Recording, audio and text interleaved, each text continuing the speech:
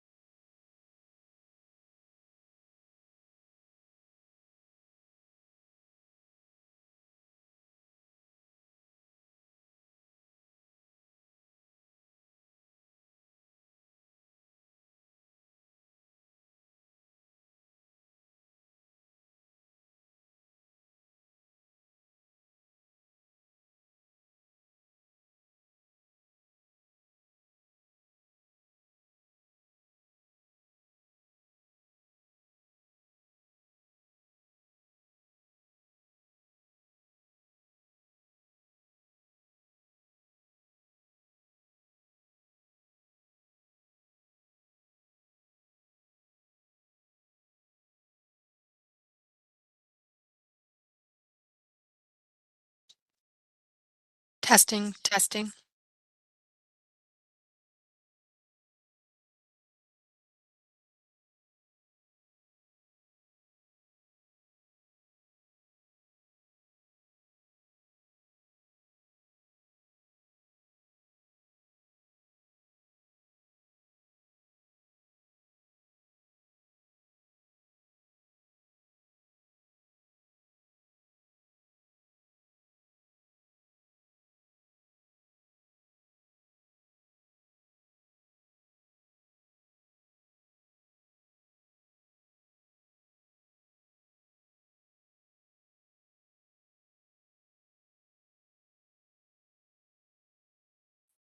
Welcome to the HGC meeting.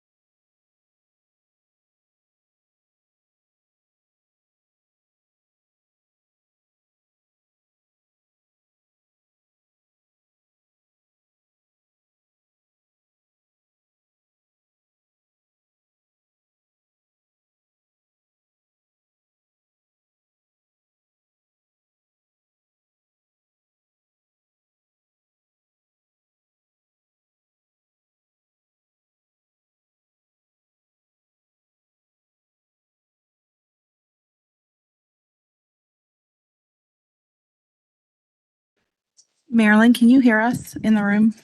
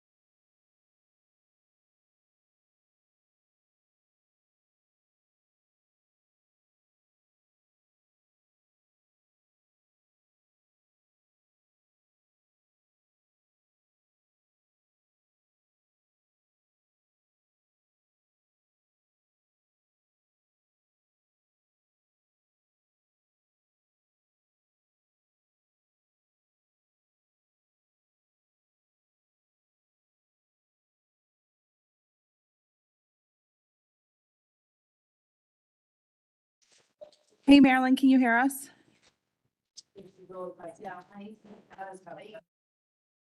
Yes, I can. Through my speakers. Yep.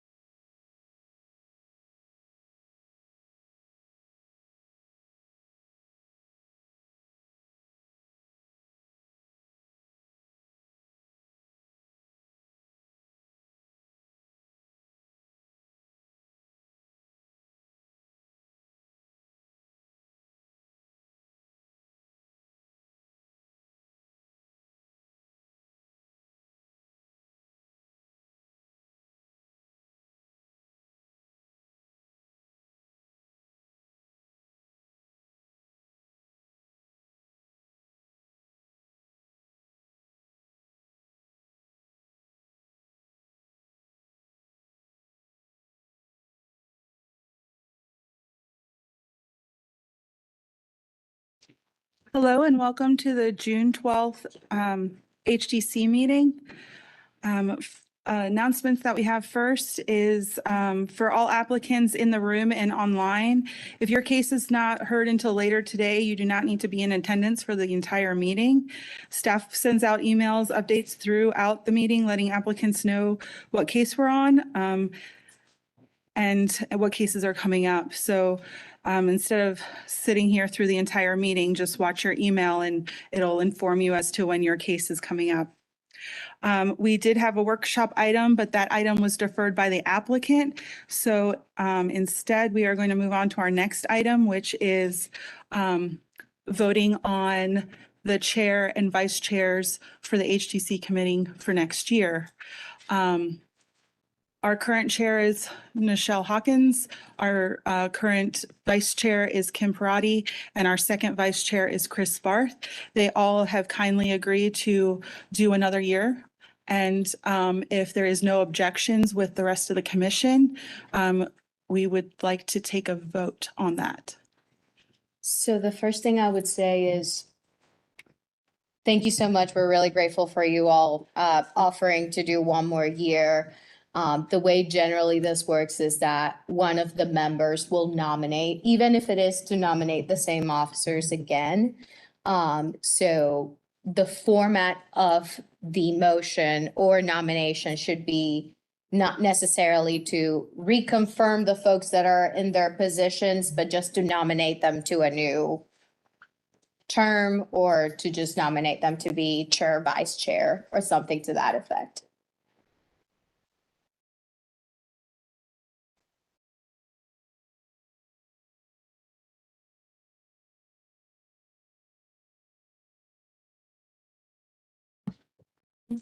Yeah, I'd like to make a motion to nominate Nichelle Hawkins for chair, Kim Parati for vice chair, and Chris Barth for second vice chair.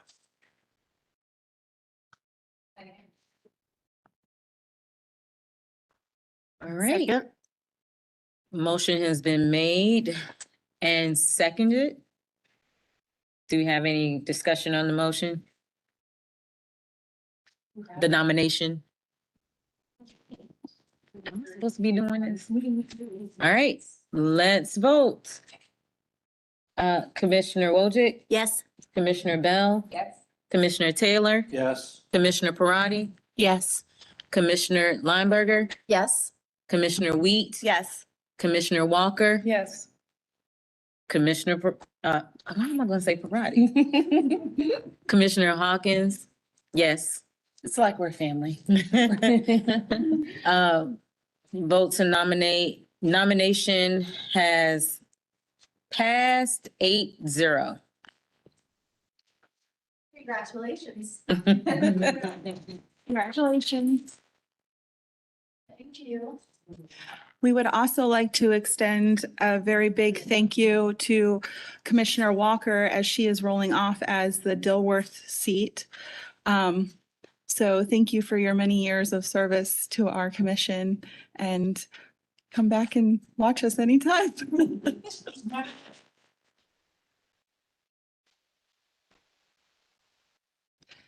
Okay, now we're gonna move into our regularly scheduled HTC meeting. Oh, well, I guess we could take a break. It's not quite 1 o'clock yet. So we will return. Thank you.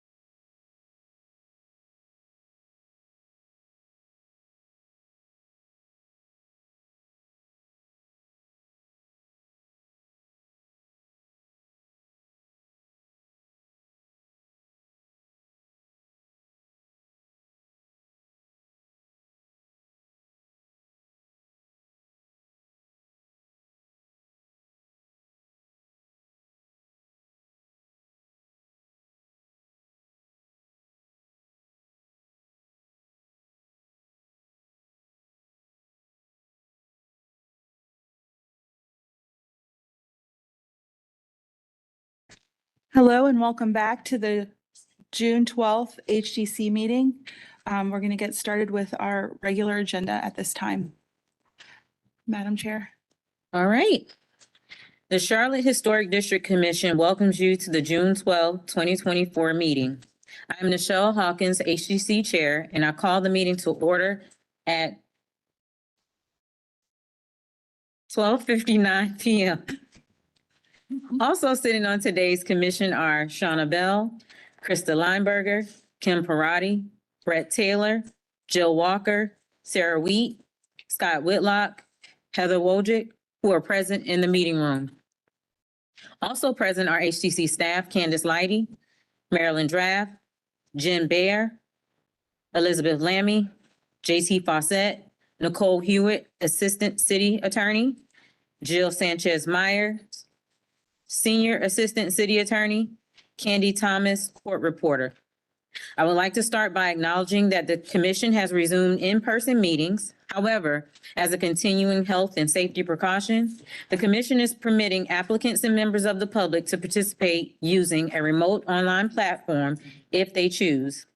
Due to the hybrid format, I ask for your patience today as we proceed. There may be slight delays as we transition between speakers, participants, and presentations. Participants in today's evidentiary hearings are required to provide a copy of any presentation, document, exhibit, or other material that they wish to submit during the evidentiary hearing prior to today's meeting. All such materials, as well as a copy of city staff's presentations and documents, were posted online prior to this meeting and may be viewed by visiting the HGC webpage. For everyone participating remotely in today's meeting, we ask that the following guidelines be observed. Please make sure you are on camera using a video source during any testimony. Please mute your audio when you're not speaking. Use only one source of audio, either computer or phone. Do not put your phone on hold. Make sure you're in a quiet area. Please turn off or silence electronic devices and do not speak over the person talking, or you will be asked to leave the meeting. Please use the raise your hand tool. Please do not speak unless recognized by the chair or by staff. Because the commission is a quasi-judicial body, any speaker for or against an application must be sworn in. Any individual wishing to speak for or against an application was asked to sign up and provide any additional evidence in advance of the meeting. During the hearing, I will further open the floor to anyone who has joined the meeting today by telephone. When it is your turn to speak, please begin by stating your name and address. The review of each application consists of the presentation of the application and deliberation. The application is presented by HGC staff. The commission will first determine if there is sufficient information to proceed with the hearing. The applicant presents their testimony for the application. Other parties wishing to speak for or against will be given reasonable time to present factual sworn testimony based on the HGC design standards. The HGC may question the applicant and HGC staff members. HGC staff and the applicant will be given an opportunity for rebuttal and final comments. The HDC shall close the hearing for discussion and deliberation. During discussion and deliberation, only the commission and staff may speak. An HDC member may request the hearing to be open for further questioning. The HDC will craft a motion for approval, continuation, or denial.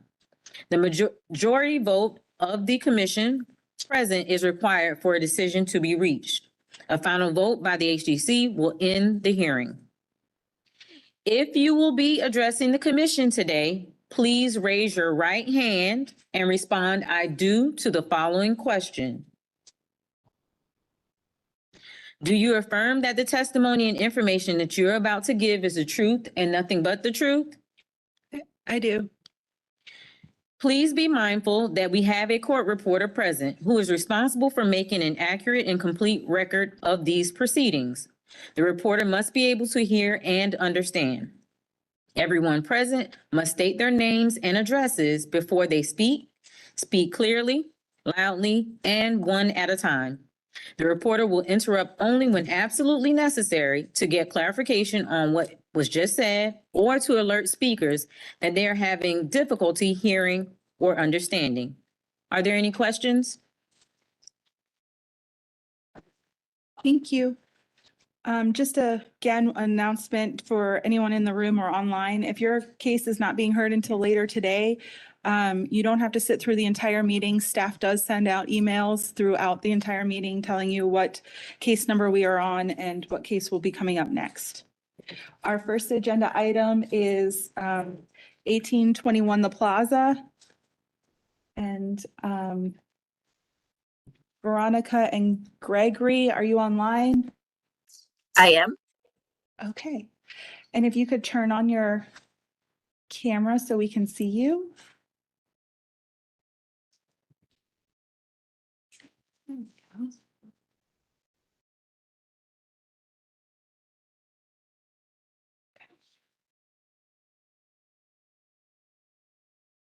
All right. Hi, Veronica. Hey, how are you guys doing? Fine, thank you. Again, this is 1821 The Plaza, and this project is for an addition and accessory structure. If Veronica and Gregory, you could say your name and address for the court reporter and let me know what page you'd like to start on. Okay, Veronica DeVita. Address is 801 Nottingham Drive.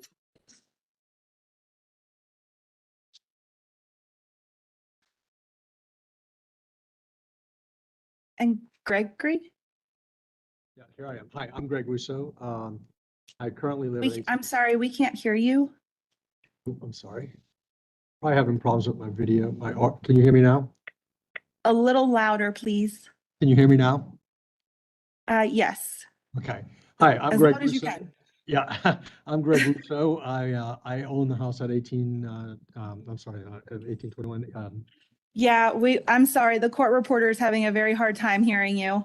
Yeah, yeah, I'm gonna let Veronica speak for me, but I'm Greg Russo and I'm the one who lives at the Plaza Road in Charlotte, North Carolina. Okay, thank you. And I'll let Veronica speak for me. I'm actually in Phoenix, Arizona, so that's not helping. So. Okay, Yeah, and just to reiterate, Gregory, if you could make sure that Veronica is the only one that speaks, because we can't, it's very difficult to hear you. That's fine. Yeah, she can speak Okay. for. Yeah. Thank you. Veronica, if you want to let me know what page you'd like to start on. Let's start on the photographs of the existing exterior. Oops. Okay. So this house is a existing two-story 1930 colonial revival. It's in brick veneer, unpainted brick veneer, and there are not going to be any changes to the front of the house, except the little stone wall that's going around the front will be removed. And the existing pea gravel driveway is to be turned into a concrete driveway. So that's the front. You can see the side.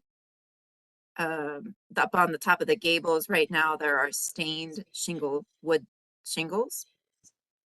And then the rear of the house, this portion right here, that's a little sunroom that will be removed. And there's you can see this big oak tree that sits on the back left side of the house.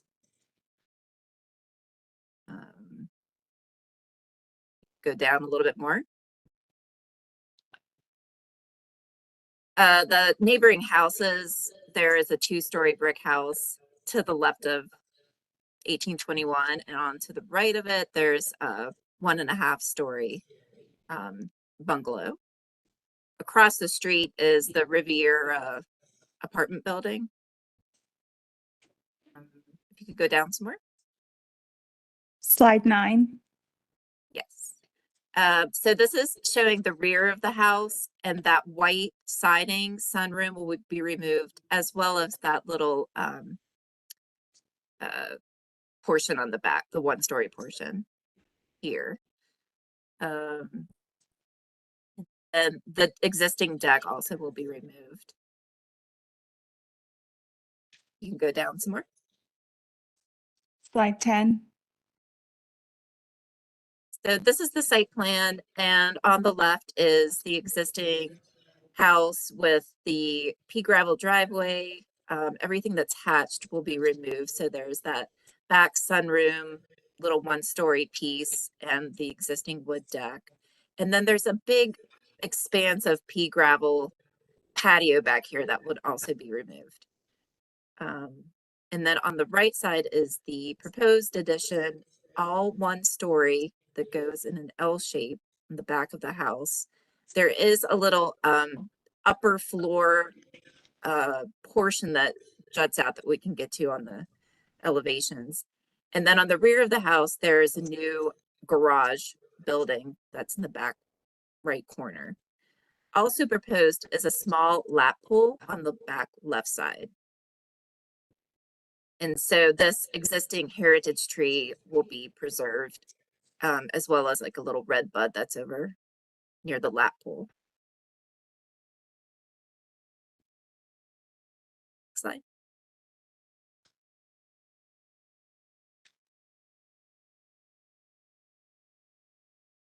Okay, so this is just showing what's being removed on the house and what we're adding. So we're adding a primary suite, a new mudroom, laundry room, expanding the kitchen, adding a new family room to the back of the house, along with the sunroom. Next slide. Slide 12. And then on the upper floor, there is just an addition of some bigger bathrooms on the back of the house. So those just project out just a couple of feet from the back existing face of the house. What? Next slide.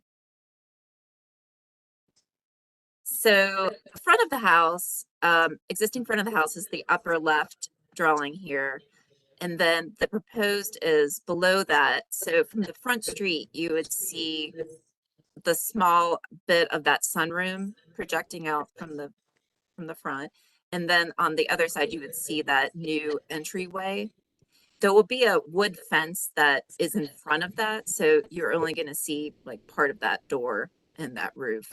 And then beyond that, you can see the roof of the primary suite. And then beyond that, you can see a little bit of the new garage roof. And then the rear of the house is the upper right drawing. So we are pretty much removing the windows that are there except for the upper right window. And the proposed elevation that you would see from the back of the addition, you would see the primary suite. Bedroom is right there. And then this is the new kitchen and family room. And that's the new sunroom. And then above on the second floor, those are the two new bathroom extensions. And cutting through the primary suite wing, you would still see those windows in the existing bedroom beyond that. If that makes sense. So the whole addition is to be in brick veneer to match the existing brick veneer of the house. All the windows and window details, brick mold, that'll all match the existing house. The existing house has no mutton pattern, so the addition will not have any mutton pattern as well. And if you can go to the next slide. This is the left side elevation. So this is showing that one-story addition off the back of the house. So this is the whole primary suite, side entry, and the side of that sunroom. So it's all below that existing ridge line. And the upper little bit of that bathroom addition, that's that roof right there. So that's also below that ridge line. And then the garage is beyond that. The existing stained wood shingles on the gables are going to be replaced because they're not in good condition, and they'll be replaced with new wood shingles that will be painted instead of stained. And that will translate to the addition and the garage as well. Next slide. Then on the right side, this is what the neighbors would see. They would see this one-story addition, but there'll be a wood fence going through it, which is dashed there. I don't know if you can see that, but so you'll see the tops of these roofs and a little bit of the windows. And then on the garage, we're bringing back a mutton pattern to kind of go to like what the original house probably would have had. And the details, there's a detail of the wood trim siding there, which is there's only really the attic vents and the window at the garage that would have that wood detail.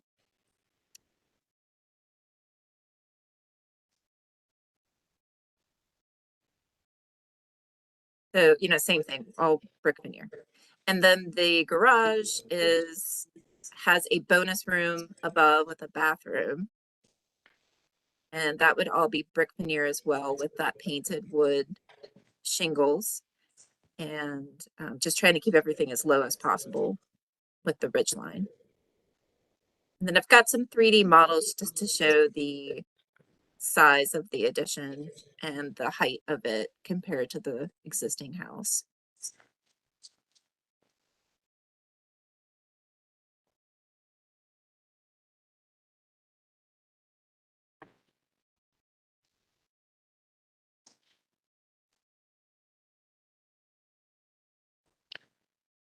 Okay, you're done, Veronica? So Okay, I believe we have one unknown caller. Caller, if you're calling about 1821 The Plaza, can you please state your name and your comments?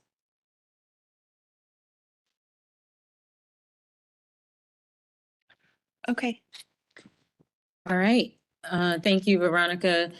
Just a question. The windows that are proposed to be removed in the rear, are those historic windows? I don't believe any of the windows in the house are actually historic. Greg might be able to answer that better, but I believe they've all been replaced at some point. I'm sorry, I don't know if you, none of the windows are historic windows. They were replaced before. Do you know when they were replaced? I do not. All right, thank you. Commissioners, questions for the applicant?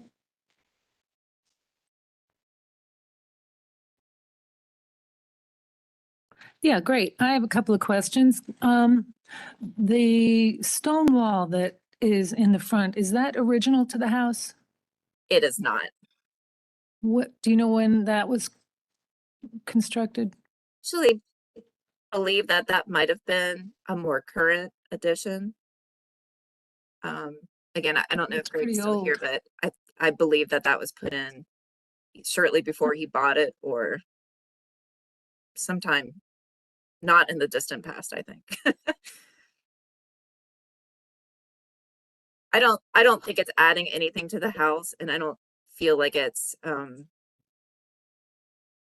not a historic wall by any means. Yeah, it's interesting because your neighbor has one similar, and when I drove by and looked at it, it looked pretty old to me. I'm not a stonemason, but I could tell you that the prior owner had it put in a year before I bought the house.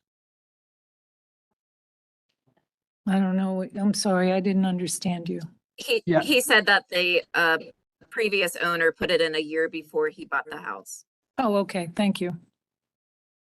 And another question on, where is it? On page 10. The right drawing shows your garage extending into the side yard setback, and I don't believe that that's the roof. It looks like that's the building itself. Is that the case?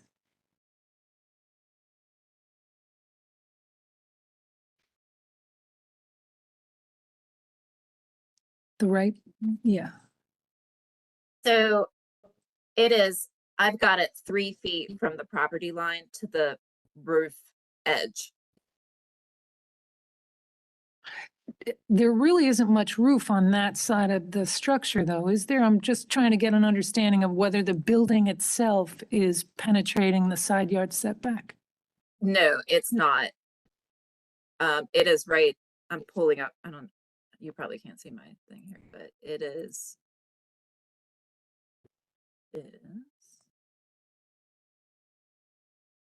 The wall is 5 feet, 1 inch from the property line to the property line.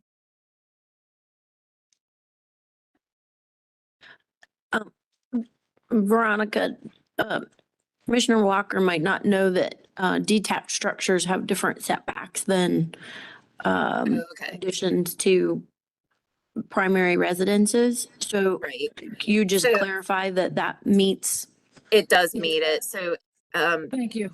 yeah, so it just needs to be 3 feet from the drip line of the roof to the property line for, Didn't know that. Thank you. Sorry to bother you. no? Other questions for the applicant? I do. And maybe I missed it. What's the rear yard permeability? It is 48%. And that Okay. includes that lap pool. All right, thank you. The wooden fence is showing to be 5 feet, the portion of it that faces the front yard. We have a standard that says it should not be taller than, just a moment. So- 8 point, go on. So Since it's, you it's know supposed where to I'm be going. 4 feet from the front. So on the front of that site plan, there's, on the left side of the house, if you scroll down just a little bit, it's 4 feet at the front wall, and then at the back wall of the house, it can be 5 feet, is from what I read on the HDC guidelines. Okay, let's see. If it needs to be shorter, it definitely can. It just, I thought that's what I was interpreting that to mean. Okay, and just out of curiosity, what are, I'm counting right now 3 different roof pitches. What's the current roof pitch of the house? The main house. Sorry, I don't know this off the top of my head. It's a 7 and 12 pitch on the main house roof. And that Okay, is also what is at the bedroom and the garage. And then in order to keep everything low and work with the existing windows on the back of the house, Mhm. the rest of the pitches are shorter. okay, all right. The dormer walls, are they coplanar to the main level? The ADU, sorry.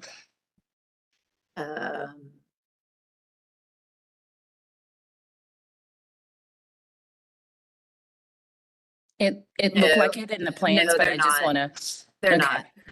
they're in by how much? They are in by, Mhm. um, they are in by 6 inches from Okay. the stud wall. Okay. Help me one of the things that we talk about with additions is that it needs to be, excuse me, differentiated. So we need to be able to look at the addition as if we take it off, the original house still stands. And usually there's some kind of line of demarcation showing where the old ends and the new begins. Where is that on your addition of the main house? So if you look at the plan, the floor plan. What page? uh, Yeah, right. No, no, no. Up two more. 11.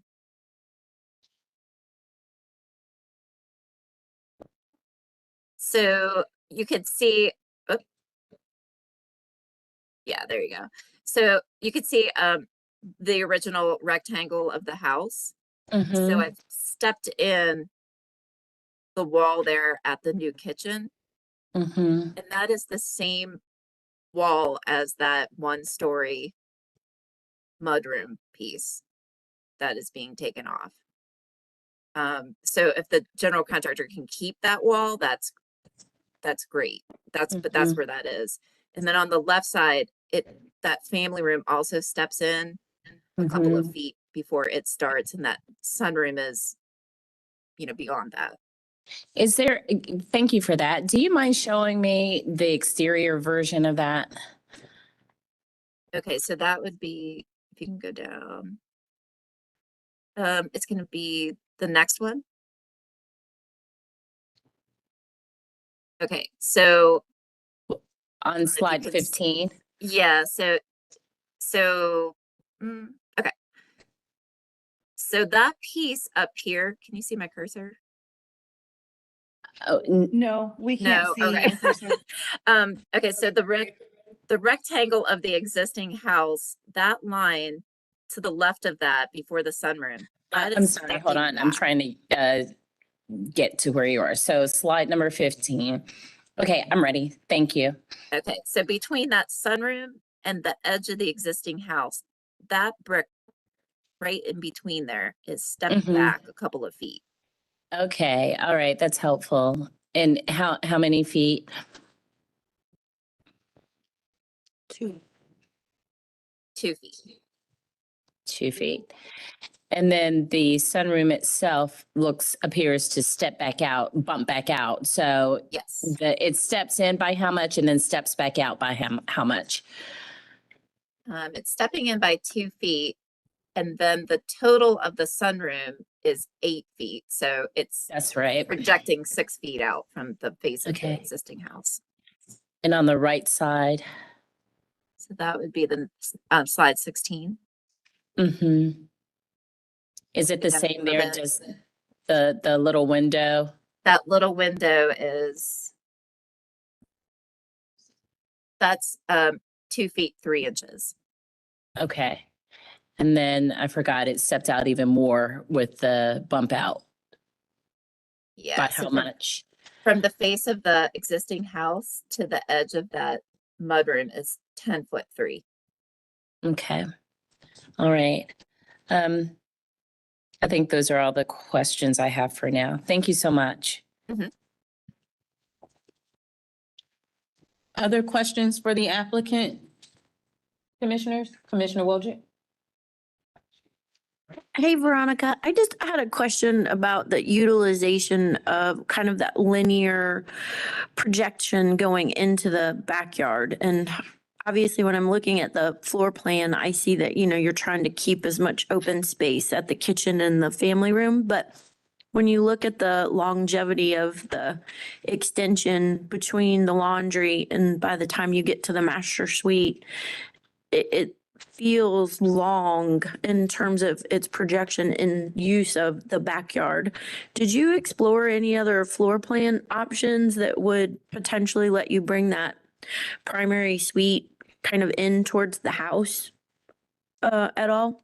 I mean, we had like a couple of different versions of that bathroom and closet, but we wanted to try to get a lot of light going into that hallway there, since that would be one of the ways that if you parked back at that garage, you would come in through the backyard, and go up that raised terrace into that door right there near the closet. So in order to get that entry from that way, it just kind of progressed that's how the bedroom would have to lay out. So we didn't go back too far with the actual bedroom. That makes sense. I guess there's not another way to get into the house back there than doing what we did from what we explored. Yeah, I see where you're saying the traffic flow would go. I do want to say that thank you for using good repetition with the roof lines and pitches and overall kind of transition from the existing house to the addition. I feel like you tied it together as one commissioner, tied it together very well. And the use of the one story, even though it does extend it into the backyard, it does allow it to present itself as an addition and doesn't take away from the existing structure. So thank you for looking at the guidelines and trying to implement them. Thank you very much. We were also trying to get as far away from that heritage tree as we could as well with the addition. Oh, yes, the heritage trees. So I know that one of our other commissioners is very particular about those. Will you explain that the diameter circle that they have us document now on the Yeah, plans? and I didn't have this on there because just recently I've understood what I'm supposed to put on the drawings for that. Well, you So- have the large radius. Is that the canopy of the tree or is that? Yes, and it wasn't, when I measured it, I measured the base of the tree and not the 4 feet off the ground. So I do need to get that dimension because it's not going to be 7 feet, 5 inches like I've got it. Sure. So from the trunk of the tree, you go out 10 feet and you can't have any, that's called the MOA. You can't have any, you can't mess with the roots in that 10-foot diameter circle. And then you go out to the inner CRZ, and that is half the diameter in feet. You can go into that circle 25%. And then there's an outer CRZ, which is the diameter of that circle is the how big the DBH of the tree trunk is in feet. You can go into that outer circle 50%. So one of the staff notes in this case was asking about tree protection. So when you go back and remeasure, you can document the tree protection plan for the tree, right? Right, and I have to show the fence as well. And Okay. do the calculations to make sure we're not disturbing more than we're allowed to disturb for the roots. Sure. Okay, that's great. Thank you. Will you share information? Sorry, you know what? You go ahead, Commissioner Bell. I just had a quick question. The driveway is just being replaced from gravel to concrete. Are the dimensions changing any? It's gotten a little bit shorter because right now the driveway goes to the back of corner of the house. And now it's gonna come up a little bit for where that gate is shown, the fence and gate. But the whole width of it is shown as it was shown on the survey. Okay, thank you. Commissioner Parati? That was my question. I did have a question about the pool. Do you have any further details on where equipment will go and things of that nature? No, unfortunately, I do not at this time. Okay, so I think we'll want to have that details. And any other materials or hard surfaces, hardscapes associated with that pool, as well Okay. as the equipment and how it's going to be. What am I trying to say? Set up. Yeah. When Greg and I talked, we just talked about having a lap pool with that little coping that I've shown around, that frame of that rectangle there. And then it would just go to grass. So there wouldn't be any additional paved area or pavers or gravel or anything. It would just be grass to that pool. Yeah, I just think we need to know what the materials are. Okay. and share that with staff? Yeah, Okay. staff can handle the pool and fencing and driveway if the Okay, commission likes. Okay. And just one more thing about the driveway, just want to confirm that you understand that you can't pave up to the foundation. And I think somebody did tell me that and I forgot to go back and pull it away. So how Okay. far away does it need to be pulled away from the house? It says here, 8.2, number 8, do not pave up to the foundation. A planting strip approximately 12 to 24 inches wide should be left between the drive and house. Okay, And again, that's 8.2, number 8. okay. and I am still on the driveway. I am curious. I know that there are standards in that same section, suggesting where it's appropriate to have the carriage strips. I guess it's more of a contextual thing. Is it, and this might be for staff, is it appropriate or do we recommend a full concrete parking pad or parking driveway? So typically, if we're gonna do a full concrete driveway, we want them as narrow as possible, and that's usually about 8 feet. If we're going wider than that, that's when we try to move towards the carriage strips. Okay. Candace, where the applicants are proposing to have the gate, would that not create a front yard parking situation? It's not front yard, but it's the cars don't get to go all the way to the back, or is it because it's, a little further back than the front yard? We're good with that.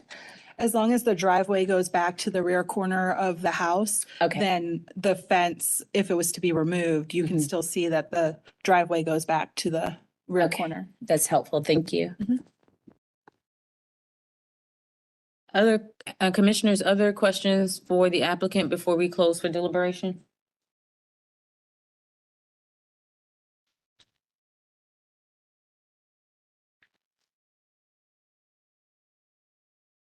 Any further questions about the accessory building?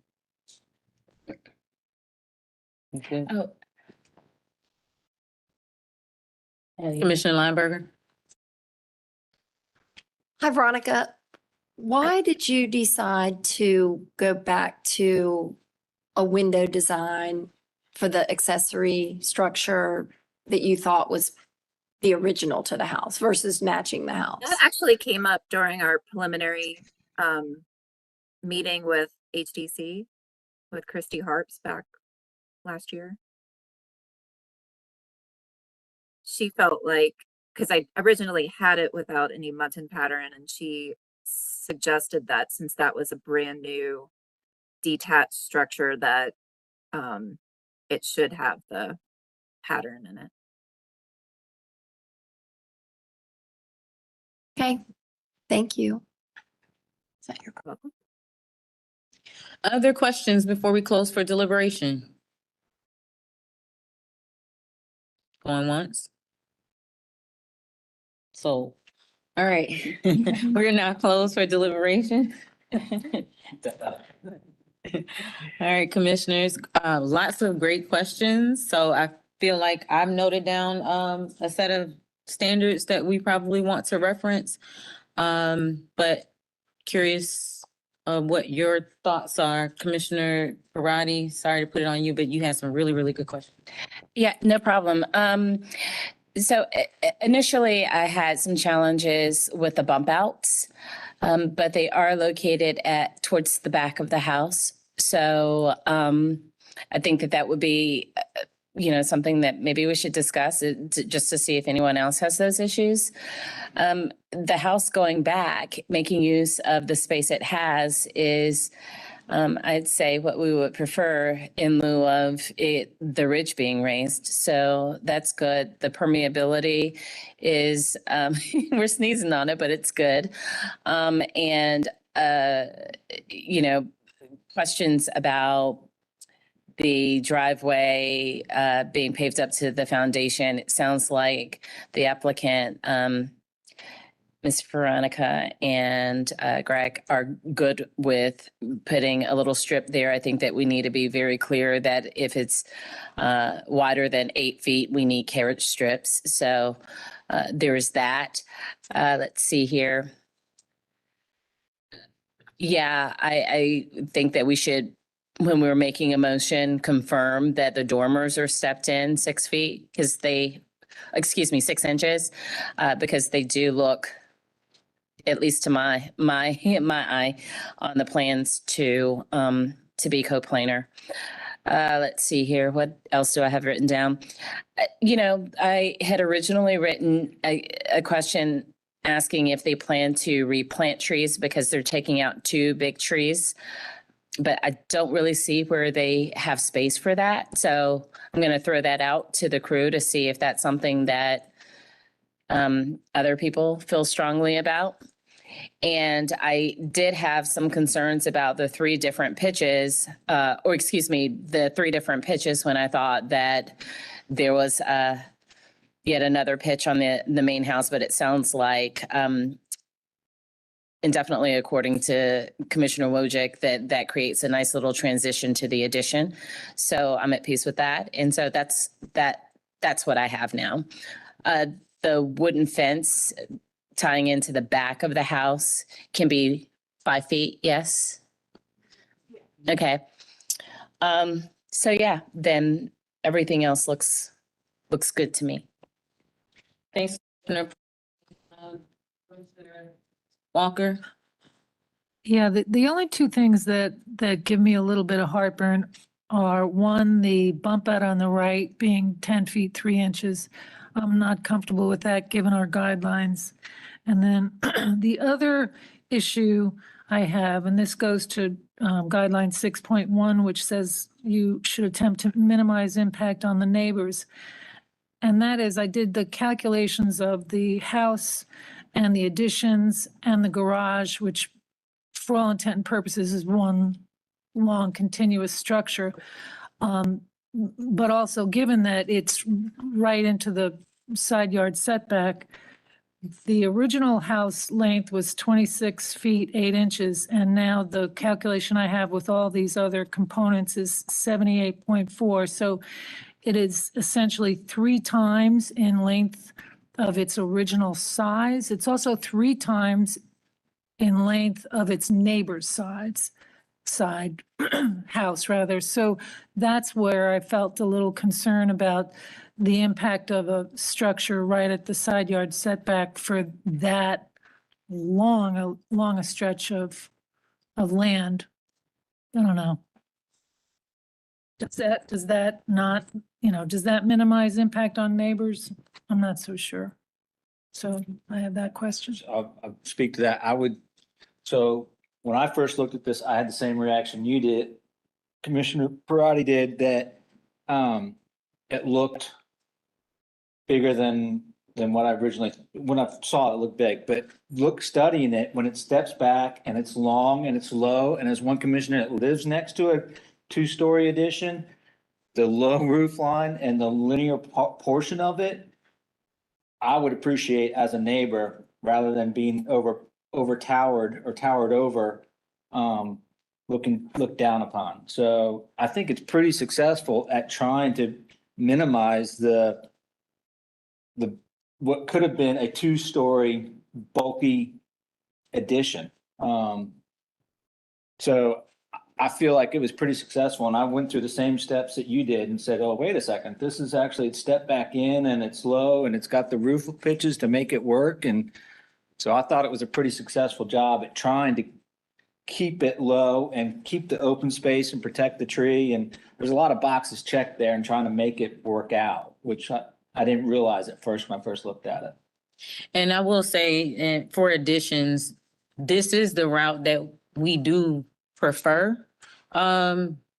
Applicants take is using that rear yard going back versus up and back.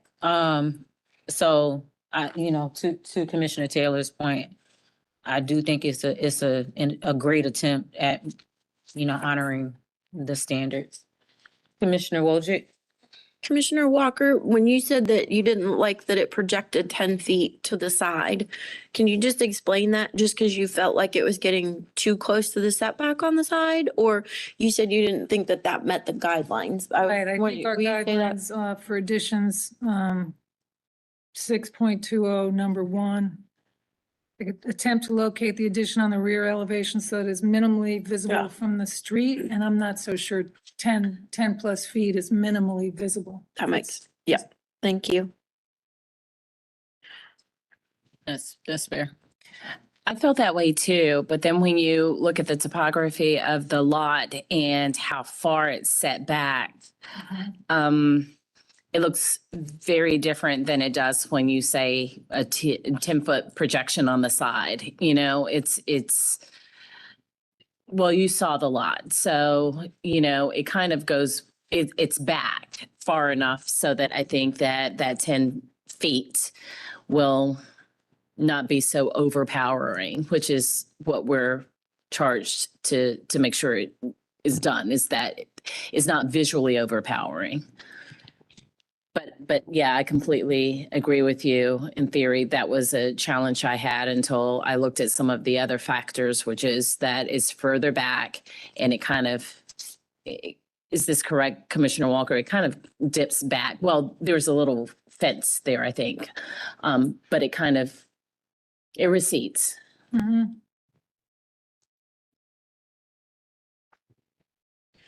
All right. Can I make one more comment? Commissioner Wand. Yeah, it took me a little bit of time to review it too. I mean, I probably looked at it 4 different times and gave me some time in between because my first response, and then as I thought through it more and contemplated what was really being presented, it took a different shape in my brain. And now, you know, as much as I like to design, so, you know, I'm like, oh, well, we could move this here and we could move that there. That's not my job here. So I appreciate the thought into the design overall, to complement yet not take away from the existing structure, and just even the side hip roofs on those extensions that do project out on either side of the house. She used a hip roof there, which ties directly back into the hip shed that's on the front porch that's existing.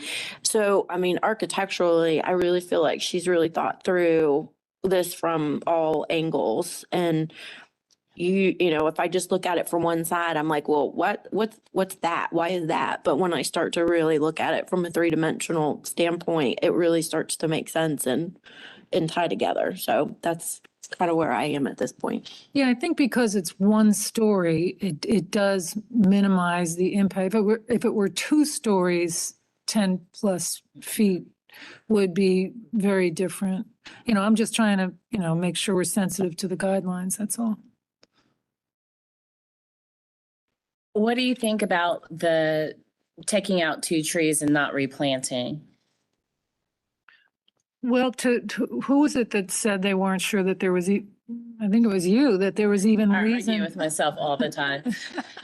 It's exhausting, but yeah. Yeah. Kim 1 and Kim 2. Kim 1 and Kim 2, thing 1 and thing 2. Yeah.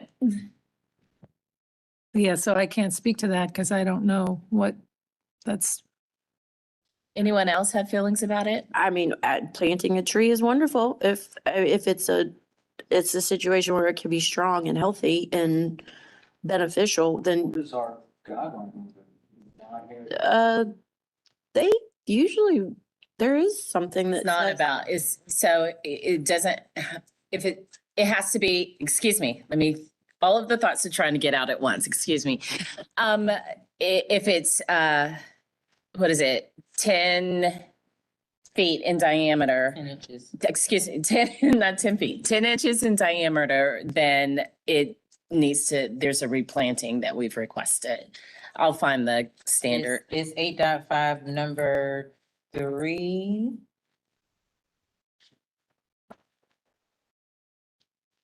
So do we need to ask if those trees are 10 inches in diameter? It's stated Well, there what they that they gave are. us, Oh, it is, I'm sorry. I think didn't so, see yeah. that. I'm sure I saw it somewhere. the magnolia's 10, the oak is 12, Oh, Mhm. the thank dogwood's 8. you.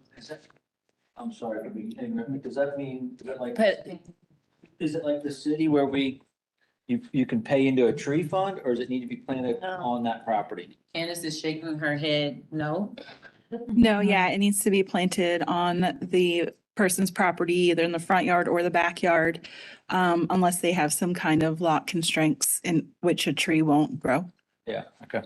Can we reach out to the applicant and ask? We'll reopen. Commissioner Walker? Yeah, I just wondered what you thought about what we're discussing, Veronica, in terms of tree replacement and the possibility on your yard for that to happen. Am I muted? We can hear you. Oh, you can hear. I mean, I don't really see anywhere in the rear yard unless you planted more of like a Japanese maple or something that was kind of low below that, huge root ball of the heritage tree. But the front yard, I mean, if Greg was fine with it, we could definitely put 1 or 2 trees up there. If there's anything up there right now. let me just read the standard, because I think you might be off the hook this way. It says, the HDC may, operative word may, require the planting of additional trees to replace a mature canopy that is removed. So if it's in the front yard, that will be different. A Japanese maple in the back would not be replacing a mature canopy tree.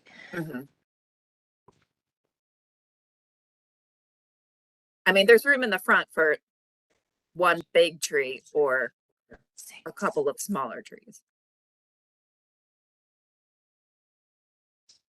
So if Greg is open to it, maybe we would politely recommend that he replant a canopy tree, mature canopy tree in the front yard. Yes, I absolutely will. Thank you so much. I like trees, by the way, so. Any other questions for the applicant while we're open? Because we will reclose for deliberation. All right, let's go ahead and reclose for deliberation. I feel like we're very close to a motion. Oh, okay. For the wall that we were talking about, do we know that it was, I don't know when we bought the house, that it was put up a year before and it's not the wall that they're trying to take down, the wood wall? Staff can clarify that moving forward if you'd like. I'm not sure when the house was purchased. And the applicant did say that they promised to tell the truth and nothing but the truth. That's right. So we're taking his word as what? All right. So I do think we are, we're there, you guys, and we can help with standards. Oh, Written down. okay. I just want to say I looked on Google Maps, and just looking at September 2011, that little wall is not there on this side, right? Yeah. So confirmation. I'll make a motion, but I'm trying to get to the staff information and stuff. You want help along the way? Thank you. Okay. So I make a motion to approve this project as it is congruous. I always say that wrong, with our design standards, based on, Secretary of Interior Standards 2.5, new construction, Chapter 6 additions, pages 2.20 through 6.24, and well, I guess I could just, accessory buildings, 8.10. And we would like the applicant to work with staff on the pool fencing and driveway. We would request that the applicant replant a substantial tree in the front yard to replace at least one of the ones that are being reviewed based on our standards 8.5, number 6.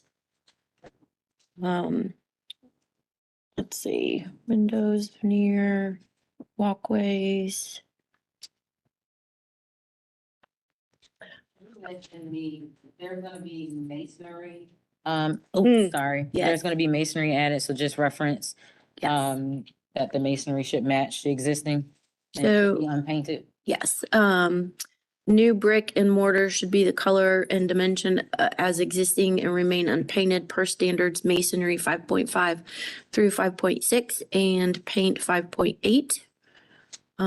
Brick samples should be provided to HDC staff for review and approval. Site weather stripping. The driveway should not touch the existing house per standard 8.2. 8.2 number 8, maintain a planting strip.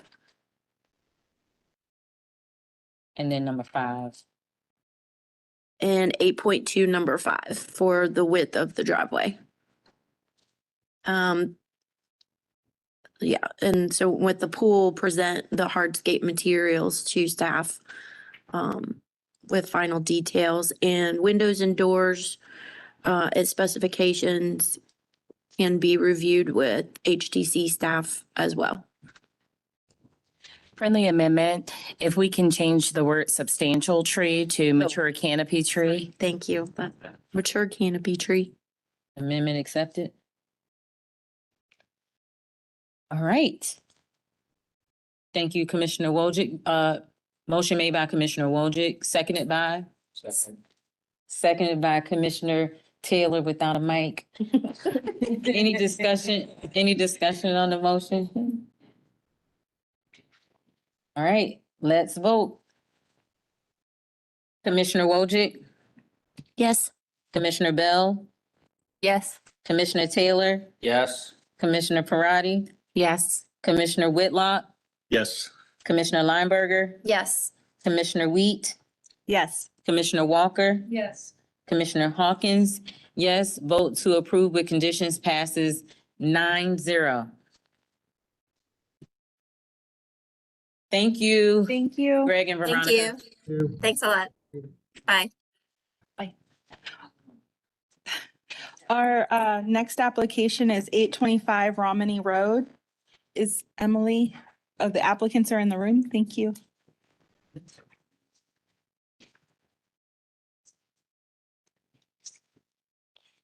Yeah. Okay, sorry.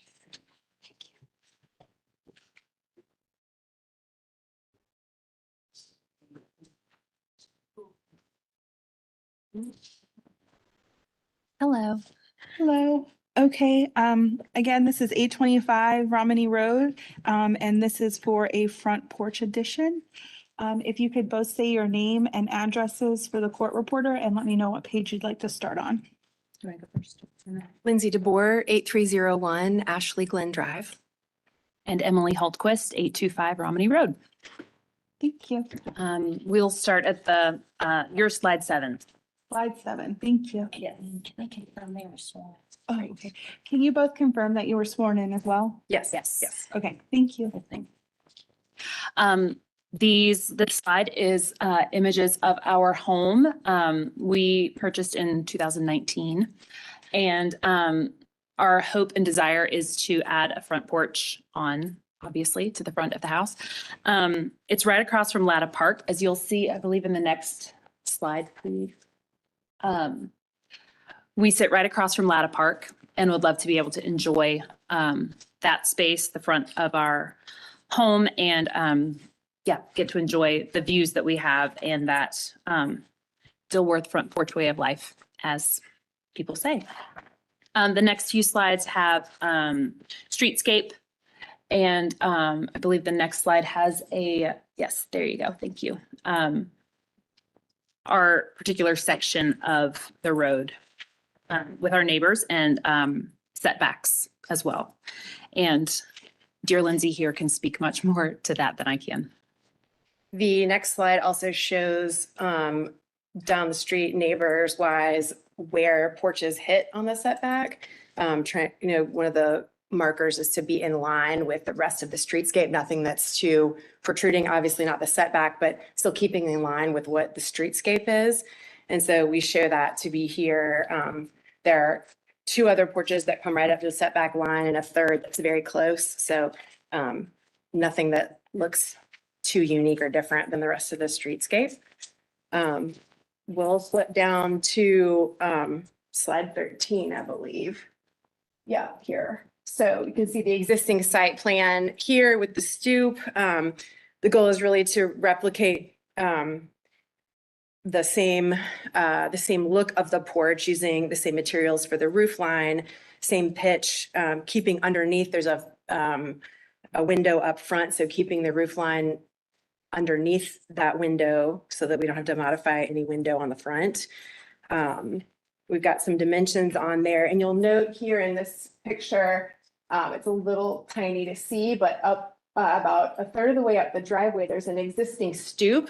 I don't know if that was like a carriage stoop before or whatever, but it's a flagstone material. And so the goal here is to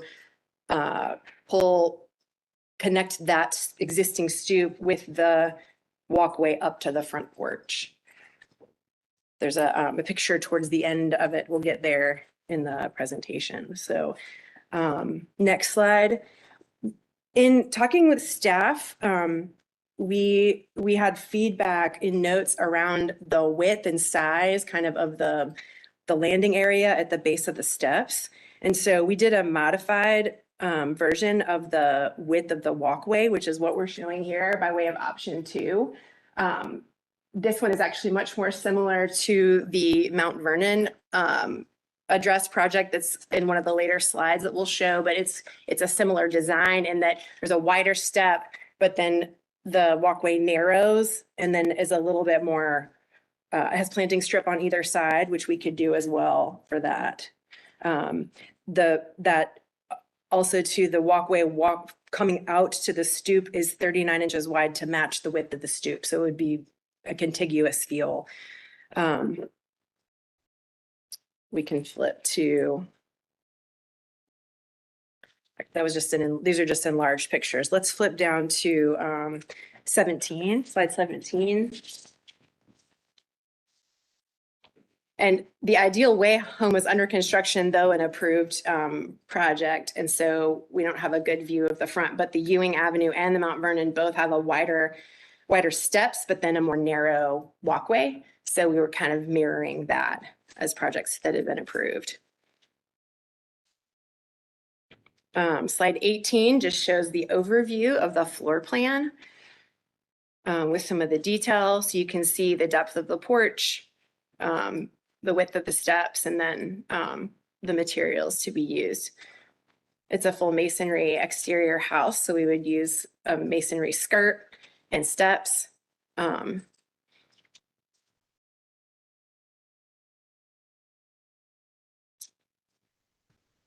Mirroring the brick row lock on slide 19, you can see the brick row lock that is in the windowsill of the existing windows.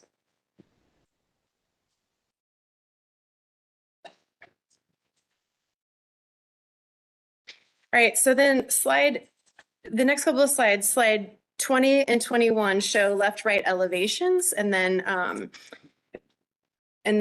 actually, sorry to go backwards. Also, slide 19 shows the front porch with railing. So feedback from staff on the railing was that the railing itself was tall and kind of infringing in the row lock at the bottom of the window.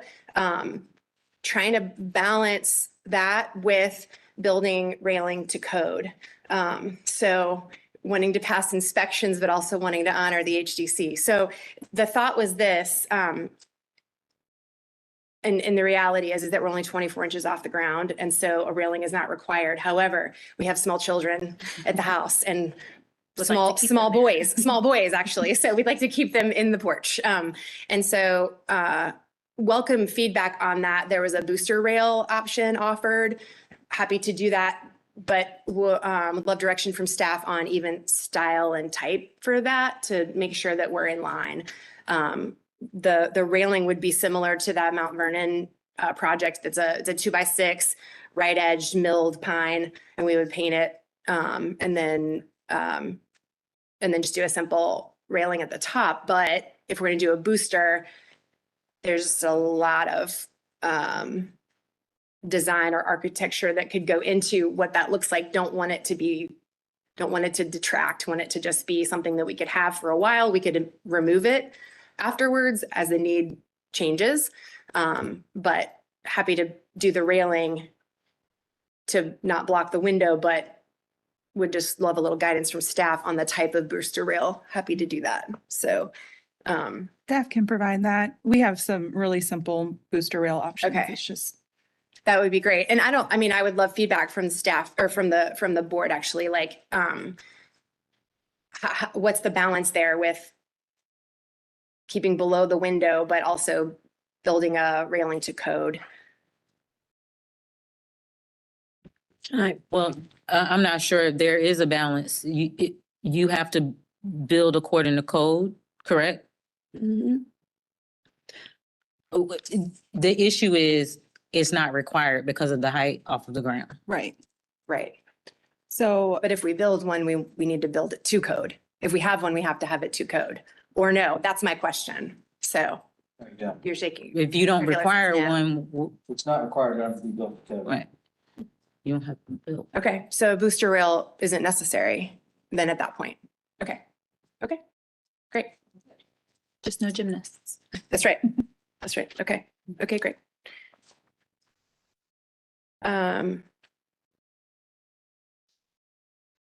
Okay.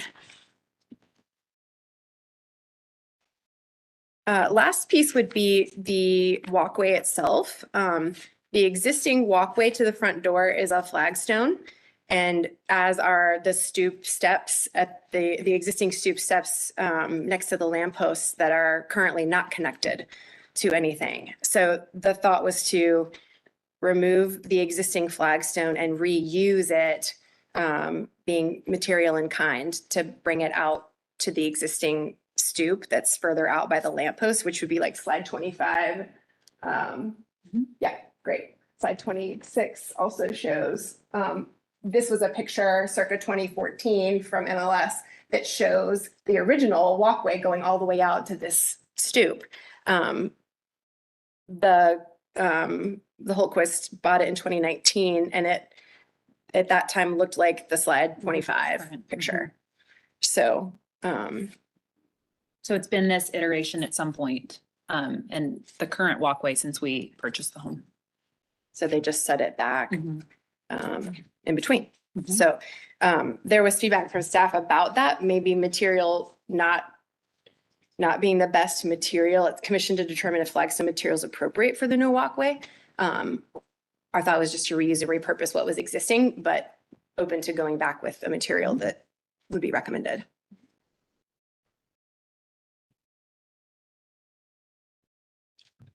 So on that, any more to add?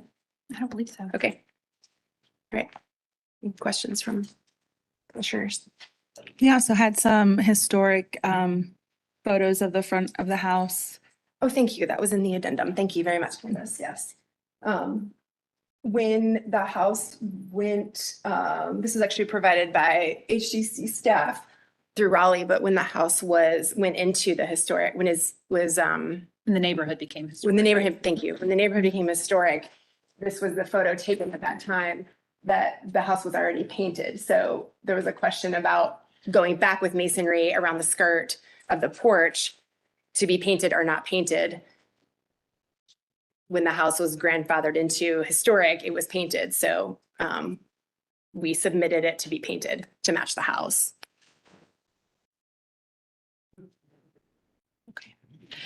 We do not have any online callers. Okay. Okay. Go right ahead. Thank you. I'm so glad that you brought up the painted masonry because that was Yeah. going to be the first thing. Great. So one of our guidelines speak to unifying disparate parts as being the only reason to paint masonry. And as you can imagine, painted brick, because it's the thing now, is the bane of our existence. So we're constantly telling people you can't paint brick. And so what we really work hard not to do is set a precedent of painting brick. So unifying disparate parts, that's the phrase, right? You all putting a porch on this is, we can't use that because it's of your creating, your own creation, right? So what would be an alternative for you to painted brick? Because as one commissioner, I find it very difficult to say yes to that.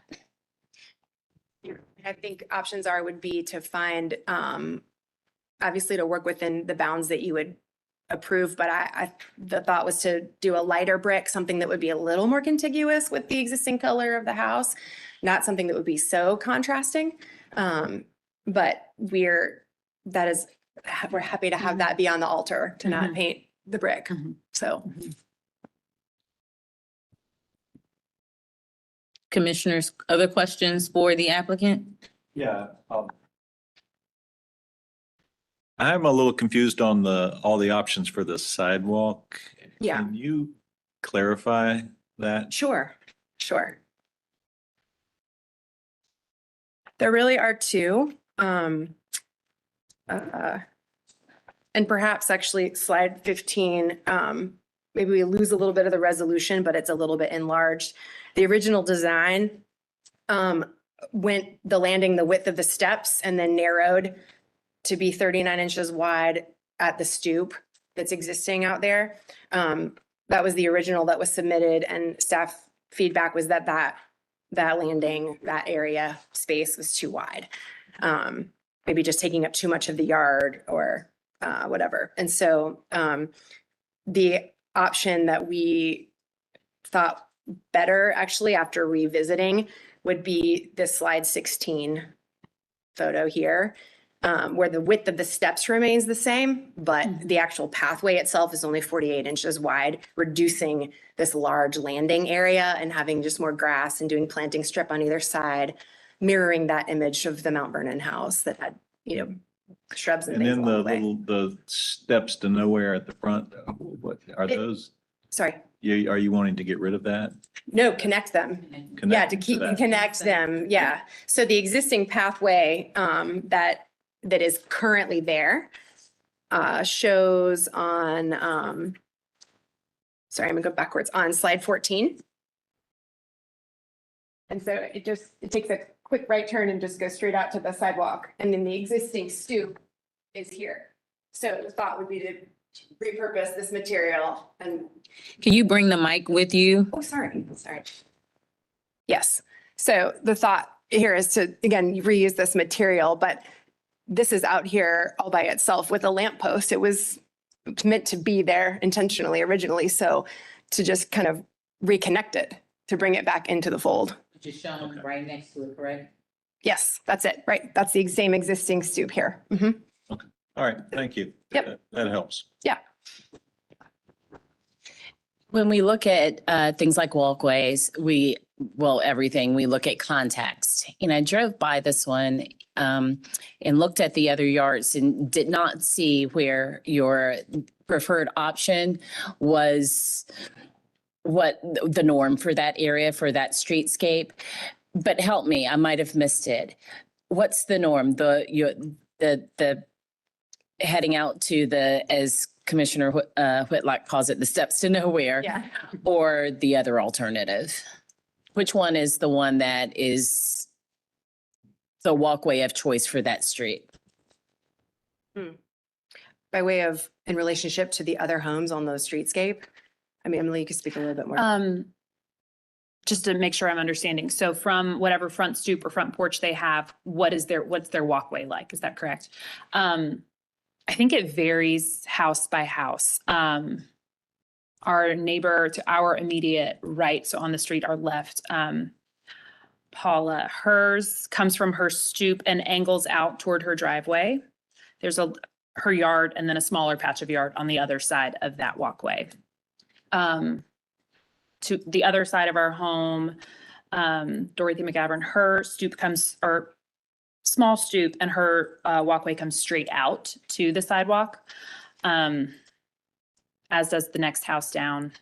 I think, and the other one's farther toward Myrtle Avenue. There's been more construction done or more projects done on those homes, and some of those walkways are a little bit newer. So there seems to be a variety of, straight down to the sidewalk, curved over to the driveway, or the driveway that goes all the way to the back of the house, and the front door is sort of ornamental. Right. I think my point is your preferred option does not seem to be the norm on that street. To come out to this stoop.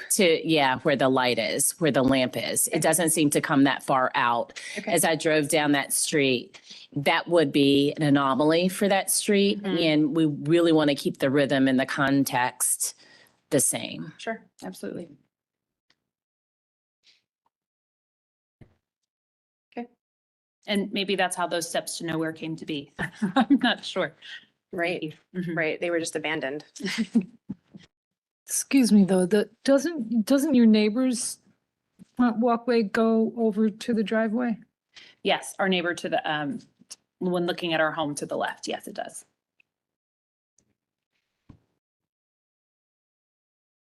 Not like what was your question, Commissioner Walker? I think that the house to this applicant's left has a front walkway that goes over to the side. Right. No, that's not what I'm saying. There are two options that they're presenting. One is that, the other is that it swoops out through part of the yard to the steps to nowhere, which is further down, closer to the street than the other option, which is just to the walkway. So there are two options that they have presented. Their preferred option would be that it comes out to the steps to nowhere, which is deeper, closer to the curb. But I do think, though, that this house I'm looking at, to the left of the applicant's house, swoops out and goes over to the driveway as That's what I'm saying. one of their options that they presented. But we also have to keep in mind that they're adding a porch. So that automatically pushes the start of the walkway out I think anyway. you're splitting hairs at this point, because given what I'm looking at here on the Google Maps, it looks like it's doing something just like, theirs does. No, it's right behind the tree. Right there. Mm-hmm. It was coming like that. So, Yeah. so once just to be clear, Commissioner, that both of these proposed end up at the steps, right, that are there. One just was a more narrow walkway in keeping with the width of the current steps that are there. And then the other one had the wider landing that we're foregoing. So the intention was always because the porch is coming out, to Commissioner Hawkins' point, the porch is coming out, we do need to then, bring the sidewalk this way as well. But because the steps and lampposts were there, it was like an anchor point to come right to. And again, it is only a third up, right? It's not even halfway up in the yard, up towards the street, if that makes sense. Thank you. Yeah. All right. Other questions for the applicant? Commissioner Lineberg? Oh, Commissioner Lineberger, then Commissioner Wojcik. Do you have an illustration, since we're on this one right here, that shows a site plan that shows that the house to the left and the house to the right? Just in a situation like this, it's really helpful Sure. to show those setbacks on the adjacent properties and how this one relates to those same setbacks. And I know you have it on this Right one, but here. when I was there in person, it just seemed like it didn't seem like that's really what will happen. I think so that was why it's confusing. Like it seemed like, wow, this 10 feet is really going to be more pronounced than what this shows. So The that, depth of the porch, you mean? right, The depth of the porch is 8. It's only coming out Okay. 8 feet and it's Okay. well behind the setback as, but are you saying, you're saying you like to see it in relation to the neighbors? yeah, we typically like to see us on that site plan, see the relationship between the house on either side and how they're, which to Commissioner Prade's point, I think that was part of the challenge. Like if we had seen, the house to the left that shows that, I think just having that additional information is helpful. So in addition to what you see here on this, are you, what you'd like to see more, what's missing here is you'd like to see the walkways as well? Right, like, if you go back to slide 13 or even 14, where those two side properties, we usually like to see the relationship to that thermal wall to thermal wall.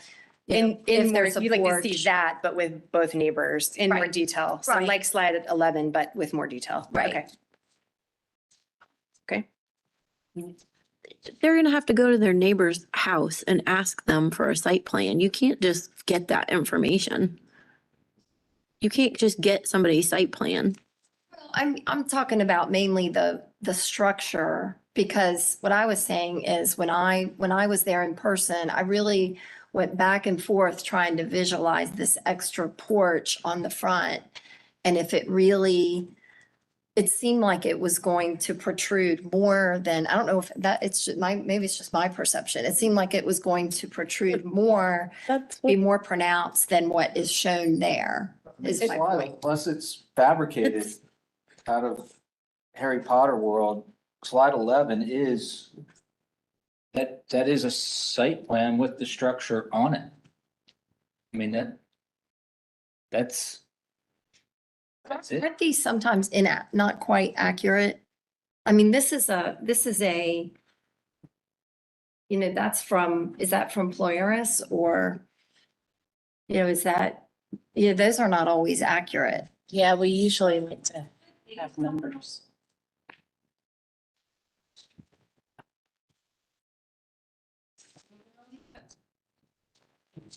Oh, the aerial view.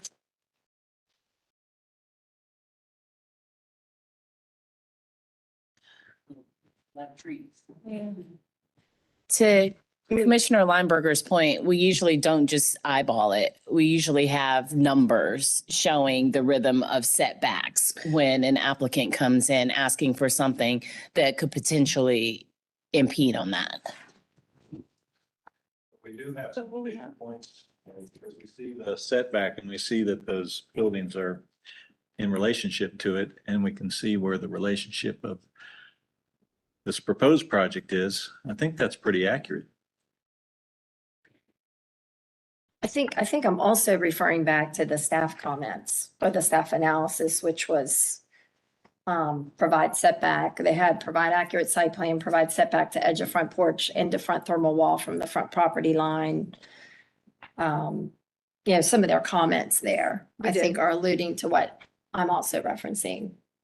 We have that. We provided the thermal wall to porch, the setback to the thermal wall. We've got all of that added on slide 15. All of that is there. So there's 44.01 from the setback to the edge of the house, and there's the 36.81 to the porch.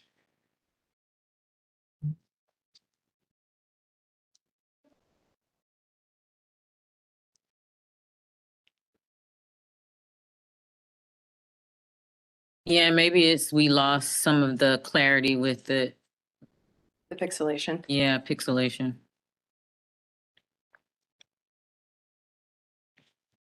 It's an old site plan document we were trying to, So essentially, you're saying the front of the porch to the setback, to the property line is 36.81? 0.81. And then from the front thermal wall to the property line is 44 point something. 01. Yes. I'm sorry. Yep. please help us. Sure. From the porch to the curb, what is that? Not the curb, the property line. This The- hash line here Yeah. is the property line to the front of the porch. So that's 36.81 to the front edge of the porch. And then this hash line is to the thermal wall from the Okay. property line. And that's the 44. Okay. Thank you. Yep.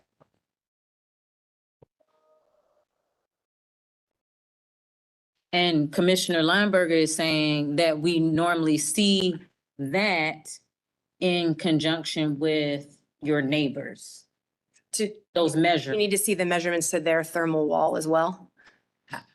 That's what we usually see so that it establishes a rhythm. Then does she need to ask her neighbors for their site plan? That's not, that's What not we'll a do public is we'll record. discuss it during deliberation Okay. because it doesn't sound like everyone feels that that's necessary. Okay. All right. Other questions for the applicant before we close for deliberation? Yes, there was. So staff had a question about the column dimensions. Yes.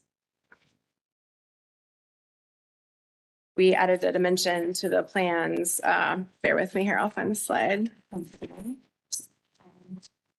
The column detail. Yeah, it's an 8-inch column on slide 24.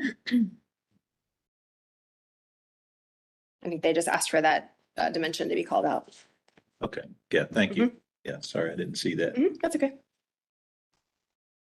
Commissioner Wojcik? I have a question about the materials for the porch floor and the walkway. Okay. So I just wanted, I'm not sure if I heard this correctly. I know you want to use the flagstone or fieldstone. Yeah. Slate, bluestone, again for the walkways, but what is the proposal for the material of the porch itself? The porch The- floor. Yes, the porch floor. Yeah, it's meant to be a tongue and groove. Oh, it is. Okay. So, And running horizontal from the front door. Right, so running, yeah, your joists will run front, Correct. back, and your correct, boards will run side to side. no gaps, not a decking, meant to be a floor. And so okay. So then one more question. So if we, if there's a point where you could not do a painted brick, which you pretty much, I'm not gonna let you do. The second proposal to that would be that you would do a brick that is colored. Right, it would be a lighter brick, or again, not wanting it to be something that's such contrast to the white paint, but that is not a Well, so one of the things is that we request historical colors of brick as Okay. well.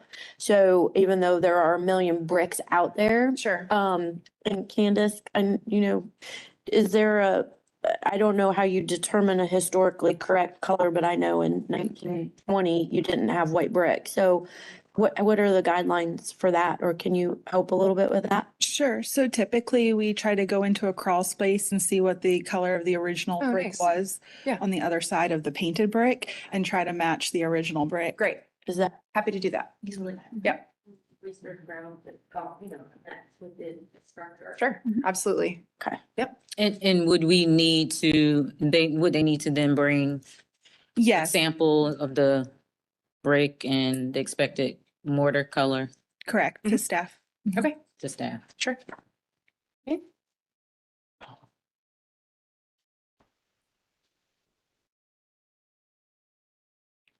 I don't know how to ask this, or, I mean, we can talk about it in deliberation, but the flagstone, the walkway material. That doesn't sound like something that we historically or that we do. Not, So while we're here talking to you, have you considered other more historic material for your walkway? Yes, the goal of the project is the porch. The pathway to get there is Okay, fine with us. So we want to obviously abide in the bounds. And so if it's a material that's in kind to the neighbors, like happy to accommodate that. Not married to that. We thought the reusing of existing material would be a plus, but we are happy to forego that and do a material that the commission would recommend. So. Okay, thank you for that. All right, other questions before we close for deliberation? All right, we are now closed. Not gonna make that joke. So, thoughts, we talked about quite a few things, a few sticking points, but I feel like that,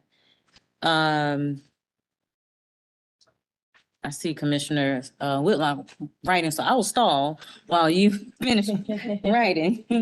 And we Well, I had kind of four things to consider, and I think we've come to an answer almost on brick painting. We've decided that they're going to match the existing unpainted brick as closely as they can. The sidewalk option would be the narrower option to the existing step, but there's a potential alternate material that we need to discuss. The handrail, that's working with staff on the handrail. And the column dimensions, they have that detailed, which looks fine. So that was all that I had. Is there anything else that anybody thinks we need to discuss? On the material, just going down, Google down that street, there's a lot of stone walks. I don't know if they're historic, but there's a lot of stone walks. There's combination brick and stone. It looks like there's some more rectangular, not random, stone. It looks a little more formal, I guess, on some of them, but yeah, so that's what we have to discuss. And I think some of the builders pointed out that flagstone is actually a historic material. So then it is historic. And I recall us saying yes to that before. We said no for the longest. And I think it was when someone said, actually, it's historic. It works better. It at the time was in context to its neighboring properties. So those are all the reasons why I would imagine that we could do it. Candace, have we, I'm not making this up, right? We've said yes to flagstone. It's been under the commission's decision to do that. Yes. Staff can't. Right. We can only Have we approved that before? flagstone. Yeah. I believe you have in Dilworth. Okay. Oh, I have a question. Do we need to specify, or can it be left up to the applicant, given the variety of materials on the sidewalks on that street? Brick, concrete, and flagstone, I believe are the three. Is that right, Scott? I mean, I think it would be reasonable to say that they work with staff to use historic materials. No? Yes, but also I believe they're trying to reuse what's Correct. existing. Yeah. Yes. But if they change their minds and decide not to use it, do we say you gotta, you know? If you're approving the flagstone and I mean, masonry, it's sometimes hard where pieces break. So Right. they would just replace it with what looks like the existing material. Okay. So if you approve the flagstone, then we can just continue that approval. Okay. Thank you, Commissioner Parati, for that. Okay. Commissioner Wojcik, sorry. Does anybody care if they add the front porch? And we've talked about all the materials and the details and all that stuff, but we didn't talk about the front porch. One of the things that we talk about and have been, it's why we're here.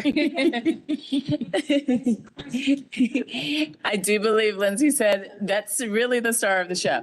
So one of the things ever since I've been on the commission is that we encourage the building of porches because we want to make it pedestrian friendly. And so I guess I didn't mention the porch because I just assumed that that's not the problem at all. So yeah, I'm for the porch.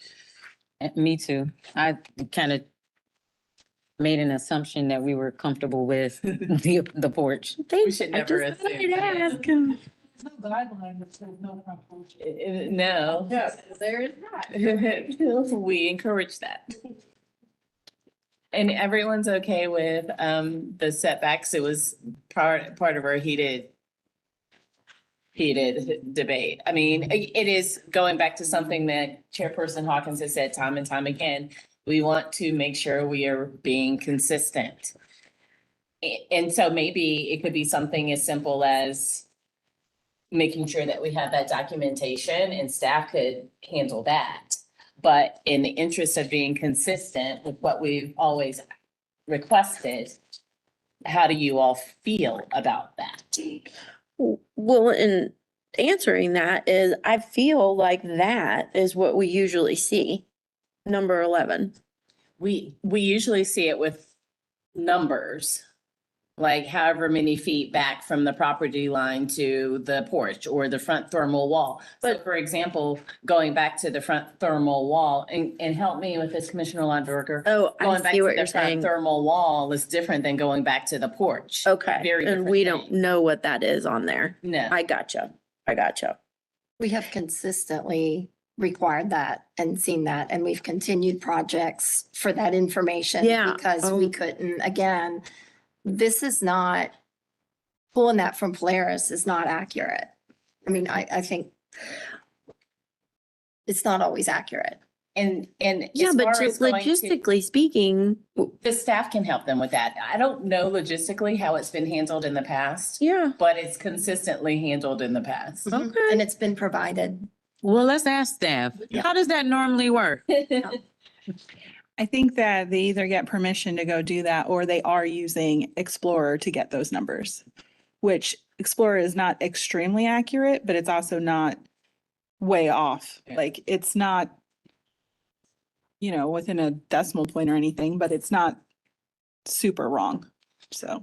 I think it depends on the project too, and the street and the applicant that we're looking at. I mean, rhythmically, this tells a story that they're all within a foot or two of the setback. I mean, Yeah. we don't know which, that one on the far left could be the thermal wall, it could be a porch or whatever. We don't know that. So we But we could. know everything is pretty much, it's not like this one's set back, well, this one's forward, this one's set back. They're all there's a cadence going on there, except for the one to the left, and that could be up next month. They need a porch, deeper porch. I would, as one commissioner, be okay with saying yes with the condition that it needs to line up and that staff needs to get that information, if for no other reason than to remain consistent. I hear you. Okay. Yeah. Completely agree. Thank you. Yeah, I forgot about the thermal wall versus the footprint of the structure in my mind. That's different. So I think we touched on each one of those items that you mentioned, Commissioner Whitlock. You added one. We did. Okay. I can't handle another. We'll help you out. Okay, I move that we approve this application, that it's congruent with our standards, design standards, Secretary of State 2.5, rehab porches 4.8, new construction porches 6.17, new construction addition 6.2. Some notes to go along with this. The foundation and any brick will be unpainted and will match the existing brick as closely as possible. The sidewalk option chosen would be the option 2, the narrower option, and applicant will work with staff regarding the material. The handrail will be they will work with staff on the handrail design. And the setback, they will provide setback information from neighboring properties to review with staff for consistency. Can you add thermal wall, setback for thermal wall and front porch, please? Okay, yeah, so they'll provide setback information for the thermal wall and for porches. And just for clarification, instead of existing brick, if we can say existing historic brick, as far as the unpainted brick portion, their existing brick is painted now. Whatever matches the inside of their crawl space, that's it. Staff has a clarifying question for the sidewalk material. You're still approving the flagstone? I would be fine with that. I thought there was some discussion about potentially some alternate materials to be discussed, but yes, what was your question? I'm fine with the flagstone being approved in this, this motion, if that's okay with everybody. Yes. Reusing. If we can say, because within the context of the streetscape, it is currently being used and it's also a historic material. What she said. All right. We've got a motion by Commissioner Whitlock with some amendments. Seconded by Commissioner Wojcik. Any discussion on the motion?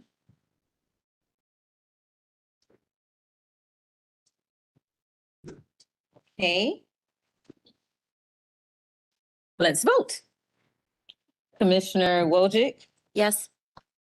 Commissioner Bell, Yes. Commissioner Taylor, Yes. Commissioner Parati, Yes. Commissioner Whitlock, Yes. Commissioner Lineberger, Yes. Commissioner Wheat, Yes. Commissioner Walker, Yes. Commissioner Hawkins. Yes, vote to approve with conditions passes 9-0. Thank you. Thank you. Our next case is 1218 East Boulevard.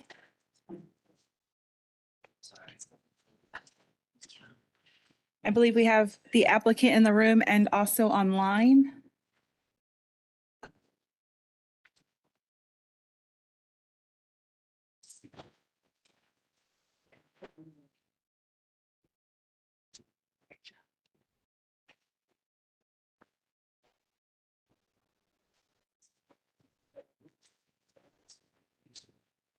Ola, can you put your camera on for us, please?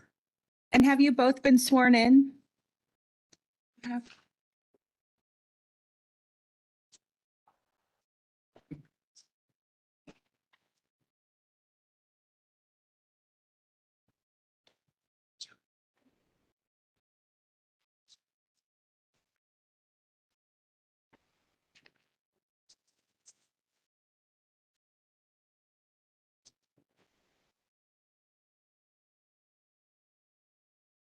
Ala, can you hear us?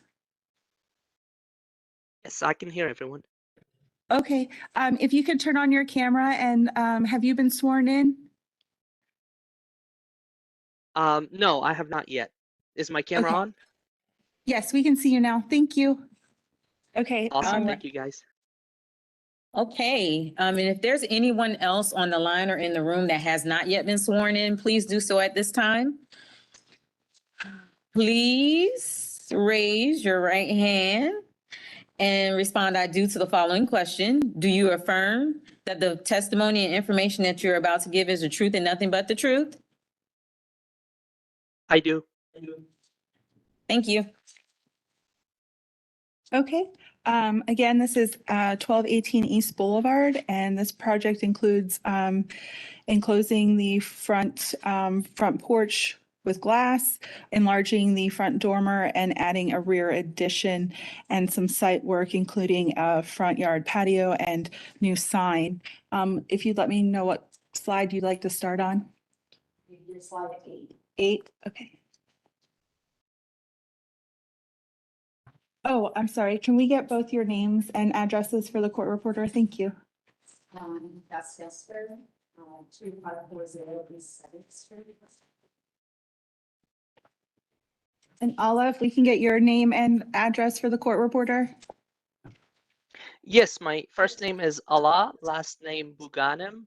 Address is 1945 Camp Green Street, Charlotte, North Carolina 208.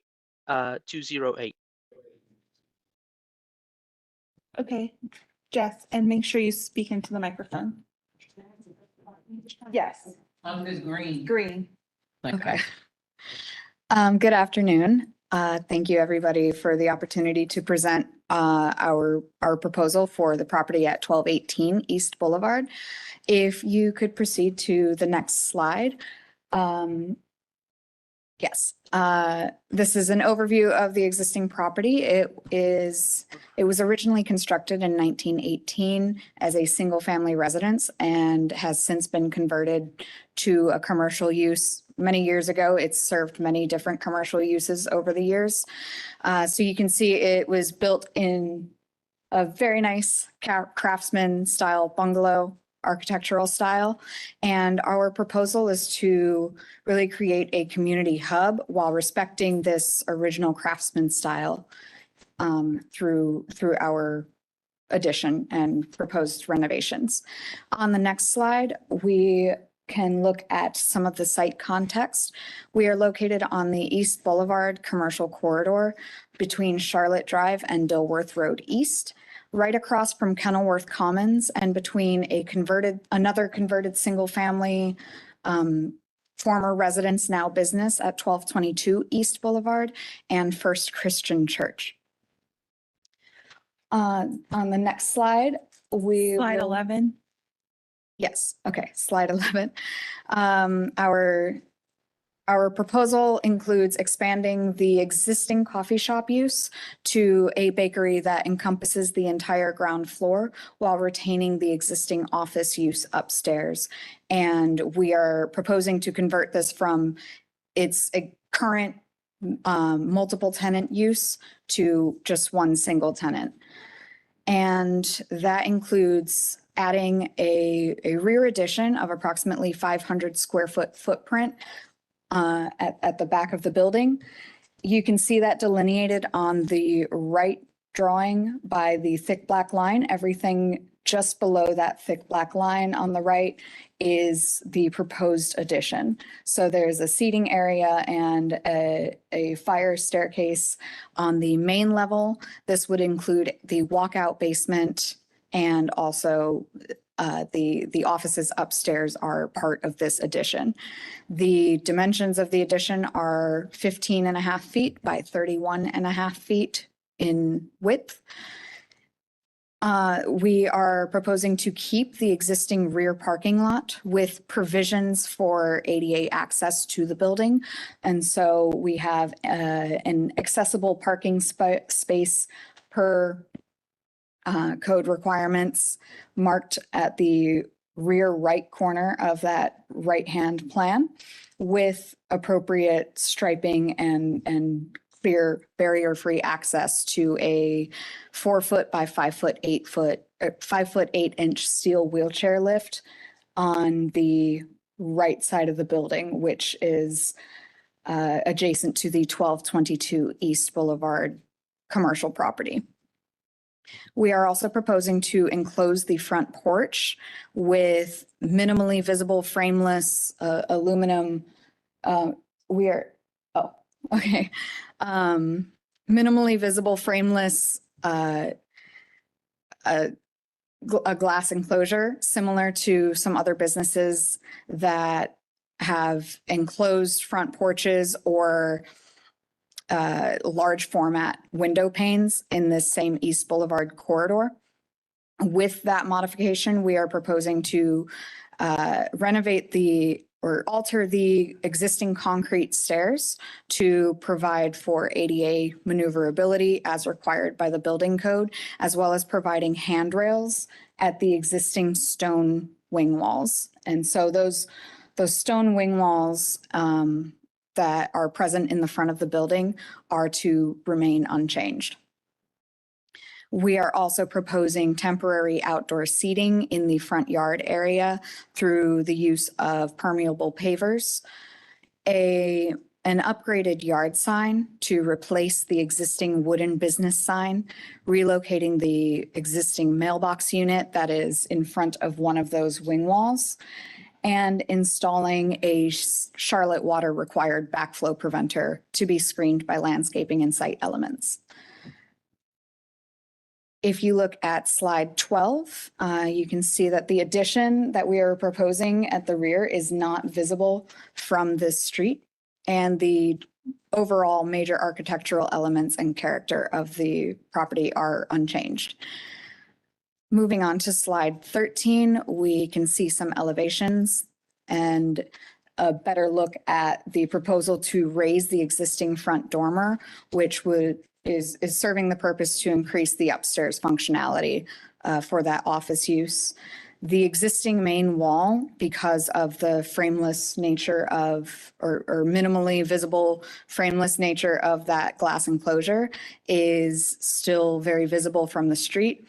And we are proposing new front channel letter signage just above the entry. And our impression is that the curb appeal is improved by relocating the large mailbox unit and upgrading that yard sign to match the character of the neighborhood a little bit better. And on the next two slides, 14 and 15, that show the side and rear elevations, you can see our proposed new windows and materials are aiming to match the existing style of the 4/1 windows that are double hung and lap siding with a brick foundation going all the way around the addition. The addition is also proposed to step in 1 foot to clearly delineate it from the existing structure. And on that detail 2, on the slide 15, you can see our proposed wheelchair lift and ADA access to the main level of the building. We have provided some overviews, some aerial overviews on slides 16 and 17 to give you a better idea of the extent of the proposal and how most of the work is relegated to the rear of the property. And we've provided some details on slide 18 and 19 of that minimally visible glass framing that is similar in character to other businesses on this corridor. And the existing stonework and porch details are to remain untouched. And on slide 19, we have the modified yard sign matching the craftsman style of the existing structure with a wood post and brick base. Thank you.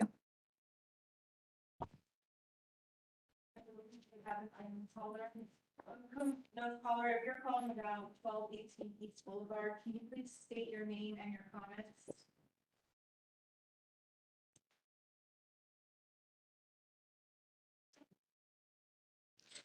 All right. Thank you for taking us through the application. I don't know if I missed it, but you spent quite a bit of time talking about the porch enclosure and the addition on the back. But can we hear a little bit more about the change to that dormer on the front? Sure. Yeah, so currently this is a 1.5 story structure, so that upstairs is occupiable for some portion of it, but that whole front dormer is not very usable for the office occupants. And so the proposal is to raise that dormer roof up by 2 feet. That would remain lower than the existing main side gable ridge. And that new dormer height would match the addition's roof line in the back. And so we're proposing to, keep the lap siding, keep the window style and the corbels that are existing on that dormer, and just providing a little bit more usable space inside.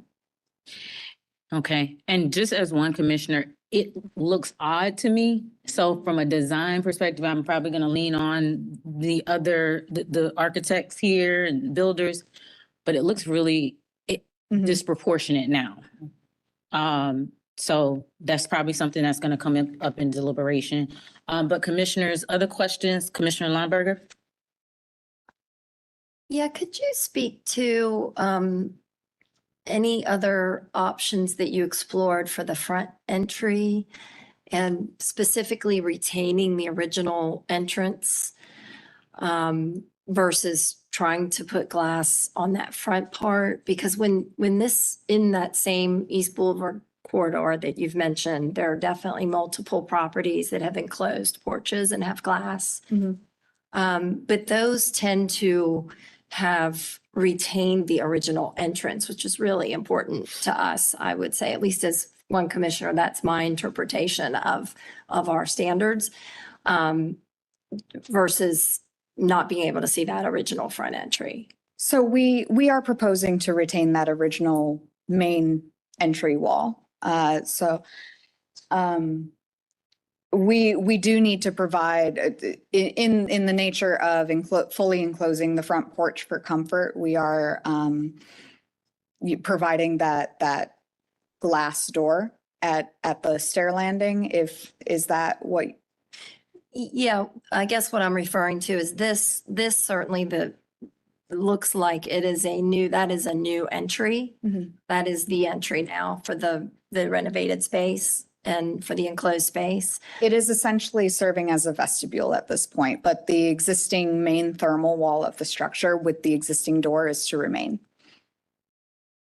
And we're proposing for that entry to be as invisible as it can be, but in the spirit of enclosing the front porch for the comfort of the clientele in the neighborhood and to provide a nice space for people to order and drink their coffee. That is the reason for proposing to provide a door at that landing. Okay, it will definitely come up in deliberation because when you see that this is the precedent that's been set and what has been done before is we like to see the retention of that original entry and to be used as the entry. So like, for example, the PNC Bank, that's the entry. The porch is enclosed, but the original entry is now still the entry. That's not enclosed. Okay. Same with 300 East, same thing. Just as two examples. Okay. The other question I had was on that rear elevation, where you had the lift, and you take out, let's see, I'm getting there, Candace, slide 15. Where you have original windows being removed.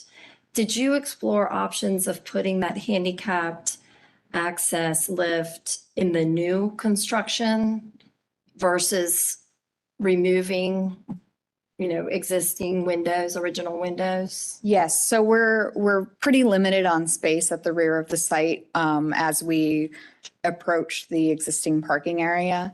And in order to maintain parking maneuverability, I suppose your question is really placing that wheelchair lift inside versus outside?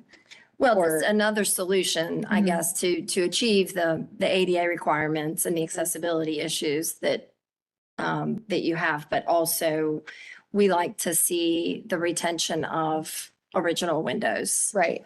So we had previously discussed an option of placing that wheelchair lift more adjacent to the front porch, perhaps tucking it behind one of the wing walls.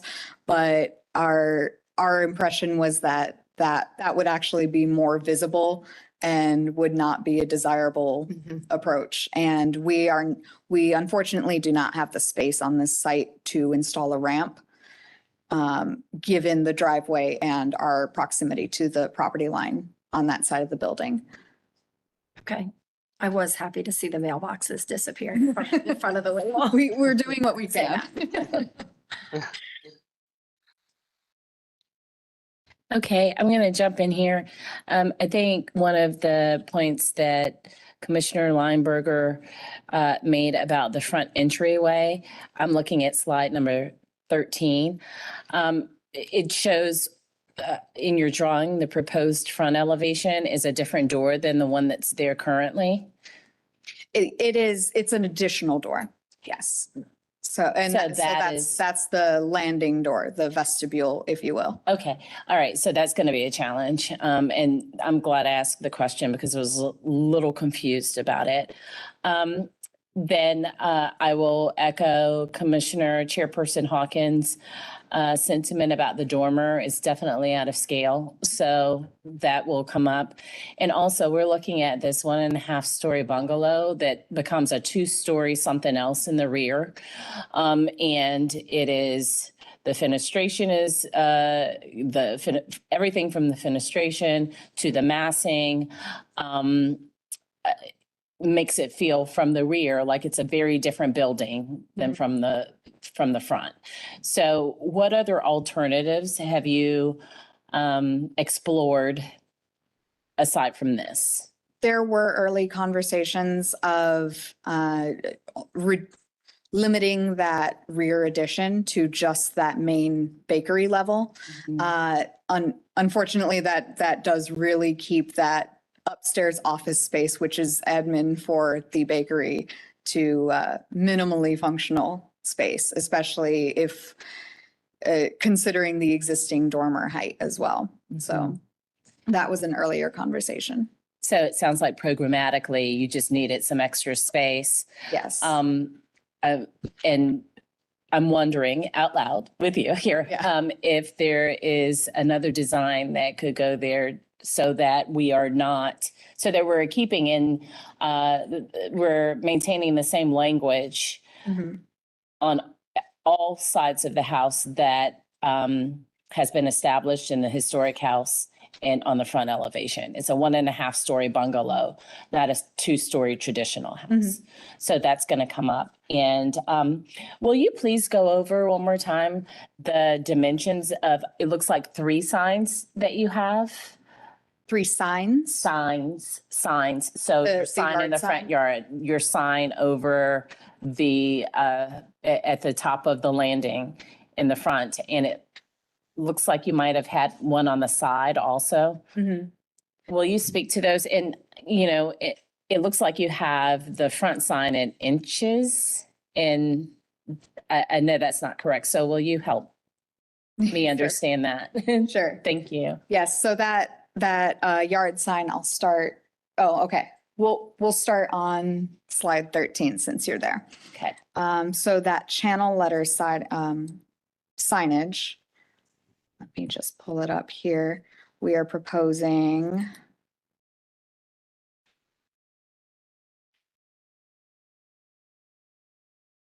those letters are measuring 7 inches in height.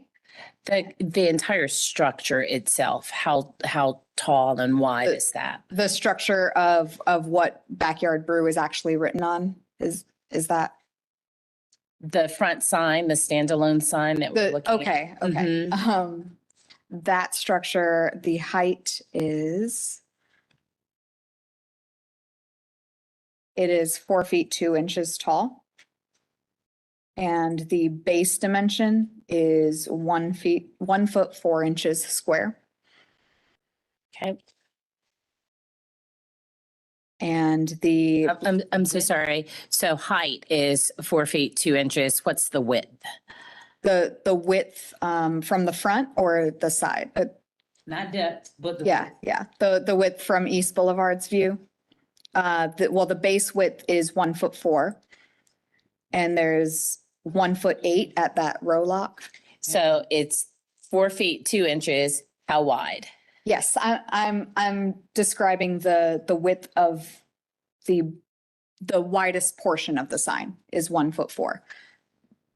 Are you only asking about the wood portion of the sign? You're saying 1 foot from where it says the room, where the 1218 is, you're saying that is. Oh, that existing sign. No, I'm asking about the new sign. So from the new sign, from the furthest point out, Okay, yes. all the way to, thank you, there. All the way Candace's, to- yes, what's the Yes. width? That's 3 feet. That dimension is 3 feet 7.5 inches. Okay, thank you. Thank you. Felt Thank like you. who's on first? Yes. Okay, and then the one above the landing, of the front, on the front facade, please?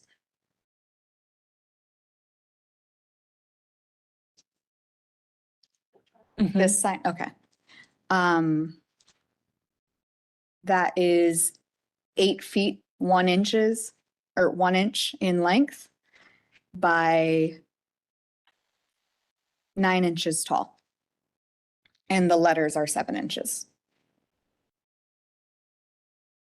And the one on the side, there's a third, right? Mhm. Yes, that is the existing signage on the property, and I do not have dimensions on that existing sign. That's existing, and we are proposing to just move it to the outside of that enclosure. There's an existing hanging sign. Okay. Thank you so much. Commissioner Walker? Yeah, thanks. I think it was on slide 11. Can you explain? I'm not sure if those are parking spaces on the right illustration. At the rear? That's Yes, in the those are rear, parking okay. spaces. And so nothing about your parking is really going to change? Correct. It just kind of demarcating that ADA space. Thanks.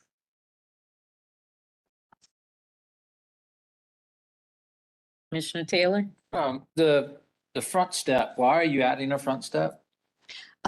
With the proposal to add that additional door for the glass enclosure for the porch, it reduced the maneuverability at the top landing. So in order to provide building code required maneuvering clearances, we needed to elongate that landing at the top of the stairs. And so our proposal is to leave those wing walls come out a little bit farther than the bottom step. And so our proposal is to leave those wing walls alone and just kind of extend the steps out by 1 tread. Okay. Elevation stays the same, it's just Correct. pulling forward. Yes. And I hadn't done a lot of the glass work, but you have those radiuses on the corners of the front porch. How is that aluminum rail gonna work with those radiuses up there? You're talking about the glass enclosure? Yep. So we're looking at custom storefront here with minimal mullions. Okay. All right, I think we'll need a detail on what that looks like. Understood.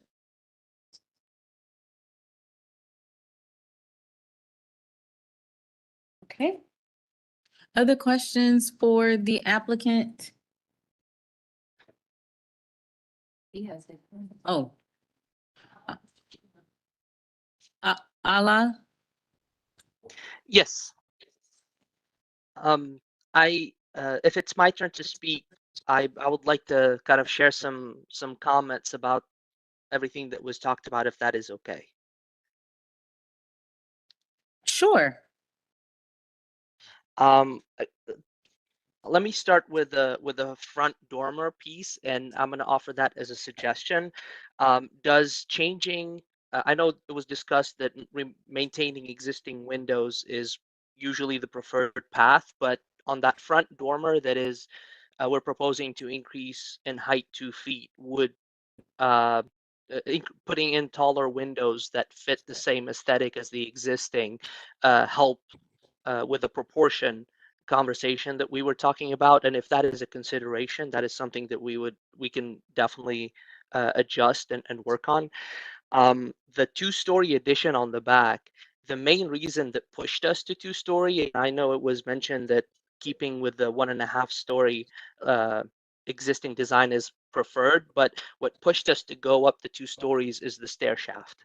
That is, right now there is a non-accessible stair that is kind of tight. It's almost 2.5 feet. It's not even 3 feet, and it sticks up way too steep in the middle of the space that was put in a while back. Probably it was an original stair on the inside that took us up to that portion of the existing roof where it was used.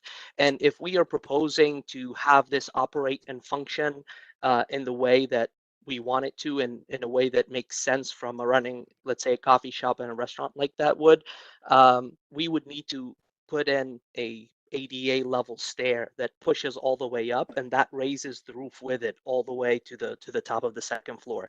So this is something that I would like to kind of point to, and then maybe have Jess kind of zoom in on the floor plan, or the presenter zoom in on the floor plan. We can show that as well.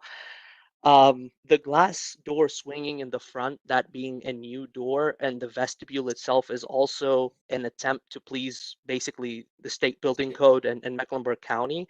But I feel like this is something that if the commission is adamant about, I feel like this is something that the county might cut us some slack on. And so this might require a little bit of a back and forth between the commission and the county in order to get to a result that pleases both and both are okay with. So those are the couple of comments that I wanted to mention. The last thing is the location of that stair lift, and the proposal to put it in that part of the properties that there are the two buildings that sit on East Boulevard next to each other are separated by a 10-foot width. And so at the end of the building, there's also vegetation and screening at the top if you look at it from a street view. So that location is almost never seen from, and also on top of that, I should mention that the topography drops significantly down, which is creating our walkout basement. So from at its highest location, the stair lift itself won't even get to street level. It'll barely get to street level. So those are the couple of comments that I just wanted to add to everything that was said. Thank you all. Thank you. And I want to make sure it's understood that we are looking at the standards. And I'm not sure if you all have been able to look at the standards prior to submitting your application. But to answer the question about the window in the dormer, there's a standard 4.14. Number 6 that says avoid adding new openings or changing existing openings on primary elevations. So that's on the front of your property, front of the structure. Yeah. That's not within our standards for us to suggest that you change that opening in any way, especially if there's nothing wrong with the windows. Okay? Yeah, and that's also completely acceptable, I think, by us and by the client. We did advise the client that this is something that might be hard to change and almost impossible to change. And we wanted to present that to you all as a part of this conversation as well. So no matter where that decision lands, I think we will be okay with it. Okay. One more question about the signs, and I apologize if it's here and I've missed it. What are the materials for the front sign? We're talking about the hanging blade sign. Okay. Mhm. We are proposing a brick masonry base with a wood post and wood blade. Okay, perfect. And the sign at the top of the landing on the front That would be elevation. a kind of a wood backer board and metal channel letters. Okay, thank you. Moving forward, it might be best to start with the larger items instead of getting into the details, but I also have an example of the a good enclosure on East Boulevard that might answer Commissioner Lineberger's questions about, or at least help with the discussion on enclosing the front porch.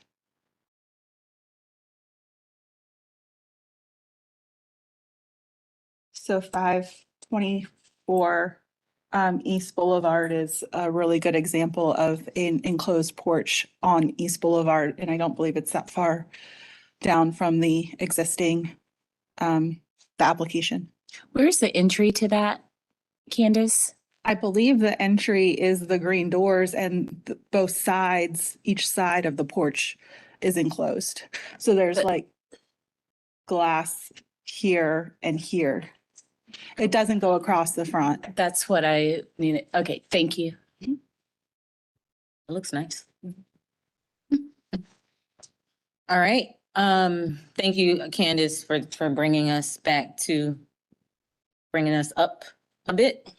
Any other questions for the applicant before we close for deliberation? Yeah, I have one. So just to clarify, you said that they're asking you to do this vestibule. Had you considered doing something like that 524 where it was two different sections closed off? I think that came up in earlier conversations. Our primary push for doing the full enclosure was that currently the right side of the porch has kind of a service window, and that's the coffee shop use right now. And so closing off that side from outside access would eliminate the access for somebody walking by to walk up onto the porch and order a coffee. And so we were trying to retain that function. But that being said, if the commission is adamant about not fully enclosing that porch, I think we can come up with a workable solution. Thank you. Mhm. That actually confused me more. So how is it that if the entire porch was gonna be enclosed, even the front entrance, what you're proposing, how is not enclosing the middle, the front entrance? How is that? Yes, so if you could, Candace, navigate to, I believe, slide 9 to show some of those existing conditions. In the porch front view, you can see where that service window is for the coffee pickup. And so we're proposing to have that vestibule door be the only door that a patron would have to go through to get to that pickup window. And I responded to Commissioner Whitlock in reference to the comparison to 524 East, which does not provide access from those sides. And so I hope I'm explaining this a little bit more clearly, but if we leave the existing front door unenclosed and we do not provide side access, then we're closing off that service window. Does that? But could answer you your question? provide side access? I think that's one of the workable solutions that we Okay, could all right, feasibly do. makes sense. Um, Mhm. Just bringing it back to 524, you might be able just to, still keep it closed Exactly. and enter on this Mhm. side. Yes. Yep. Okay. Mhm. Other questions for the applicant while we're still open? All right, let's go ahead and close for deliberation. So I think I took the cue. We have larger items to address first and not going into details. Of course, there's the porch, but there's massing. There's scale with the dormer. The doors and windows, the fenestration on the rear. And of course, there are a lot of signs. Were there other areas that high-level items that we should address? I think you got it. Okay. I feel like it came out in our conversation, right? The dormer, in my opinion, the front. And you guys that are architects, please give the building science behind it, but it just looks odd to me. And then we can't justify just, opening the window or enlarging the windows just because it's on the primary elevation. So that's not within our standards. So I think that's something that should be restudied. Yeah, I think that second illustration on page 14, me illustrates some concern about what I'm looking at as an addition and how it's related to main, the main style of the house. Mm-hmm. It's a disconnect from, as it's saying. You mentioned that it started out as a one-story bungalow. 1.5 story 1.5 bungalow, and I hear Damon Rumsch in my head. And so keeping it high level, dormer definitely needs to be restudied. In my opinion, the rear addition also needs to be restudied. The massing, scale, fenestration are 3 reasons just off the top of my head that need to be restudied. That's it. That sounds like a motion. Don't I'll you- make a motion if you all will help me with guidelines, Yep. standards. Yes. I wanted to clarify, I think, to the applicant's question about just changing the windows, that yes, you could change the windows, but it's the whole mass and scale that is off.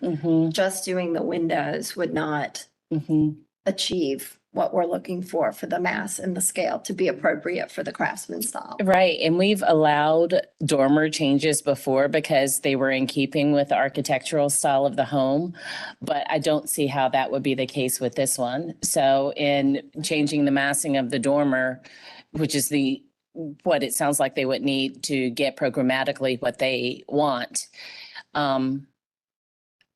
I don't see a world in which that happens. And I'm looking at a designer who's shaking her head no. So I move to continue this application for the restudy of the enclosure of the porch so that we are not including a door in front of our historic door per porches 4.8. I also move that we continue for a restudy of the front dormer. Hopefully the applicants have taken into consideration what we've said about the scale of the dormer itself in keeping with the historic attributes or historic look of this 1.5 story bungalow. 6.10, I move that we continue this application for a restudy of the rear addition for its massing, scale, and fenestration, just as starters. 7.17. 7.17. I move that we continue this application for a restudy of the signs with the applicants paying close attention to standards located in 8A as in apple .2. Numbers 3, 4, and 5. And because I like to throw this in there, Secretary of Interior Standards 2.5. It allows for a little more flexibility in terms of your design by looking at the context in which the house is located. So I think that's always helpful to study. Yes. Can we specifically say 7.17, number 6 for special attention? Sure. 7.17, number 6. And for the front entry, if we could add standard 4.10, really all of it, Okay. the front doors. Okay. And yes, definitely for the entry, looking at 4.10, 10. number 7. No, just all of it. Okay, Just for- 4.10 for Thank front you. doors and entrances. Okay, 4.10 for 4, not for 4. Sorry. for front doors and entrances. Thank you. Thank you, Commissioner Parati, for the motion. Do we have a second? Second. Seconded by Commissioner Wojcik. Any discussion on the motion? Yes, for 6.10 for the restudy of the front dormer, can we use our commercial guidelines 7? 7.10 if it was under directional expression? No. That's 7.10 is directional expression. Correct. Or scale. Scale is 7.9. I apologize, 7.9. Thank you. Do you all accept Did we include 7.7 massing and complexity of form? we did not. I'd like to include that, 7.8 height and width, and 7.9 scale. Accept that amendment, Commissioner Wojcik? Yes. All right, any further discussion on the motion? I just want to add a comment, if I can do that. I agree with a lot of what this motion is calling for, but I think we have to acknowledge that the rear addition follows a lot of our standards of what we're looking for. It's kept to the back, the ridge is down. It's not coplanar. It's not visible from the street. There's a lot they've done. And I agree that the rear elevation is not as pleasing as what's there, but they're trying to make use of that building. So I think we've debated all of these things that they've actually done in accordance with what we looked for. So I just wanted to add that. I'm going to counter that, Commissioner Whitlock, and read some specific standards that we have. 7.17, number 2, limit the size of the addition so that it does not visually overpower the existing historic building. A 1.5-story bungalow made into a 2-story traditional building, I think, does that.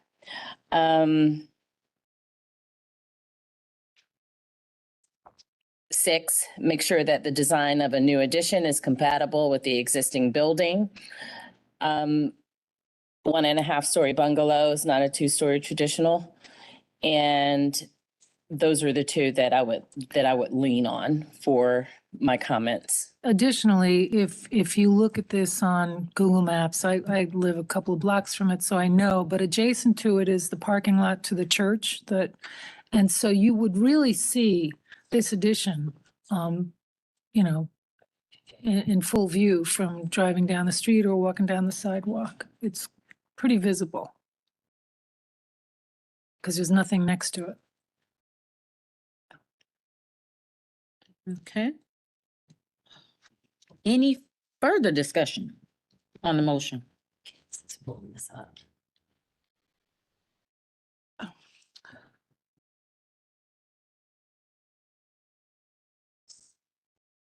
I don't have my phone, sorry. I've asked staff to pull that up so that everyone on the commission can see what. She needs to be able to be heard. Could you use Jill's microphone?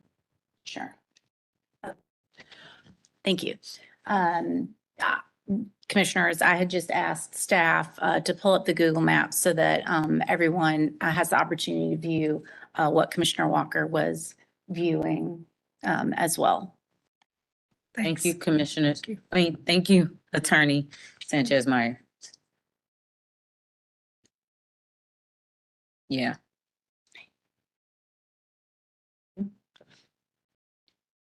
All right. Any further discussion on the motion before we vote? Let's vote. Commissioner Wojcik, Yes. Commissioner Bell, Yes. Commissioner Taylor, Yes.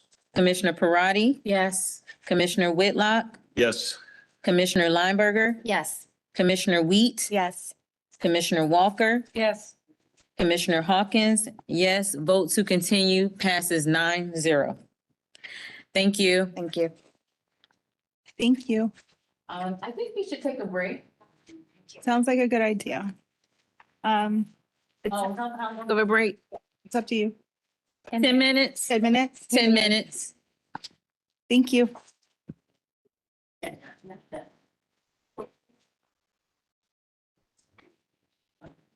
Yeah. That is about that.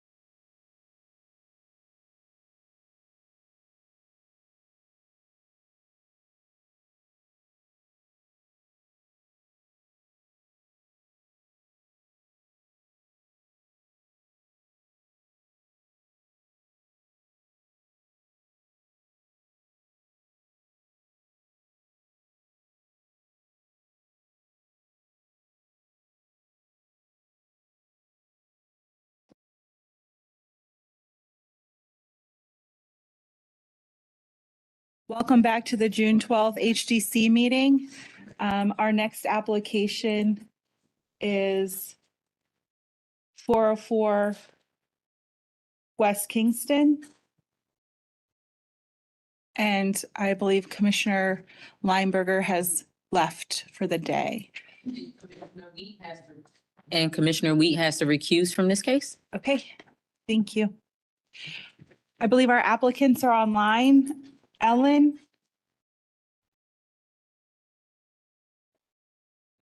Are you online? Can you hear me? I can hear you. Can you turn on your camera so we can see you? Yes, Thank you. Have you been sworn in, Ellen? I have not. You have not? Okay. We need to be sworn in. All right, please raise your right hand. And if there's anyone else that needs to be sworn in, please do so at this time. Please raise your right hand and respond, "I do," to the following question. Do you affirm that the testimony and information that you're about to give is the truth and nothing but the truth? I do. Thank you. Okay, again, this is 404 West Kingston Avenue. It's a window replacement of the existing original vinyl windows. This structure was built in 1991, and the proposal is to replace with Renew by Andersen. Ellen, just let me know, please state your name and address for the court reporter, and please let me know what page you'd like to start on. Ellen Keeley, 404 West Kingston Avenue.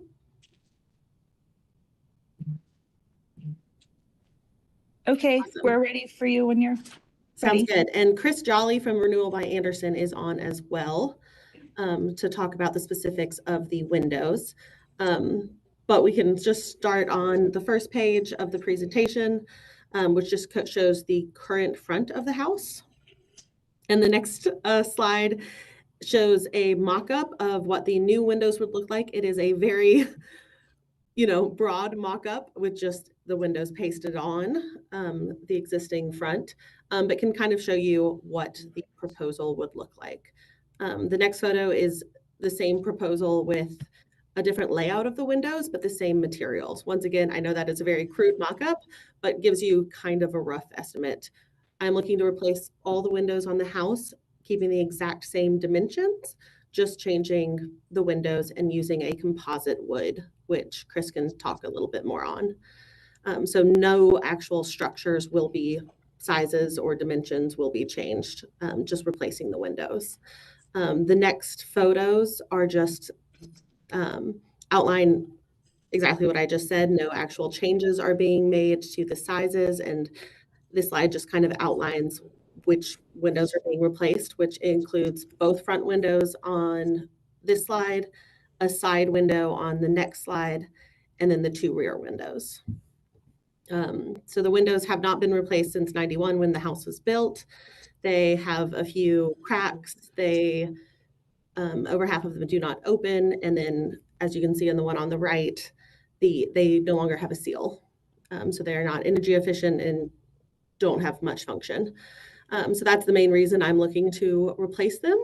The rest of the slides are images of historic district houses and other houses that have these Renewal by Andersen wood composite windows that Chris can talk on a little bit more. Chris, are you on? Yes, I am. Awesome. Chris, have you been sworn in? No, ma'am. Okay, we'll swear you in now, please. If there's anybody else on the call, please be sworn in now. Please raise your right hand and respond, "I do," to the following question. Do you affirm that the testimony and information that you're about to give is the truth and nothing but the truth? Yes, I do. Thank you. Court reporter, and can you also please speak loudly? Thank you.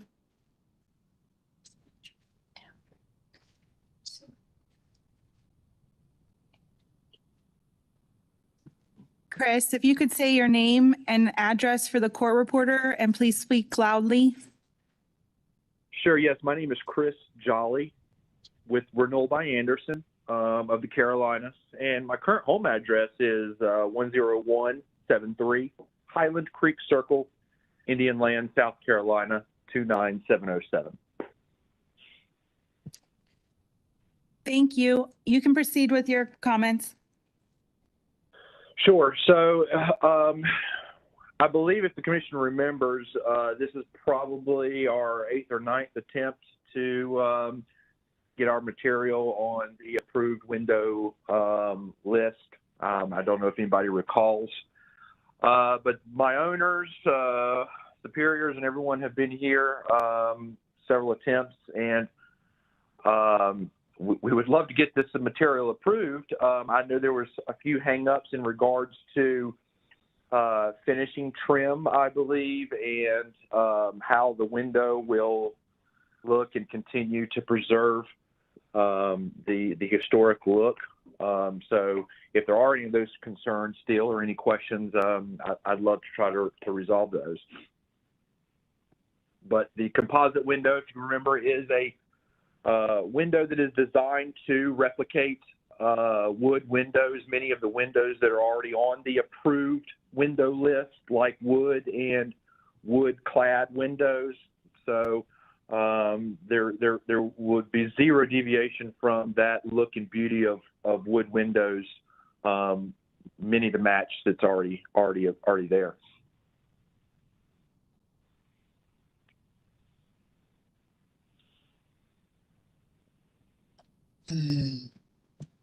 Okay, Chris or Ellen, do you have any other statements before commissioners ask questions? No, I think it was short and sweet. Okay, thank you. I believe we have online callers. If you are calling for 404 West Kingston Avenue, can you please state your name and your comments?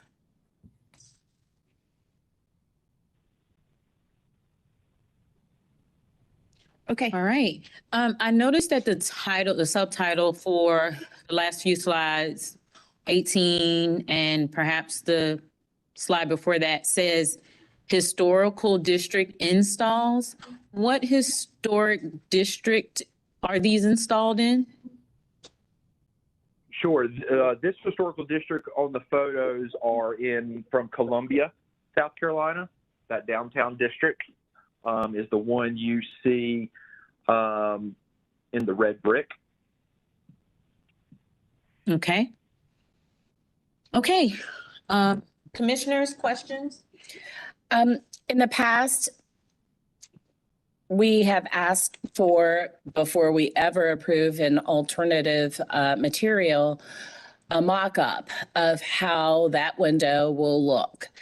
And since you all aren't here today, I'm assuming there is no mock-up for us to see. No, there is not. I mean, we have mock-ups. Some of the conversations that we had months and months ago when putting together this proposal, there were some indications that that was no longer needed, and there was only questions remaining in regards to installation. But so we have those types prepared for sure. So as long as I've been on the commission, and it's been almost 8 years, that's been the consistent thing that we've requested, is a mock-up of how the window will look in this particular house with this particular siding. And so without that, with just a photoshopped picture of what it will look like, it's very difficult for us to say yes to something we've never said yes to in the past. Is there a particular reason why you think we should make an exception in this case? Well, some of the photos provided are windows installed in vinyl siding. So it would not be anything different than what you see in those photos. Sure. The photos don't show us depth. They don't show us profile. They don't show us, we can't touch, we can't feel, we can't do any of the things that we would need to do in order to say yes to a material we've not said yes to in the past. Okay. All right. I don't have any other questions. Commissioners, so yeah, I'm Commissioner Parati's line of questioning and what she shared is true. I'm not sure what else we could do at this point. Because that is what we have consistently asked other applicants in the past for alternative materials. So we want to be fair and we want to be consistent. So are there other questions? Just as Candace. a reminder, the mock-up can be either installed on the house with the approved historic trim that we usually require, or it can be a full-scale mock-up brought to the commission. We also do have another applicant on our agenda that was required to do that at the last meeting. So just to keep consistency going. Thank you. Thank you so much, Candace. So hopefully the applicant, you guys heard those two options that staff mentioned. Yes, thank you. So, and you say with the approved historical trim, is that something different than what she'll need to have added to her home, or just consistent with what is currently there now? I would say as one commissioner, it is not consistent with what is there now, because once you change it, the grandfather rule no longer applies. And I know that I know that you all mentioned, or that Ellen, you mentioned in your application that this is not a historic home, it's in a historic neighborhood. So that means that we have to abide by the same rules for this house as we would for a house that was built in the 20s or the 30s. And so traditional historic trim that we've requested has been wood. So that is what we would need in terms of our mock-up. Unless you want to present an alternate material, at which point we would need to see it to determine if that is something that we are willing to do. Okay. So she would need to be added, for example, the brick mold to her window of some site? Yes. Okay, that can be done. So being that this house is, well, vinyl, it's still a lap siding, so we would go with the traditional trim for a lap siding, not a brick. Yeah. mold. Okay. Did you catch that? Which would be wood, right, Candace? Yeah. Chris? Okay. Ellen? Yes. Okay. Staff can share the traditional trim detail with the applicant. Okay. Okay. So is there anything further to discuss with the applicant? Okay, let's go ahead and close for deliberation. I'll make I think that we've talked about it. I don't know what more we need to say. Sure. So, I've talked to Anderson, and these are supposed to be good windows that have been used in historic areas before. And I've told them that they've got to bring a window here for us to, not Renewal by Anderson, but Anderson, National Anderson. So I believe that there are windows out there that could pass other than the Jelvin sight line. We just need to see it. And we need to be open to it because I think it's a good window Yep. for applications. We can't do anything without seeing it. I think one of the applications that we have on the docket for today is a prime example of how we've been a little more open to alternate materials. If we see them, feel them, touch them, and see that actually this could be something that future applicants use. So Ellen and Chris, you're not only doing a favor for yourself, you're doing it to Commissioner Taylor's point for everyone in the district, because this could be an opportunity for someone in the future, and they won't have to bring a mock-up. So sorry, you're the first ones who have to do the heavy lifting, but it sounds like it might be worth it. So if there are no other comments or questions, I'm ready to make a motion. I make a motion that we continue. I'm sorry, so that's right. Excuse me. I'm sorry. We're currently closed, but we can reopen. Nope. You may go ahead. I was just curious. I just wanted to be 100% clear. So it's a mock-up in a home with the siding, not just a window itself. It can, it can be either one. It could be the window with full trim that you bring in person, or you can do it on the house with full trim to show what it'll look like as a finished product, with the knowledge knowing that if it is not approved, it will have to be taken out. Because I think that a window sample has been brought in several times. But I guess it was denied for other reasons at those points. We have seen the Fibrex window in person, but what the commission is requesting is to see what the window will look like in a finished, trimmed out way. So we have yet to see it fully trimmed out and what it would look like as a complete product. We've made the request, but no one's ever taken this up on it. Okay, great. Thank you for clarification. Yeah, and that's why I kept wanting to ask, did you understand the two options that Candace shared? Because it's not just a window sample. All right. We're gonna reclose for deliberation. I think Commissioner Parati. All right, I move to continue this application for more information. We would like to see a mock-up either on the actual home with it completely trimmed out based on the siding that is there. The traditional historic trim would need to be used.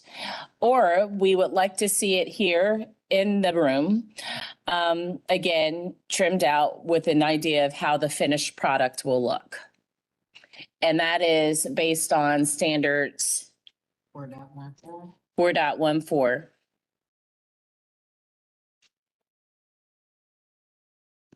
And that is it. All right. We have a motion by Commissioner Parati, seconded by Commissioner Wojcik. Yes. Do we have any discussion on the motion? Yep. If we see it in this trim, like with the siding, and then somebody comes and wants it in brick, like, do we have to re-see it in brick? Yes, because it's a different material. It's a different configuration. So it would be a brick mold as opposed to here, which will be the wooden trim. Okay. All right.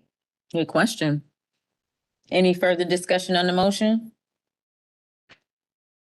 Okay, let's vote.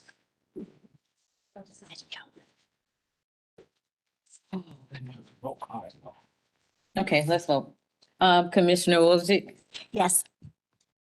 Commissioner Bell, Yes. Commissioner Taylor, Yeah. Commissioner Parati, Yes. Commissioner Whitlock, Yes. Commissioner Walker, Commissioner Hawkins, yes. Vote to continue passes 7-0. Thank you for being trailblazers. Thank you. Ooh, sorry. Okay, our next application is 2031 Wilmore Drive. And 2023 and 2027 Wooddale Terrace, I think is at the corner block.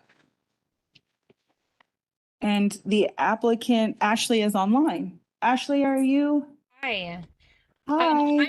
I'm not sworn in. However, I tried unmuting and raising my hand to get sworn in with the previous applicants, but it would not allow me to unmute. So I apologize, but I will also have to be sworn in.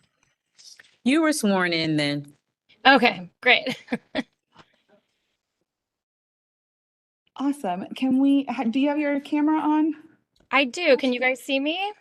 I'm trying to find you. I'm sorry. That's okay. I think that you got lost here somewhere.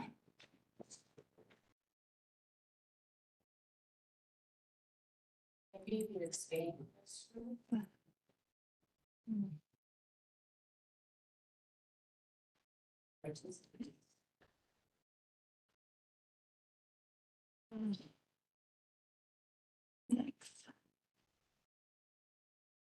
no.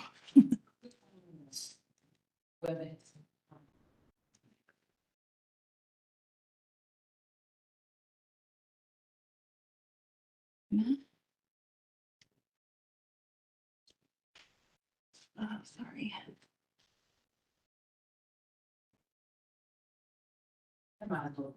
Yeah. I don't see it anywhere. Well, where do the windows go? Oh, no. Right here. Okay. Okay, Ashley, we can't see you, but maybe you'll pop up later. Sure, no worries. Okay. Well, one second before you start. Again, this is 2031 Wilmore Drive. And Ashley, if you could state your name and your address for the court reporter. Sure. My name is Ashley Fitzpatrick, and my address is 2029 Springdale Avenue, and that is in Charlotte, 28203. Thank you.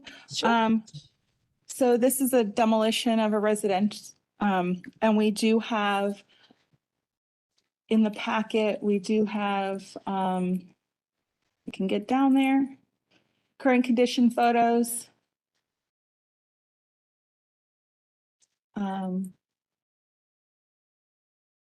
And then adjacent properties, architectural details were also provided of the site. As we have the survey, Saltwell survey provided. Two actually. A site plan or site survey, I should say.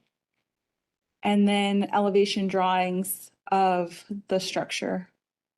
And I believe the commission has the demo motion sheet at their seats. Ashley, if you'd like to, if you have any comments. Sure. So this is a property that my husband and I purchased back in 2021. We actually live in the Dilworth neighborhood, so have a fondness of the historic district and everything that you guys work to preserve. And we bought this property as a nearby investment. However, we have a couple of challenges more so regarding the safety of not only the people who live in these two structures as well as the people nearby. There are two large trees that are, and luck would have it, not into one building, but there is one tree growing into each of the buildings on the property. In the conditions, existing conditions slide that you see here in front of you for 2023, you'll notice that on the front slide on your top left, the tree that is on that left side, that is actually growing into the foundation of the home. Its roots are underneath the home, and then the tree itself is growing into the side of the foundation. And that is also the case for the second structure that's on the property. The only difference being that the tree is growing into the rear of the home. And that tree is definitely on more of a tilt, kind of tilting already into the home, into that structure. And I've had some arborists come out to the property to talk through options. And unfortunately, we are at the point where removing the tree would cause significant damage to the structure. Removing the structure would cause damage to the trees. They wouldn't survive.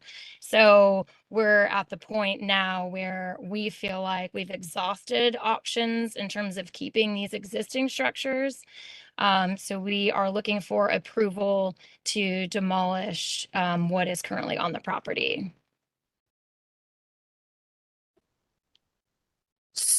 So, Yeah, are you done, Ashley?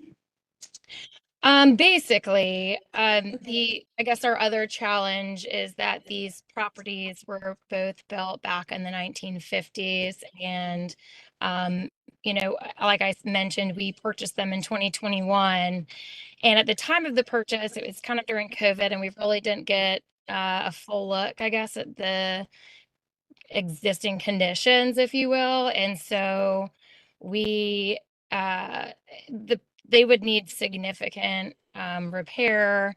There's deterioration of the siding. All of the retaining walls are basically already down. And it's just, it would be a very large undertaking. And to do so with the tree challenge just doesn't seem like an economical or viable option for us. So we're just trying to see if demolition could be an option. But yes, that's my presentation. Thank you. We have no unknown callers. So I think thank you for that explanation and going through the application, because I think what I heard was that you're requesting a demolition. It sounds like in the process, you would be impacting trees.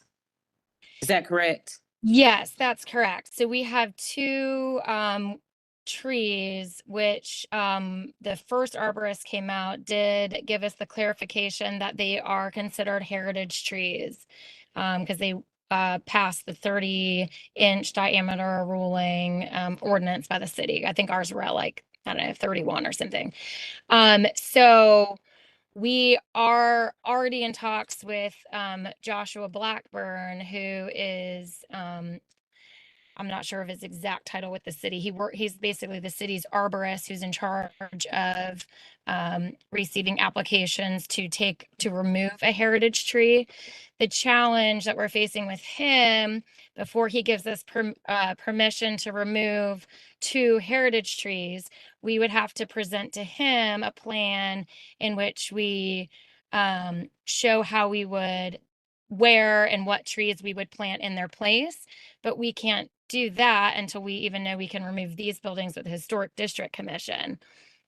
So us getting permission to take the trees down really relies on permission to take the buildings down, because one really can't happen without the other. And so if we do get permission to take the buildings down, we then have to go back to the city, to Joshua, who has our application to remove the heritage trees, and then present to him a plan in which how we would replace the trees with ones that would be approved by the city in terms of their size and diameter and height and that sort of thing. So it kind of is like a circle that kind of they all coexist together in these applications. Absolutely, because that was going to be the question as to how you were planning to protect the trees if they are growing into the home, if you demolish the home, you will impact the trees. So it's good that you are working throughout that circle, because it's very important. Right, yes. Okay, so very good. Any other questions?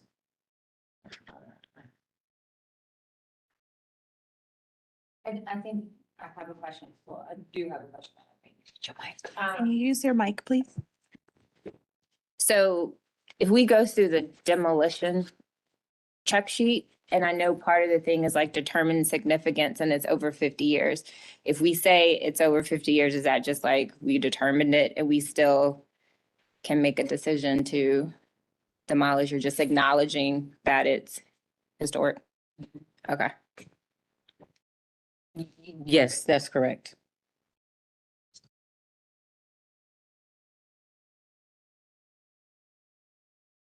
What brave soul wants to take us through?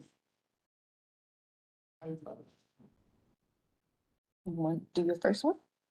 Through the thing? Yes. Wait, are we close? Do we have? Oh, did we close?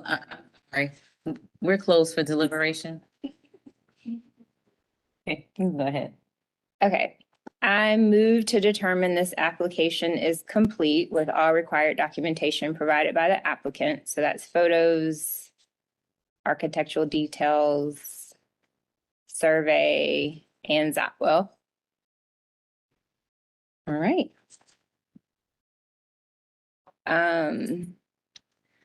I move to determine that the building has, oh, sorry. That's just step one. Yep. It's gonna be two motions. Oh, got you. Oh, that's a motion. All right. We've had a motion. I'll second.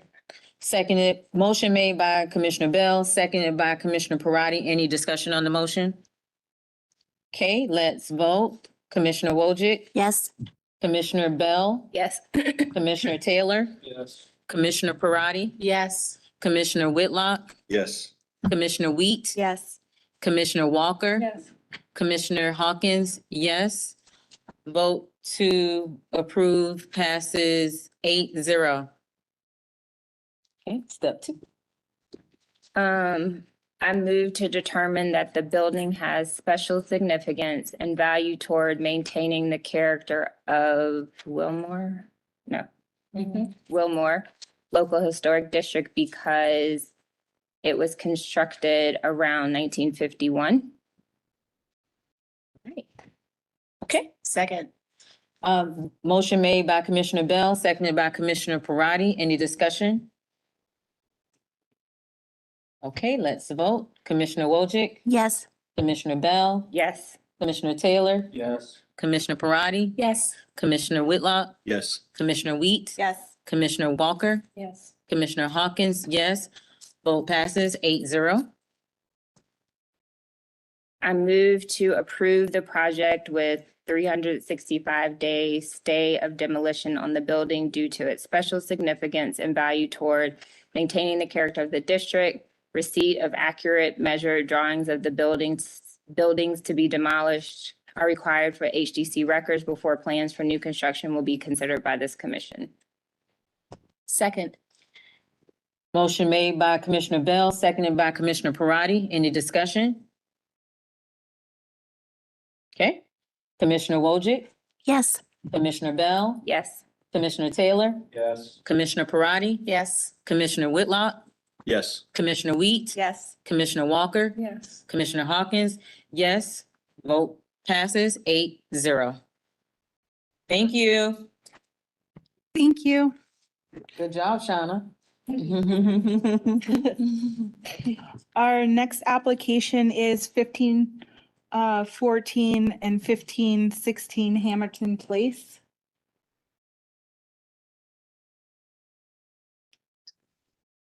And it looks like the applicants are online.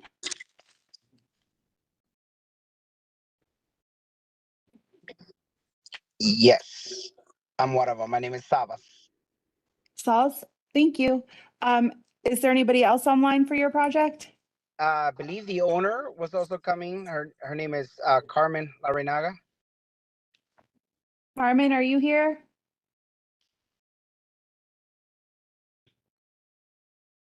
Okay. It sounds like it's just you, Sabas. Can you say your Okay. name and your address for the court reporter? Yes, my name is, sorry, go ahead. Oh, I was going to ask if you've been sworn in. This would be my first time. So no. And for some reason, Okay. it's not letting me open my camera. So I'm trying to figure out how to if I have to be on camera. I'm not sure. Yes, please do that if you can. Okay, Chair Hawkins is going to swear you in now. Thank you. All right, if there's anyone else on the line, even if we can't hear you or see you, please raise your right hand and answer "I do" to the following question. Do you affirm that the testimony and information that you're about to give is the truth and nothing but the truth? Okay. Yes. Thank you. Okay, Sabas, if you could say your name and spell your last name and tell us your address for the court reporter, please. Yes, my name is Sabas Orellana.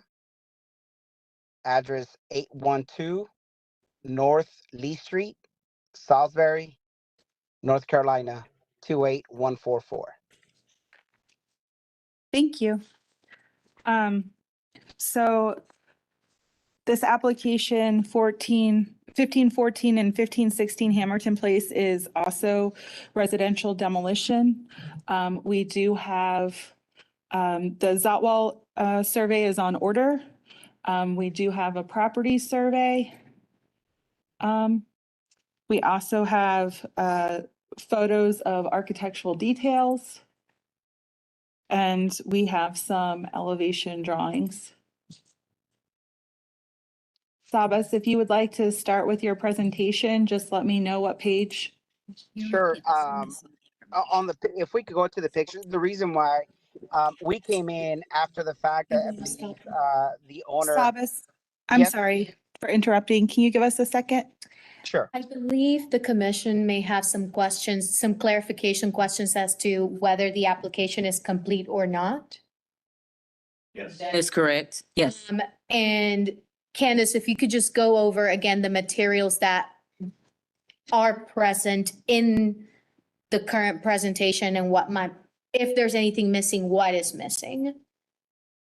We have a site survey, which is presently here. We have photos, not exactly of all four sides, but details. We also have some additional detail photos further down in the presentation. And we do have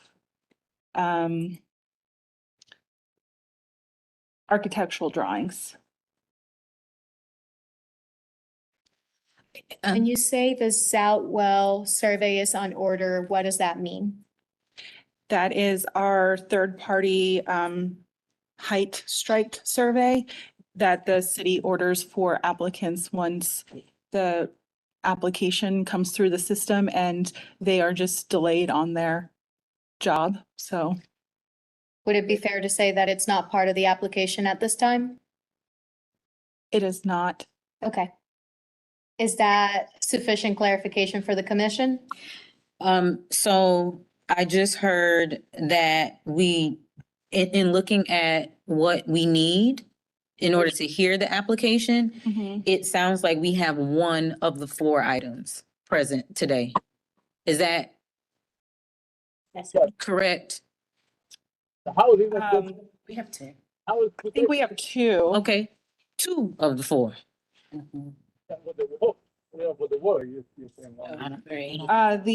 The elevation, I'm sorry, the drawings we have, but I think we're missing a side. Oh, no, that's left and right and then front and back and the floor plan so that we have elevation drawings. We have a property survey. We're missing photos of all four sides of the structure, but we have detailed photos and the Zoutwell survey is on order. So we have two of the four items required. Two and a half, I would say, of the four. Yes. Okay, okay. And we need all four. Yes.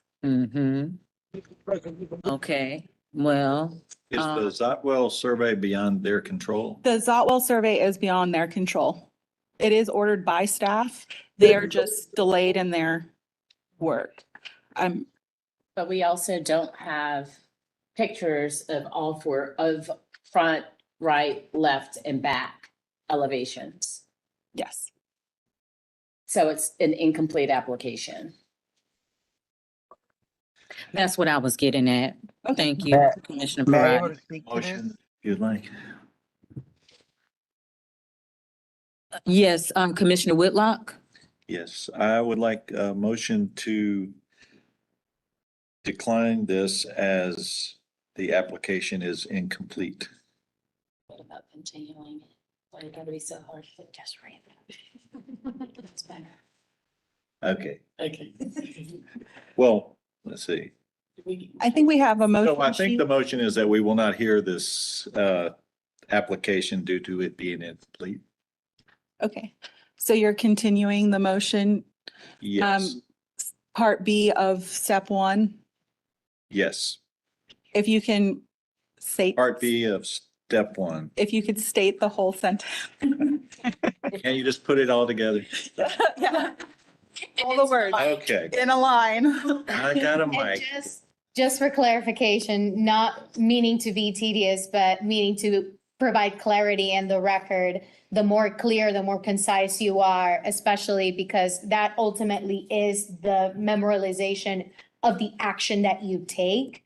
That's why we are asking you to just read through it. I know it can be a little tedious, but it's important. No problem. Okay, I move to continue this application.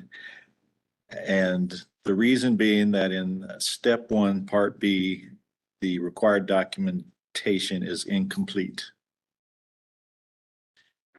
I believe it would be best if you just read through as it's written, because you are not continuing the application. You are at this point determining that it's incomplete. When you say you are continuing, it means that you have heard part of the application, which triggers the 180 days for you to make a determination. Because you're making, it sounds like you're gonna make a determination that it's incomplete. That's not gonna trigger that timeline. Commissioner Whitlock, before you proceed, now, it does say we are making it complete and continue with it for lack of documentation. That's interesting. This is. What I a- move to what do I have? continue. It's, so Commissioner. That's window replacement. Yeah, sorry. I think it's clear when you read the entirety of the motion that it's being, again, moved because it's incomplete. Yes. Generally saying a motion to continue without including all of the pieces would, again, part of why we would require you guys to read through the entirety of the sentence so that it's clear on the record that even though it's being continued, it's continued for lack of completeness as opposed to being continued for other aspects, which again, trigger that time frame in order for the commission to have to make a determination. Okay. So you want me to read part B? Yes. I move to determine this application as incomplete and continue it for lack of documentation, including clear digital photos, 300 DPI or better of all sides of the building, and 4 Zotwell survey height. Keep going. The commission will not hear the application due to it being incomplete. All right, we've got a motion by Commissioner Whitlock, Second. seconded by Commissioner Parati. Any discussion on the motion? May I? Let's vote. And for the record, we are closed. All right, Commissioner Wojcik, Yes. Commissioner Bell, Yes. Commissioner Taylor, Yeah. Commissioner Parati, Yes. Commissioner Whitlock, Yes. Commissioner Wheat, Yes. Commissioner Walker, Yes. Commissioner Hawkins, yes. Vote passes 8-0. Sabas, staff will be in touch with next steps. Thank you. Our next application is 2000 Dilworth Road West, and I believe the applicants are in the room. All right, let the record show that Commissioner Taylor is recusing for this application.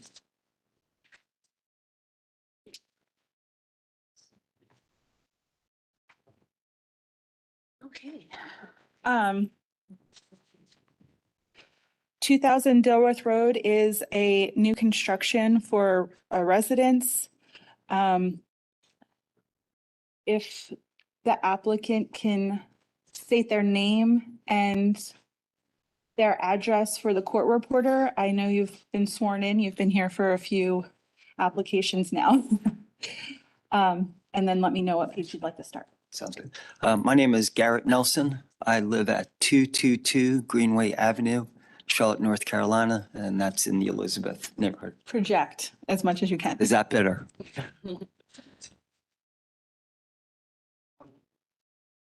Yeah. And I'm Sarah Trawick, and I live at 316 Alpha Mill Lane, Charlotte, North Carolina.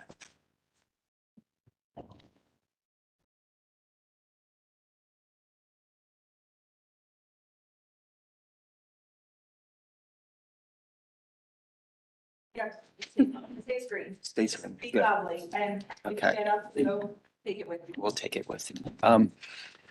Good afternoon, Madam Chair, Commissioners and staff.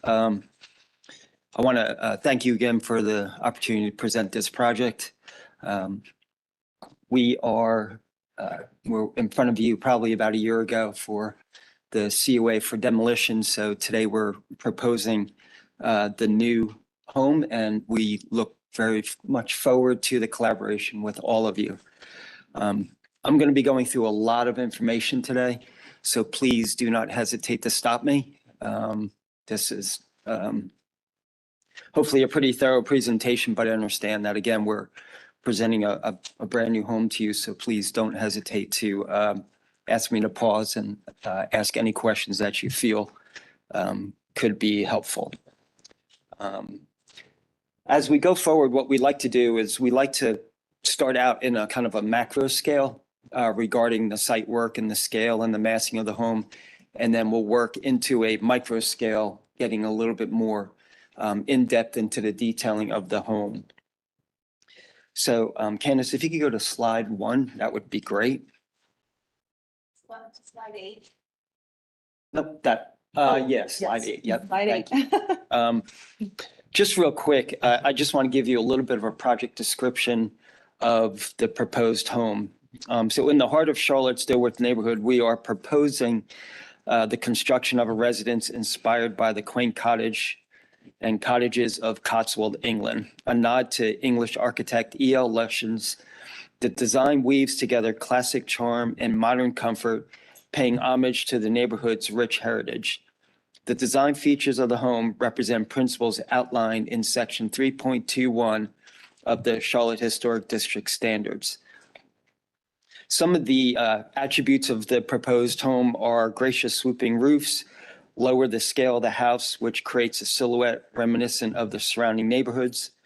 Heavy stucco chimneys rise proudly with their stately presence anchoring the existing and exterior of the tradition, while precast detailing adds a touch of refinement to the front entry. The primary facade is cladded in stucco, which excludes a timeless elegance, evoking the rustic charm of English cottages. Amidst the stucco, small antique windows peek out on the front of the house, if you can see the very bottom there. And I can get this to work right here. That is a window that is located within the fireplace, so as the pedestrian is walking by along the Dilworth Road west side, we thought that would be kind of nice to be able to see the kind of the flickering of the flame. We also have large windows flanking the facades with their expensive panes, inviting a lot of streams of natural light to flood into the rooms within and illuminating the interior. So if you look at this image, to the top left right here is the existing house that we got the COA for demolition about a year ago. One of the unique situations that we were excited about with this project is we are a corner parcel. So this is Dilworth Road West here, and then this is Magnolia Avenue. One of the things that we were excited within our firm was the opportunity to almost create 2 front elevations because we are located on 2 very prime streets within the historic neighborhood of Dilworth, again, that being Dilworth Road West and Magnolia Avenue. In terms of, if you could go to 09, that would be great. So these are the existing conditions, and, I don't want to waste your time, but I have no problems kind of going through what is existing, but I just don't know, since we already have the COA of demolition, if you feel like that's a good use of your time, or if you want to just bypass these slides and we could always come back to them for context. Is that okay? Focus on the new construction. Perfect. Okay, I just wanted to throw that out there. So if you wouldn't mind, Candace, going to slide, I guess it would be 14 maybe? Or 13. 13? Yes. Yep, 13. Okay, so thank you. We are in kind of a unique situation with, obviously tearing down a historic home and putting up something that we hope that everybody loves. One of the things that we did while we were researching the historic district design standards,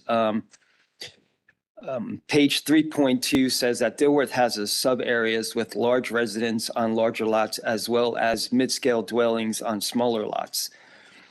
The lots along the major arteries, East Boulevard, Dilworth Road East, and Dilworth Road West, which is where we are located, are larger since those are more desirable locations within the neighborhood when it was established.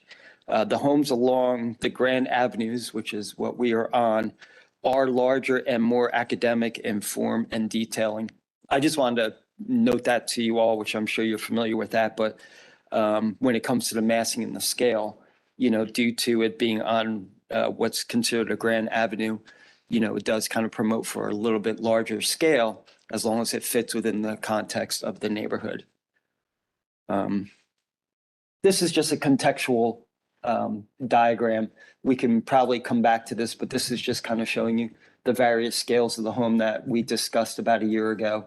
And then if you see in the map in the middle, we highlighted our lot, and then we could always come back to this if there's any additional questions.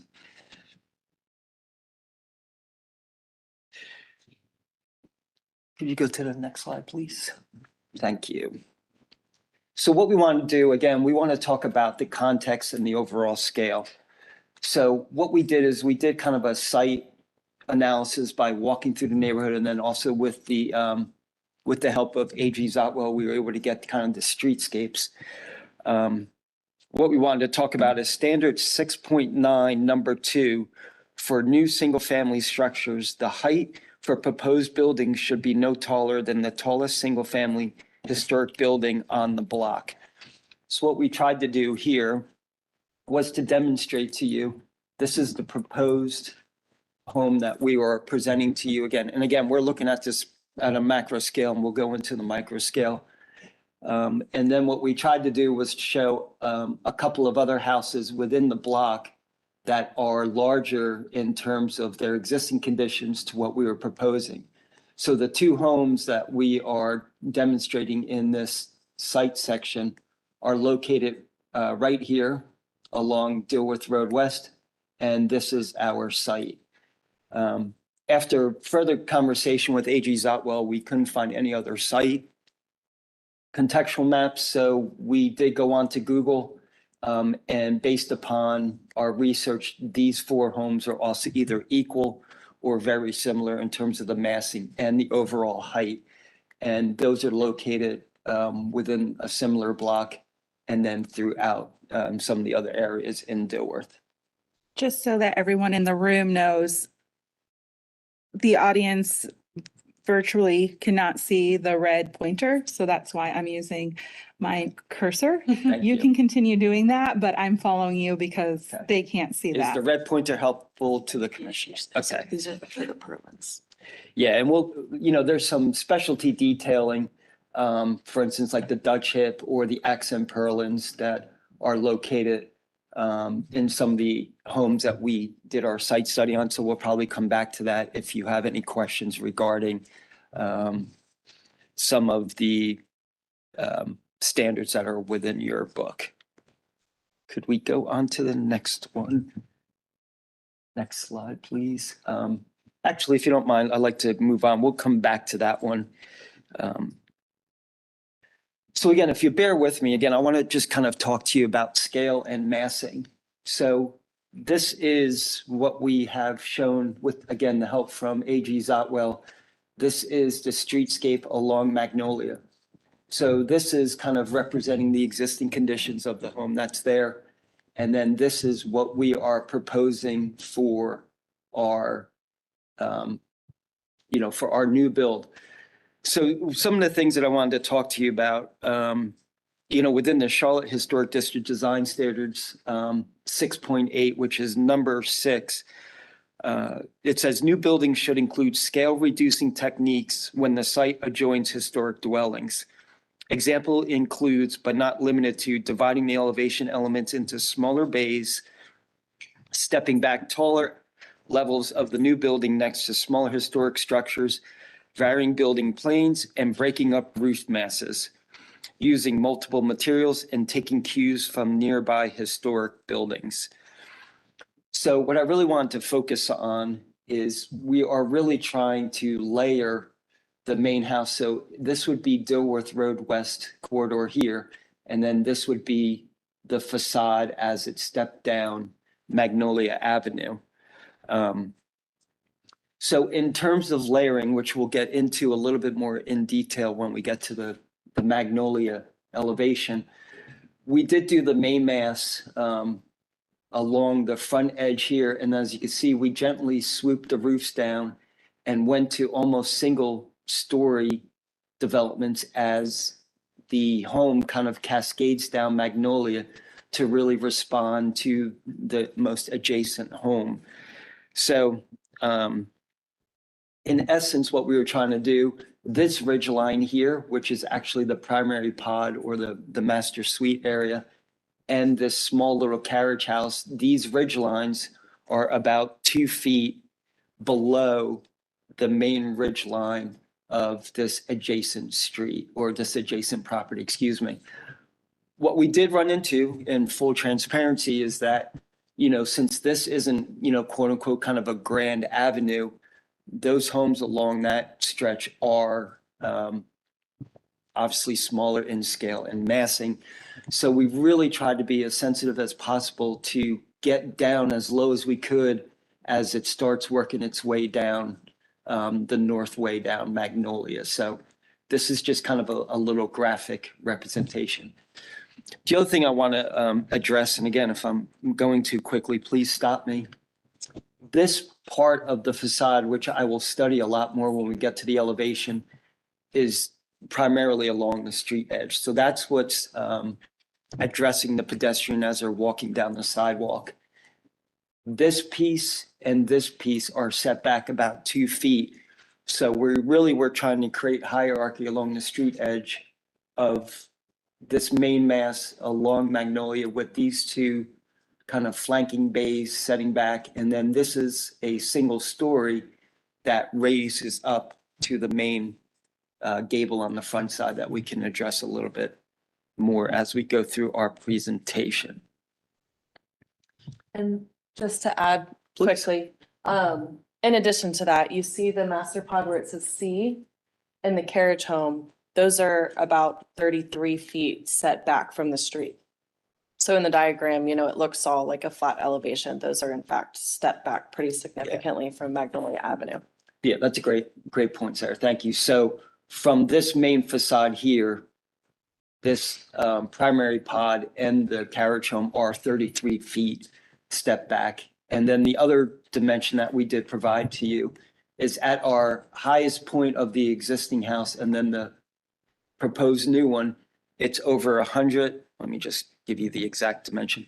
It's 103 feet, 8.5 inches away from the highest point of the adjacent lot as well. So at our largest point, we're over 100 feet away from the more smaller ridge line on the house along Magnolia. Any questions yet? Okay. If we go on to the next slide, Candace will do a similar study on Dilworth Road West. So similar to what, I'm not going to read the 6.8 number 6 design standard, but this was the existing home. So you could see the massing and the scale of the existing homes along Dilworth Road West are larger. And then on the far right, this is what we are proposing. So you could see that we're relatively in line. In true transparency, which we have all throughout this, we are 2 feet higher in our ridge line than the existing house was. However, with those 6 examples that we showed you earlier, we are 2 feet lower than other homes that are existing on Dilworth Road West. And the only area where we're a little bit higher is just on this return ridge line from this Dutch hip that addresses Magnolia Avenue. Once we step it down to the flanking gables that are going down the left side of the property, I can show you we are lower than all the adjacent homes within the neighborhood.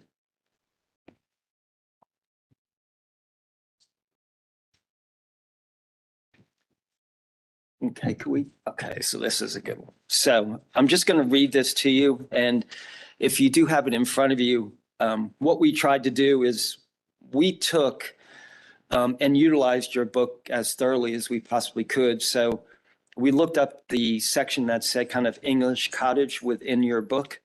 I like to kind of read through that, but if you see it on our diagram, we highlighted some of the characteristics that we took from your standards and tried to incorporate into our design of the home.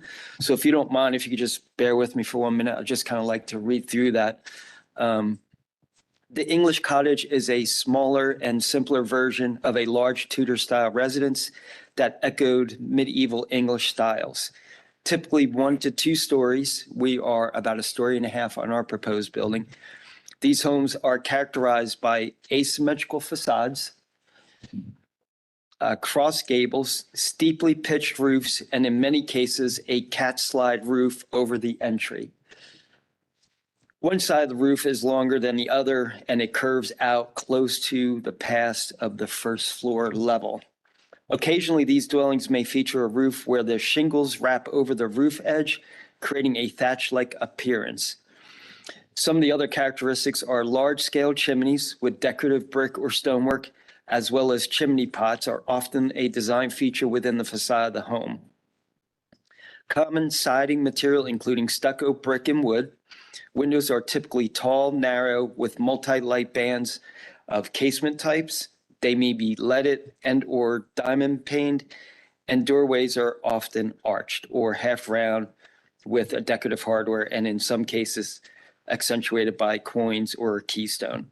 And that's all based upon the excerpt 3.21 from the design standards. So with that being said, we really try to take those principles to heart when we're designing the facade along Dilworth Road West. So some of the characteristics that we did take into account, obviously, is the asymmetrical facade. We did a very steeply pitched roof. We're at a 1612, which is not only, based upon the English cottage standard, but it's also something that Lucian's had utilized in his homes. We did do kind of the cat slide roof, which we did kind of over the entry, and then we also did it on the right side. So as you were along Magnolia, this was coming down into a more pedestrian scale along that avenue. We did do the large arched doorway with an accent gas lantern just to kind of get that warm fuzzy from the flicker of the gas. Large expansive windows. Again, we did the Dutch hip and then added some accent purlins that are addressed in similar homes throughout Dilworth that we can show you later. When it mentioned the idea of doing some wrought iron windows, this is a wrought iron window, and that's the window that's in the fireplace. So at night, it's just going to be gas logs, but you would be able to see the flicker of the flame as you're walking down Dilworth. And then again, this is kind of the main facade. Could you pan up just slightly more so I could get the existing house down here? Because we have some dimensions. Okay. So again, in terms of addressing the streetscape, we really tried to mimic in terms of what the flat facade that's addressing the people as they're walking down the street. So this is the existing house, and you can see this dimension right here is about 51 feet, 11 3/4 inch. The main facade that's going to be addressing the streetscape along Dilworth Road on ours is at 45 foot 2 1/4. So you could see it's slightly less than what's existing. And then again, as we were talking about that layering, we stepped this back, if I can recall, that is about 7 foot 10 inches beyond this facade. And then this is about 2 feet beyond, but we did calculate that in our overall 41. But this flanking gable end that's creating that kind of front elevation along Magnolia, that one's about 4 feet back. So again, we really tried to stay sensitive to the amount of flat veneer that's addressing Dealworth Road West, and we kind of reduced it by almost 10 feet and then pushed some of the other bays back to kind of give us softness. Because we know that, again, along this kind of grand corridor, you know, our scales were going to be a little bit bigger. Okay, could we go on to the next one, Candace? Thank you. I appreciate it. Again, as I mentioned earlier, you know, one of the things that we were really excited about this project and having the opportunity to collaborate with all of you is, you know, trying to create again another very hopefully detailed and soft elevation along Magnolia, because again, I feel like we have two front elevations being a corner lot. So we did kind of a similar juxtaposition in terms of trying to create a similar massing that's out at the street edge. So this is the existing home, and we were about 47'8". Actually, let's eliminate the front porch. So I would say from here to here, we were about 41 feet in total length that was addressing Magnolia. This is the main portion of the house that's addressing Magnolia now, and we're at about 39 feet. This 19 feet is about 2 feet pushed back from the main veneer, as is this portion. And as Sarah alluded to earlier, this primary pod is about 33 feet. So even though you're seeing this in 2-dimension, it's not everything's up against the main street of Magnolia. We do have perspective sheets coming up soon, and I think I can probably walk you through that a little bit better if you have any questions. And then again, you could see, you know, just based upon the natural grade, the small little carriage house that we created back there. And again, trying to be as sensitive as we could to the neighbors, we really are only just doing a 1-car garage with just a little storage up above. But we have detailed drawings of that we could go through soon. Can we go on to the next one, please? I won't get into too much detail on this. What we did is we did list all the materials, and we actually gave everybody the standards that you had within your book. So I think when questions and after your deliberation, hopefully we can kind of speed this up a little bit, but we did put all the standards and all the materials that we're using. This is just the rear elevation. Again, we're trying to keep it you know, as sensitive as we could to the neighbors, again, because they're going to be on Magnolia. So similar to Veronica DeVita's project, we did kind of a primary pod that goes along the long side of the property. So if you're looking at the front of the house or the back of the house, this is where the neighboring lot is on Dealworth Road West. So we felt like since that's not being exposed to the primary streets, we could utilize that as getting the additional length that we really needed to get to the square footage that the homeowners were looking for. So that's what we call on the internal property line, where it's just not going to be as visible because it's going to be blocked by the neighbor to the left. And then we tried to create a very similar massing with what was existing. Again, this being the main mass of the home, and this being the main mass of the home, and then this just being that single story, intentionally done single story L-shaped extension coming off the main house that I can also show you in plan, which hopefully will be a lot easier for you to see. Next one, please. Thank you. And this is a perfect example. So as you can see, this is the interior lot or interior side of the property. So this is where we felt like we were going to kind of try to take advantage of that being interior with the neighboring house to the left. So we did get a little bit longer along this facade and this elevation. It is, again, you know, we did a lot of layering where this, I think that says 30, is that 39? My eyes are getting bad.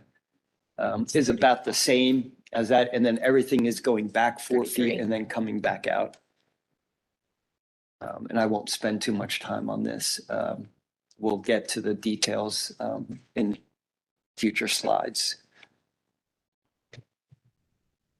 Next one, please. So again, what we wanted to do is kind of provide you with as many perspectives of the layering and the massing as we possibly could. Again, this is the front facade that we've kind of gone over at great detail. Again, this is the Magnolia side, so you can see how this is kind of the primary facade that's stepping out, and then that steps back. But what we're hoping is successful about this is that's also kind of radiusing down to a single story along that avenue. So we do feel like that's going to give a lot more pedestrian scale as one is walking down Magnolia Avenue.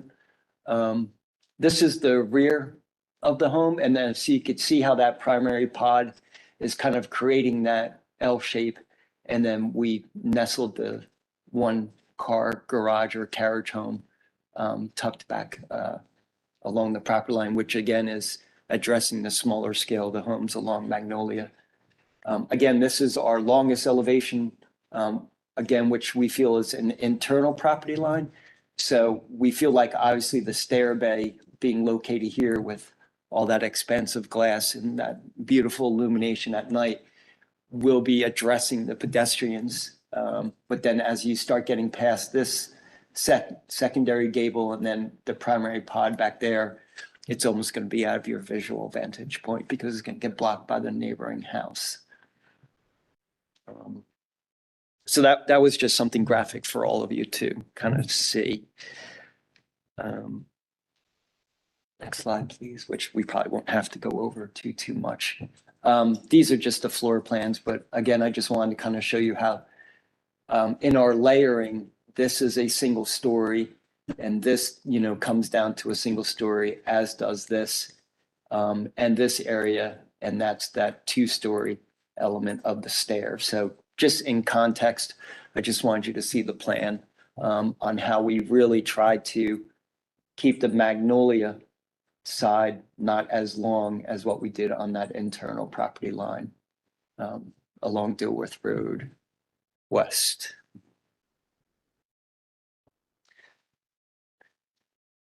The next slide is just to kind of show you the quaintness of the carriage home. Again, this is about 33 feet, maybe even a little bit further off of the Magnolia elevation. And then what we're going to be looking at here is the right side of the carriage home, which would be up against the property line along Magnolia. And we can come back to that one as well. You could skip the next slide and go on to that one. So what we wanted to do is we just kind of wanted to give you some detail sheets, and I can go back to the elevations and kind of give you a little rundown real quickly on the materials and how they correspond to the standards within your book. But we just wanted to kind of show you some of the detailing. As referenced earlier, we would do something really beautiful on the top based upon the standards of doing some precast cap on the chimneys, and as it was stated in the standards as well, is that standard 3.21, we could do a really pretty decorative clay pot on top of the homes. This is that little accent wrought iron window that's in the fireplace, and we would take on some nice detailing of precast around the window. In terms of another standard, kind of having the Gothic arch doorway, we would repeat a similar kind of wrought iron window nestled in that. And then in the precast, what we thought would be really pretty is if we actually etched into the precast, maybe the address, or we could also etch into it circa blah, blah, blah. But I think that could be something that we discuss as we go further along. The other thing I wanted to talk about briefly on the windows is we would probably be using Jeld-Wen sightline. I'm sure we're going to be presenting a lot more in front of you, so we will get that. The main things that we are looking at are two things. A, that we use a 5/8 inch mutton, which is going to be the smallest that we can get. We're going to be doing wood clad inside and outside, so we're going to be able to get painted. We're not going to do aluminum clad.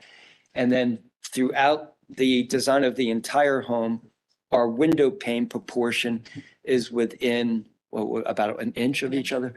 There's an inch variance at the largest between the actual pane proportion. So we really tried to stick as close to the principles as we possibly could. in terms of not only the delicateness of the windows, but also the pane sizes. So throughout the entire project, even the carriage home, there's only an inch difference between some of the panes. So we tried to keep them as consistent.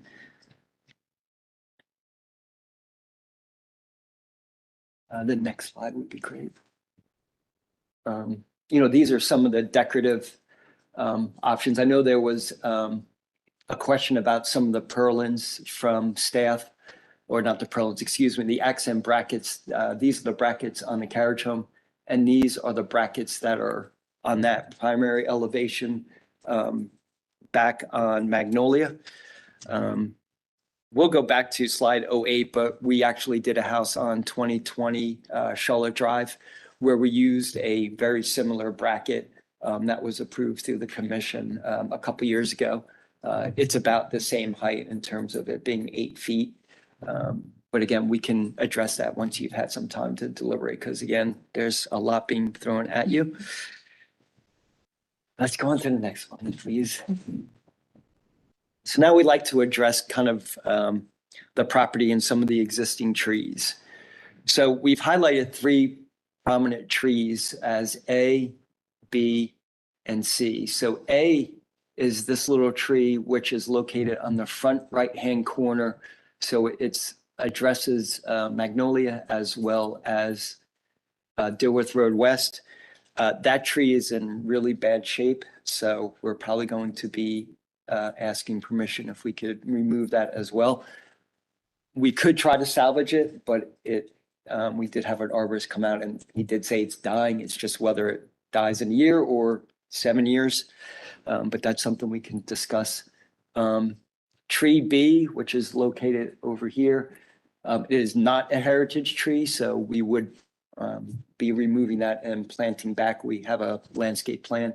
And then tree C, which is the largest one on the site, we would be salvaging. And if you turn to, well, we'll get to that shortly. We have a tree protection diagram in our presentation, so we can show you how we're going to protect that tree along that edge. The next slide, please. This is going to be a little difficult to follow, but I feel like it's a really important exhibit to present to all of you. So this is the existing line of the house to the left of us on Dilworth Road West. So their front setback is parallel with Dilworth Road West. What we're running into on our site is Dilworth Road West has that slight little curve in it, and then it kind of flattens out once you get to our adjacent neighbors. So what we did is we overlaid our proposed new footprint on top of what's existing. So you could see, and again, it's very hard to see, but the existing line of the house is right here. You could see kind of the brick veneer. So you can see we're not moving our house any forward than what the existing house is. What's unique is our setback follows that slight little radius in the street. So what we did is we just took the far left corner, pulled it off about 3 or 4 inches from the setback, and just went straight up. So we're parallel in terms of the way that we're addressing the street as our neighbor is. So I just wanted to bring that into context. And then you could see here is the existing house. So we're actually setting it back a little bit. This is the only area of the proposed new elevation that's in line with the existing house, but you could see how we're layering it back a little bit more along that Magnolia side. So that's what that exhibit hopefully was displaying for you.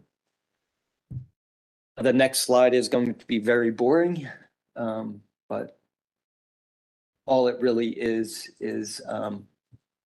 just showing you our tree protection diagram of what we would do for number C.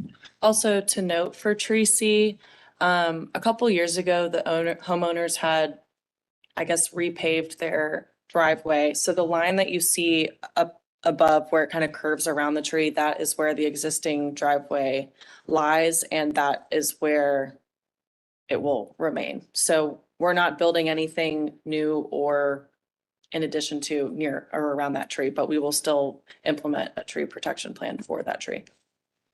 That's a good point. And we'll be able to show that to you a lot better on the next. Can we go 2 more slides and go to the colored rendering? So this is, as Sarah was just alluding to, we're not touching really the driveway as what's existing around that tree to try to protect it even more so. So that's the area located over there. And this is just a preliminary kind of site plan of what we're hoping to put back into the site.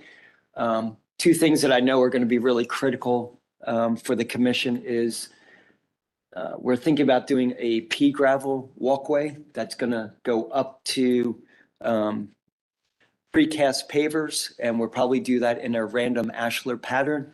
So we will pick up the precast, which is going to match some of the surrounding detailing on the facades in the front porch, and then also on the back entertaining loggia, and then the steps will all be of the precast pavers in a random ashlar pattern.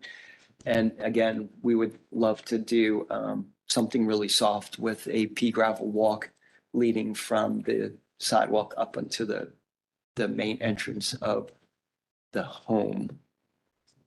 In a nutshell, that's where we're at for the overall presentation. What I'd love to just do real quick, not to monopolize everybody's time. Could you go back to the front elevation, which is probably 7 sheets or 8 sheets back? If you keep going up, I'll tell you what number it is. There you go, 18. Yeah, love to do that. Just to kind of give you a quick material breakdown, most of these are going to be within your standard 3.21.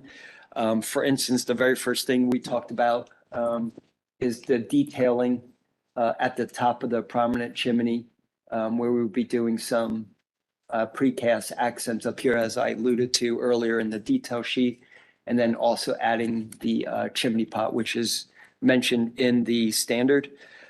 We're thinking about doing a Spanish slate roof, and we're going to put that on ice and water shield underlayment. One of the other standards that we talked about within the English cottage is the steep pitch roofs. Again, you know, we're going to stick with a 1612 to really give it a nice prominence. Again, we talked about kind of showing that Dutch hip, which we found probably a dozen examples throughout the historic district of Dilworth, and we have them within our presentation. So if that's a question that comes up, we can address that. We are thinking about doing a full stucco veneer on the entire home. Even the water table would be made out of stucco, and then these would be the precast steps that would be coming out to mimic the precast surround that we have at the Gothic arch door. We would be doing operable wood shutters, probably make them out of mahogany, and we would actually use the wrought iron holdbacks and hinges to really get a beautiful look and a historic look on it. And then a material that I had presented to the board back when I did the house on 2020. Since we were doing the English cottage on just the dormers, we felt like it would be nice to have a slight textural change. Even though everything is going to be painted monochromatic, we would use that Boral true siding. And we did a very, very small corner board. I think it's only maybe 2 1/4. Just if you didn't like the idea of having mitered corners on just the dormers. So the only areas where we're using that 1x is just on the accent dormers. Everything else will be stucco. And then in terms of gutter locations, they are not desired at this point in terms of gutters or downspouts. So we didn't show them on any of that. The homeowners requested not to put them on the house because it kind of muddies it up with all the swooping roofs that we're trying to achieve with the home. So for a long-winded 40-minute description, that's what we have for you today. So thank you for your time and your patience through this. And this collaboration is so important to us and to our homeowners. Please fire away.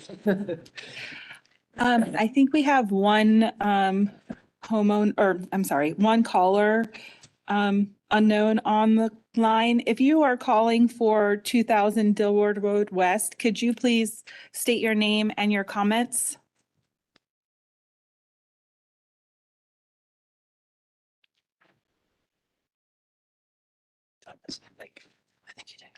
Okay, thanks.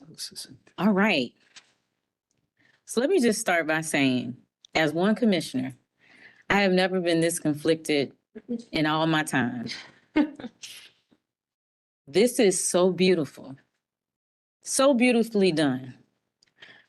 But I am challenged with how the size of this home, Yeah.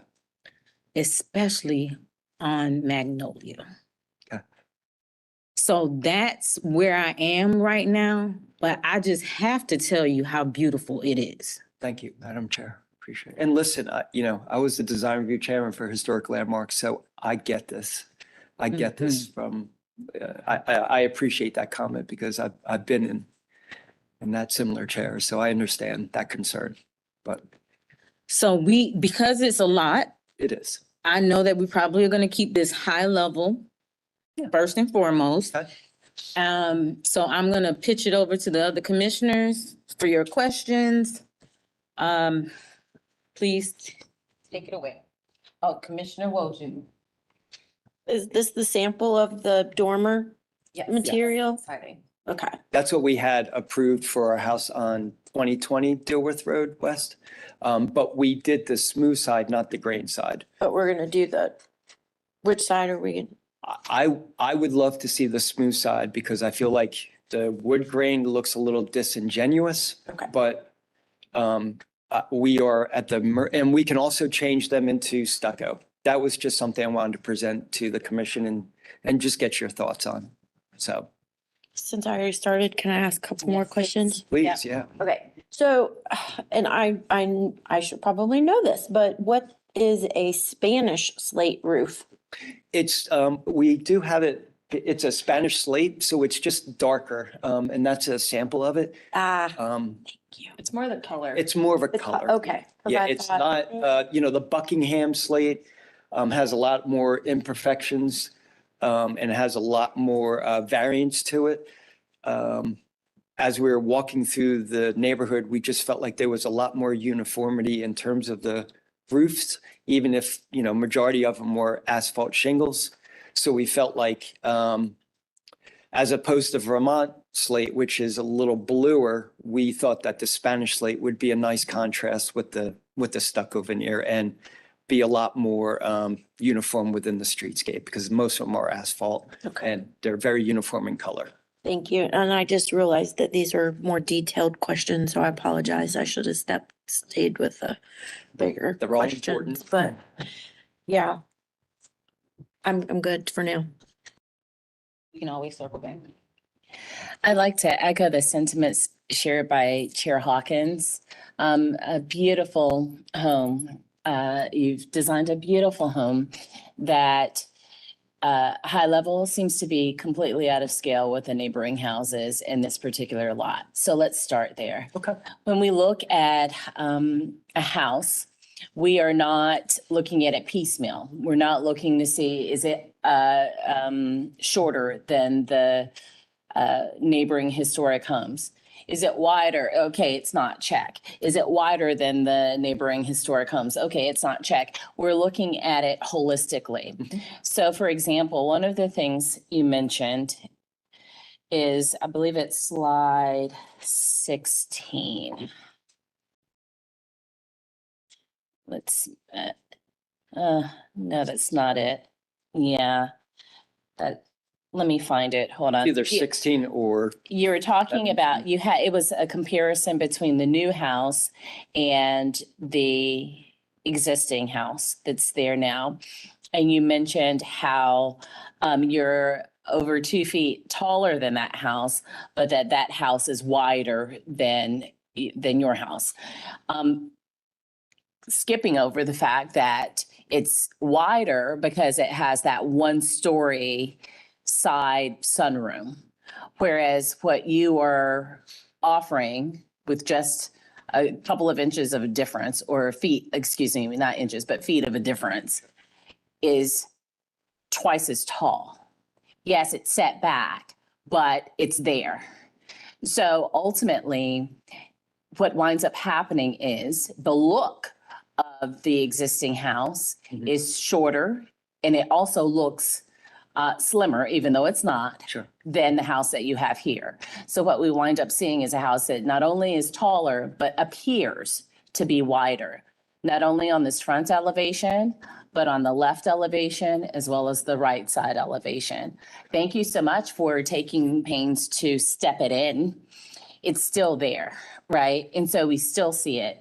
So I guess, keeping it high level, when we start off, the first standard, which I know you know because clearly you studied it very well, thank you for that too, is context. And so I'll let you speak to how this house fits within the context of this particular streetscape. I know that it might be shorter than a few houses down the street, but it's immediate. If I turn around, do a full circle around, tell me how you believe this house fits within the context of that area. No, and that's a great question. This is actually a perfect image. So what we really tried to do along, this is actually not, this is Dilworth Road West. And the slide, there's a slide above that has like all the neighboring houses and like images of them. Okay. If that's helpful. Yeah, let's go to that one. 13. Yeah. 13. So, well, this one's going to be really kind of hard to respond to that because, of similar scale, this is very similar, which is, and I can't see that, is that 2008 Yeah, that's next. Dilworth. This is of similar scale and height and massing as is this one. And these are all the homes that are along that larger corridor of Dilworth Road. If we could go back to that sectional cut real quick of Dilworth Road. The next one, yeah. So I completely agree with you. But in context, what we felt like was with our layering, and I'm in agreement with you in terms of the massing that's going to be up on the streetscape. But we think, especially when we go to our 3D perspectives, that even though in 2-dimensional, this looks very boxy and looks very, it's similar in terms of the scales of these guys, and obviously this one gets a little bit smaller. But in terms of its 2D, we just felt like it wasn't too far out of the realm in terms of the massing. But what we really were trying to do was to create a lot of single-story elements within the front facades and also on Magnolia that, because, for instance, in all honesty, that ridge line is just vanishing away from you. So we knew that was going to be the most sensitive contextual thing with this project coming to the commission. But we just felt like we were addressing that by bringing a lot of the single story elements down to the streetscape and trying to get the highest massing into the central portion of the home. It's a very difficult task to be asked to do, but I also understand wholeheartedly your concern. But we were hoping that, again, with lowering some of the facade down to a single story along those 2 avenues, that would be okay. Again, the other caveat that we kind of did tuck in our back pocket was the notion within the standards about how Dilworth Road West can sustain a little bit larger massing. So we felt like we were okay with it being a larger corridor. And then we just did our best along Magnolia to almost get Step it down. Yeah, to really, and like I said, from the largest part of the Magnolia side, we were, 103 feet away from the neighbor. And again, I know this is just math and numbers. But at the Right. end of the day, it's going to come down to the contextual component of adding this to that streetscape. So while we deal with the math and numbers, I also want to deal with the visual impact. So if we can go back to slide 13, which shows the context, which is again, high level where we are. Out of all of these houses that are in the surrounding area, contextually, what house would you say it blends in with the most? Sure. Oh, that's great.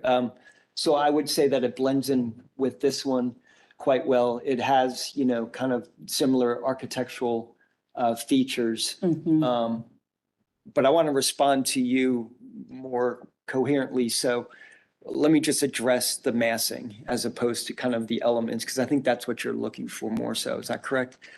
So I feel like this massing is very similar to what we are doing along the Dilworth Road side, as does this one. So you could see that these are, along Dilworth Road West. This is really not a great representation because it's so flat along its front veneer. But the thing that we feel like our house has a little bit more charm to it than this one is the fact that you're not just getting that true two-story front facade, which even though the overall length of the home can seem shorter than what we're doing, the pedestrian is hit with, just this two-story mass right at the street edge. So even though they're completely different in kind of the language of architecture that they're doing, we feel like our home is a little bit softer than that, strictly based upon my description. We really utilize this because this house was about 3 feet lower than ours was, but it was also another 15 feet longer. Sure. At edge. So, and unfortunately, we didn't get a picture of this house in the before the leaves came on. But I think we have another image of that. So in a nutshell, a lot of these houses just have that two-story straight veneer that's addressing Dilworth Road West, which we think is gorgeous, and it adds a really pretty contextual element to the streetscape, which we love about Dilworth Road West because it's so eclectic in terms of its architecture. So we felt like we were fitting in a little bit more with the kind of the cottage standards, which are similar to that. And we felt like we had a good argument that all the other houses that were similar scale have that prominent two-story veneer that is up along. And then all the other ones, yes, they're not going to fit this narrative because Magnolia, as you're stepping down Magnolia, they get significantly smaller. Sure. Yeah, I as saw it that. steps down that. I'm And just looking that's- at this bottom right one as an example. Yeah, sure. So the massing, it's a taller house, but yet there's this one story, it looks like, what is that, like sunroom? Yep. Or, Yep. and, I don't know how wide that is. Again, you talk about stepping it back, like yours is 50 feet, 5.25 wide. Yeah. And so that's pretty wide. Yep. And you're stepping pieces back, but they're still not single story. They're like two-story, right? So they're still pretty prominent. And we're adding to the fact that because of the topography and the slope of the street, it feels as though you're closer in terms of your setbacks. So it feels imposing, right? So that's just something to talk about. So then we go to, from context, setback.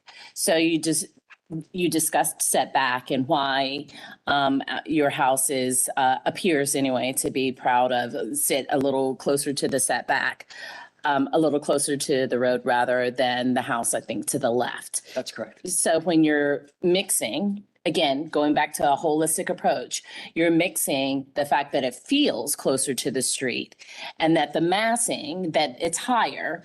And even though you have these setback features that are used to soften it, they still exist. I still see them. So when I start making that sandwich, it's getting bigger and bigger, right? And then we go to spacing. Let's skip that. Let's go to massing and complexity of form. You've done a lot of wonderful things here that, again, when I take a look at this particular streetscape, let's stay here for a minute because I'm so bad at looking at the two-dimensional pictures, right? I think looking at this, even though they aren't the most clear pictures, all of them, it at least gives us an idea of the language that's being spoken on in that surrounding area. So they're pretty simple. They're for all of the features that you've put into this house that are quite creative, innovative, and grand. The setback feeling closer, the house feeling taller and wider, mixed with the flourish, makes it feel, again, even more imposing. Okay. So just again, as one commissioner, and then we get to height and width. That chapter, that section Right. is not height. And then we don't have another section that says width, it's height and width. Because again, it's a holistic approach that we're taking. Right. Our house is admittedly at least 2 feet taller than what's there right now. Yeah. And even though it's shorter, it appears wider because it's 2 stories instead of that 1, because we have that open space above the 1. So now with height and width, we are feeling like we are taller and we're feeling like we're wider, even though we're not, just in terms of the representation of it, which then leads to scale. Closer to the street, you add all of those things that I've been talking about, and it feels out of scale. So I'm going to stop at that one, and I'll just let you address all of that and then have some other commissioners jump in. Absolutely. It's And going to be discussed in deliberation, so I That's figured I'd give you a chance to No, no. address it now. no, and I appreciate it. So thank you for that. If, Candace, would you mind going back to, can you just go up a little bit and I'll point out the slide. See, I think it's down just a little bit more. Yes, that one right there, 14.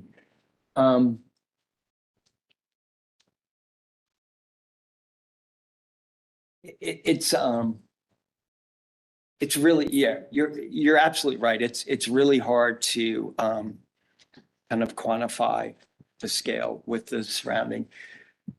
These are the houses that I feel, even though they're not in adjacencies to the home that we are proposing, they are similar in terms of the scale, and if not bigger on that Grand Avenue. So I'm not trying to justify our, well, I guess I am. I'm trying to justify our movements. You're But explaining it. what I'm trying to get across is, going through the standards, especially 6.9 and number 2, we really were just trying to contextually get it to fit within the neighborhood and the existing context of the street. So the way that I would respond to that is if these houses were adjacent to ours, as opposed to being 2 or 3 down the road on that Grand Avenue, I feel like hopefully you would have a little bit better comfort zone of the massing that we're presenting, considering, if you just do look at this, there is very, very, very similar massing. If not, we look a little bit smaller than, houses that are just 4 or 5 down. Another thing that we really tried to do is by utilizing that Dutch hip, again, that eliminates what we feel is grossly overscale. And this is just my architect hat on, just these high peaks, similar to that. So by bringing in and introducing the Dutch hip similar to that, again, it gives that vanishing point. But I could sit here all day long and throw these architectural genres out at you. And I just don't want to, I don't want you to feel like I'm just kind of giving you talk. I'm just trying to explain to you what our intentionality was for the department and why we did what we did. So I think it's a wonderful conversation, and I'm sure scale and context is not the last time I'm going to hear it from the commissioners. So Right. But that was our rationale for it. So these houses exist in the neighborhood, but they are not in your immediate area. And so, I would challenge that. okay, I would challenge that. that's fair. And so I guess, you know what? I will leave it there and I'll let someone else speak now. All right, well, thank you for your comments, though. All right, Commissioner Wojcik. Hi, Mr. Nelson. I'm good. Thank you for the presentation. Do you happen to know how many square feet the existing structure is and how many heated square feet the existing structure is? Of And course how we many heated square feet your new structure is? Yes, we do. Do you want to go to, I don't know if the existing is on our presentation. I The think existing- it it's on- is. I believe it's 35. I think it's 35 heated. I know our proposed is a little over 5,000. Okay. It's like Oh, 581. let's see. So our total heated square Oh, it feet is. is 5,000. It's 5,071, and that's heated. And the existing house is 3227. Okay. So we are larger, obviously. And that's on our floor plan sheet. So that's all spelled out for all the commissioners I to do see. see it on the. Okay, floor good. plan. I see the new square footage. Okay. Thank you. I'm sorry about that. No, no, no. So There's a lot of information on here, so we want to make sure we point you in the right direction. I love roof lines because they so help with scale and massing. And I think that the way that you are using them makes wonderful sense in the way that you've described it and the presentation of the front of the house towards Dilworth Road West and then how you transitioned to the Magnolia side. I think more than even massing, I don't feel like it's as heavy as it could seem because of the tools that you've used to break it up. I actually think that the existing structure would look more massive in itself until you get to that back left corner of the property. And then once you've kind of fill that in, that kind of presents itself differently. Right. And I know that you have a lot more outdoor living space in the back of your structure than the existing structure was. That's why I was kind of asking about the heated square foot versus existing and new. The complexity of the dormers, as much as I love them, I almost feel like that makes it look busier in compared to the other houses. But I agree with you in terms of the houses that you're using for your inspiration. I mean, those are right on. I wish that they were a little bit closer so that Yeah. it might be more contextual for, other Yeah. commissioners, but I don't feel like your house is going to feel big as I walk around it. I think if I was inside of it and walking through it, I'd be like, oh, hey, there's another space and oh, this is really neat. But as somebody walking down the street, I don't feel like the massing of the walls or the way that the roof lines flow. The Dutch hip helps so much and to bring that line down and give you that horizontal so you're not just projecting. So I do really appreciate all of the elements that you've put into this to reduce the scale and the massing and the height and the relationship. I personally think that a square box looks more massive than something that has some triangles and some roof lines moving away from me personally. So I'm just thought I'd say that. And I think, and thank you for those comments. And that's why I felt, when we showed our contextual, some of those true two-story homes, they do just kind of have a little bit more of a heft and a mass to them, as opposed to what we were trying to do is to be as delicate and sensitive to not only the streetscape, but also the pedestrian that's going to be walking by it on a continuous basis. So. Well, and even though the scale of your windows are bigger, there's less of them. And so it presents itself as more of a petite, which is kind of unusual. I don't think I put that to it, but it Right. just, Right. it just changes the proportion of it. So, I understand what the other commissioners are, concerned about. I really feel like you did a great job making it come together. Thank you. Sorry, very kind of you. All right. Thank you, Commissioners Parati and Wojcik, for your questions for the applicant. Three images. Other questions for the applicant? 22. Yeah. Thanks. Commissioner Walker? This is good.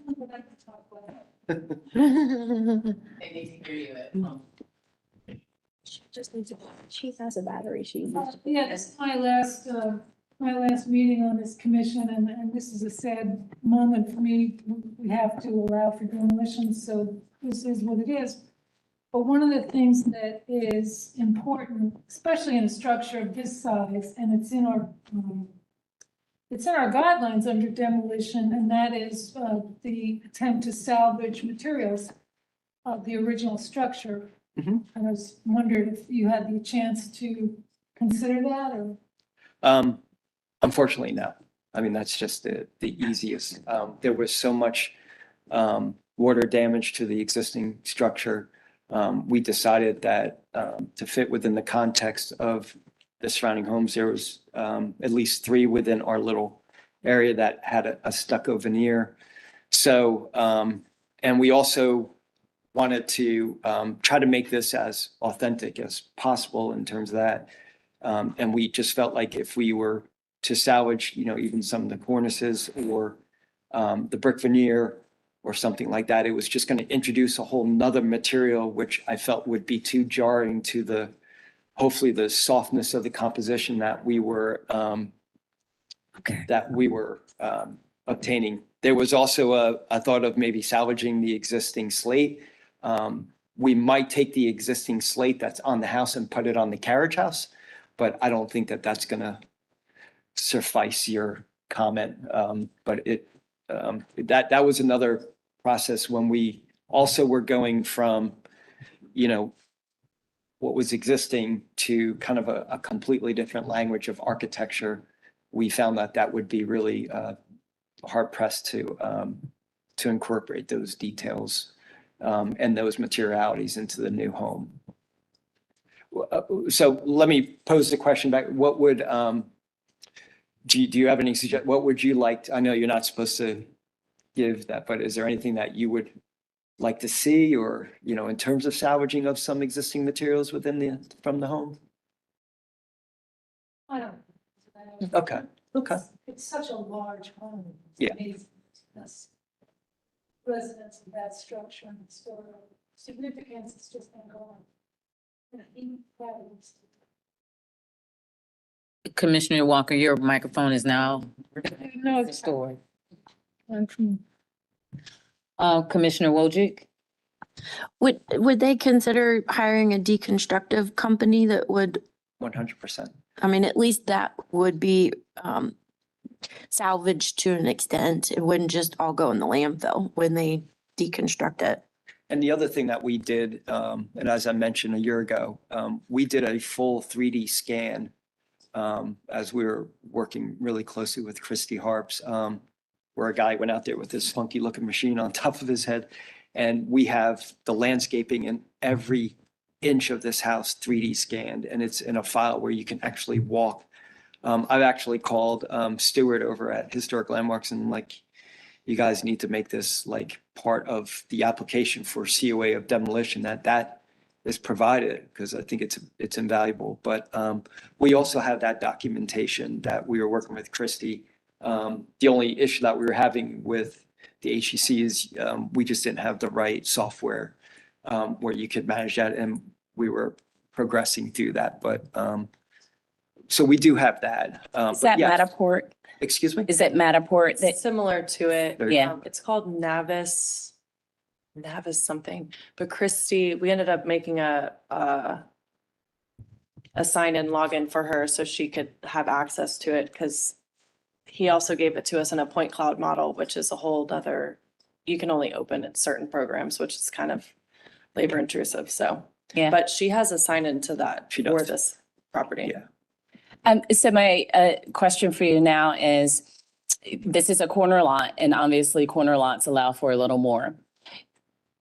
Will you compare the length of, let's say, the side of Magnolia to the neighboring house?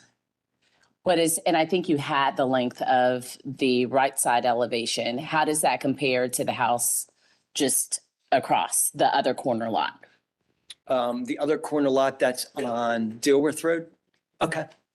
Yeah, if we could go to the contextual map. I think 13. Yeah, but we're gonna be, so, you know, what we're gonna run into, and I'm not going to be able to provide to you today actual feet. We can sit here and we can guesstimate, and I just don't want to do that for you, but as you can see, it's really difficult because Is there a way to zoom in on that? I cannot see.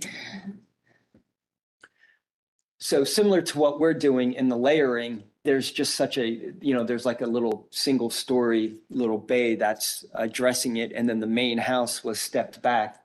So the main house is, if we had to guesstimate, probably 40 feet of, you know, kind of the two-story element, and then it did step down into this kind of, if I recall, it's like a single story. So that's only about 20 to 25 feet addressing it. Our main facade along that street was 32'6". But with that being said, it also goes back to the layering that we discussed earlier. The other two areas, one was only 2 feet back and the other one was only 4 feet back. So, you know, if you look at it overall, you know, we're probably 45 feet in the overall length that is addressing Magnolia, even though we have those subtle ins and outs that we feel very comfortable with the in and out on the left side, because again, that's coming down to a single story and then that roof is vanishing back. But the area on the right-hand side, it's swooping from south to north. So it's swooping down to address the smaller home that's along Magnolia. So, but again, that's only 4 feet step back, but it does come down to a single story. So, you know, that's my rationale on that. So I look at the corner lots as like the anchor stores, right? So what's the other anchor store on the other side? Not over there, but what is the street? What's Ideal. Dilworth Road West and what? I think it's Ideal Way. Yeah. So if we're Oh, going down? yes. Oh, I can show you. That thing's huge. I can show you that one. This is on It's on 14. Sorry. It is. It's this guy. That's the other anchor Wait. house. And it's, Yes, isn't that it? Yeah, because that's that guy right there. it's right here. How does it look? So, you know, And I'm sorry, I didn't mean to interrupt you, but it continues all the way over to here. It's disguised by that tree. So, sure. Picture of it. 'cause on Ideal Way. yeah. So what is the left elevation like? The one that is It's a little, the other facade? it's a little cruise shippy. Uh-huh. You know what I mean? Uh-huh.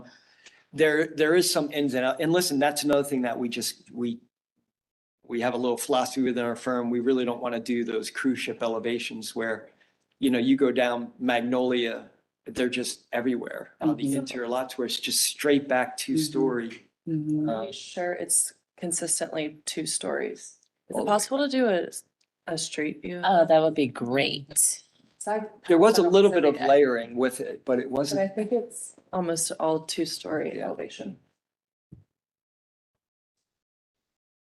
I actually had a question too while we're on that slide. Well, that one's a really big guy too.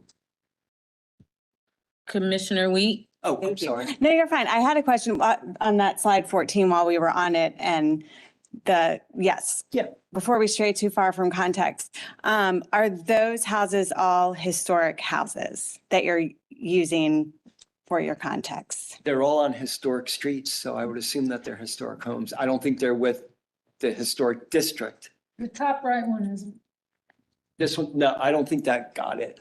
I think because the addition is. yeah. That's great. Do you use Yeah. historic homes for our Okay, context? okay, no, I apologize. Not just, yeah. Yep. I would be surprised if that one is, even though. It didn't appear to be, so especially when you were describing, and I know Ideal Way also is. But these 4 should be. but these two, not so much. So. That's a great question. Thank you for asking it. Yeah.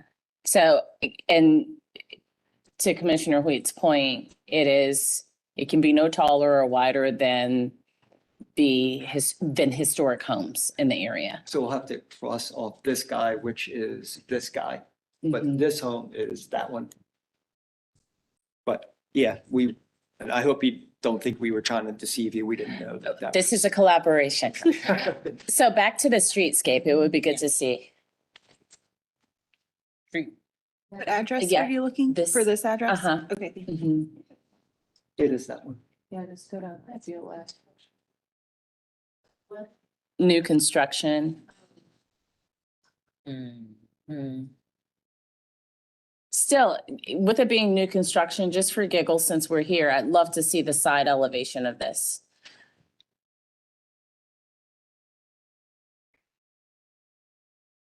Ugh, where's this a tree?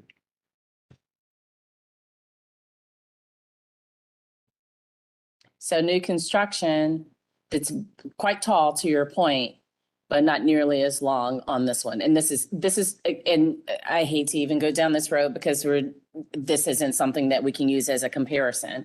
Sure. But it would be interesting to see the historic homes in this area, again, holistically. We're looking not only at the front elevation, but the side elevations and the rear elevation as well. And with corner lots, even more so because the side elevation is, to your point, a front elevation. It is a primary elevation.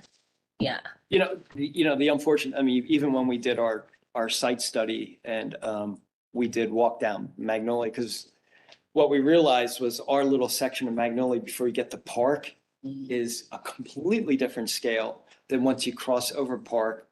And we took 30 pictures of, the 100 feet straight back, 2-story cruise ship elevations. But people, can get away with it because it's on the internal. But we just didn't feel like that. That's not. Magnolia down that way? Past Park? Park's not on there? You're out of the historic district now, that's where. Okay. These are things that we want to see because again, we want, it's a shame that we're losing this beautiful historic home, Yeah. but that's a moot point at this juncture. What we need to put there should speak to, pay homage to the historic homes in the surrounding area on every elevation, even more so because this is a corner lot. Okay, that makes sense. And if we were, which we will be presenting, would it be okay if we took context of historic homes within Dilworth? Or are you really just looking in this streetscape? Like Vernon has a lot of. Right. As one commissioner, I will say, I want to see it in this context. I can wear a prom dress with some tennis shoes, right?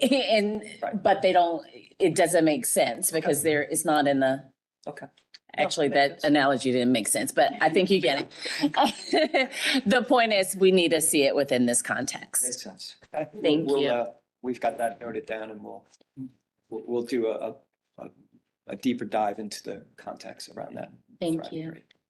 Commissioner Walker? And I think it would help to reread 6.1, just the discussion that begins with talking about the goal is to try to fit in, not stand out. Design should respect and not compete with the neighbors. Just more of a mindset of not trying to stand out all that much is the kind of concern, I think, with the historic district. Okay. I think that's a really good point because it's so beautiful and there are so many elements chosen that does make it stand out. So I think that's something to. Are you all sure about that? I do. Yeah, it is actually to Commissioner Wojcik's point.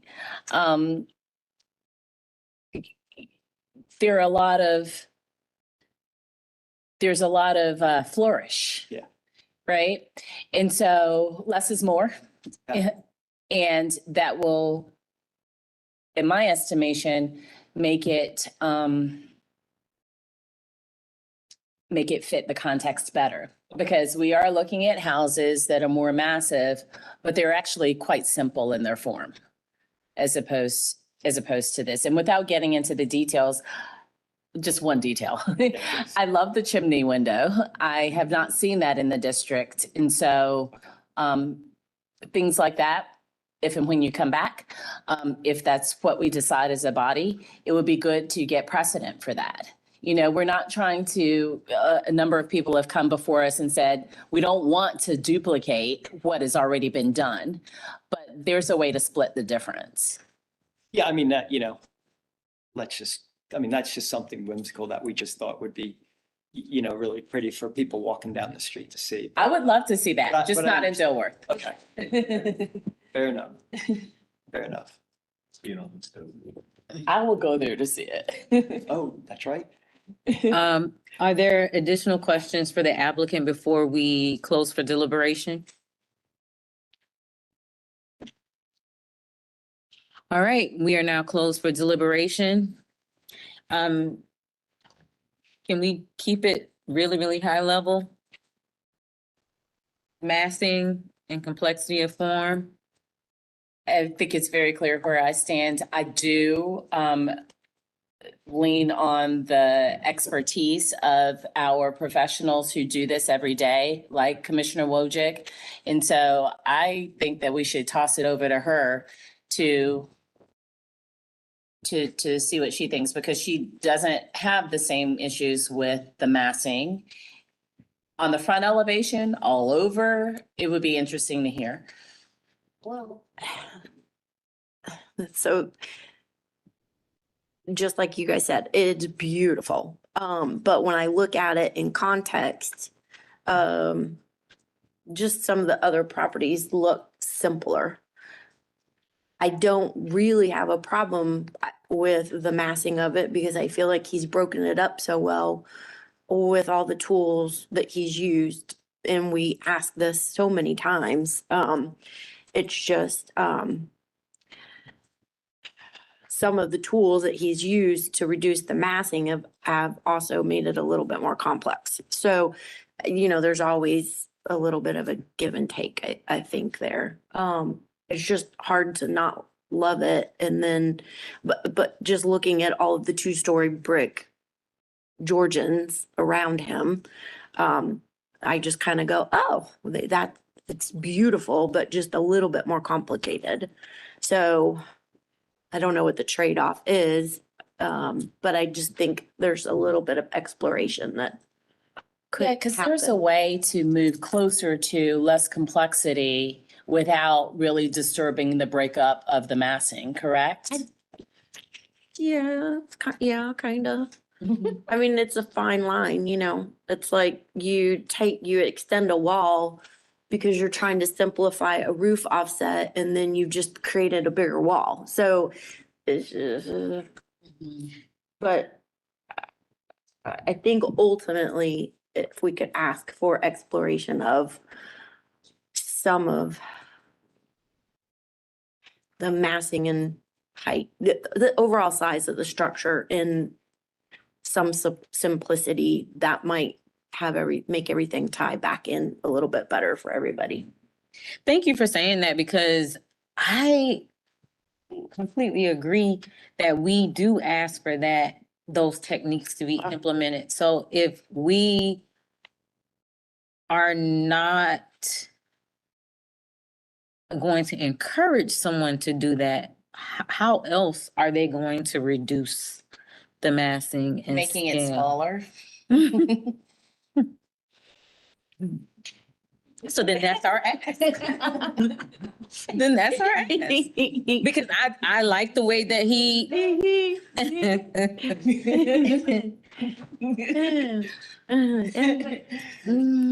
But.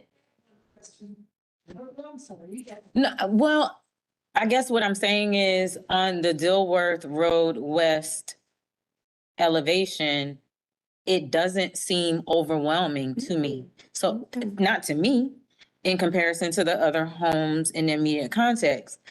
So I don't really have a problem with the massing there and all of the architectural, features that have been added to break it up. It's not a massive long wall in the front of the house. Then you get on Magnolia. That was my challenge. But then as you talk about it stepping in and then coming back out and going down to 1 story, how else is somebody supposed to respect the 1-story house that's behind it?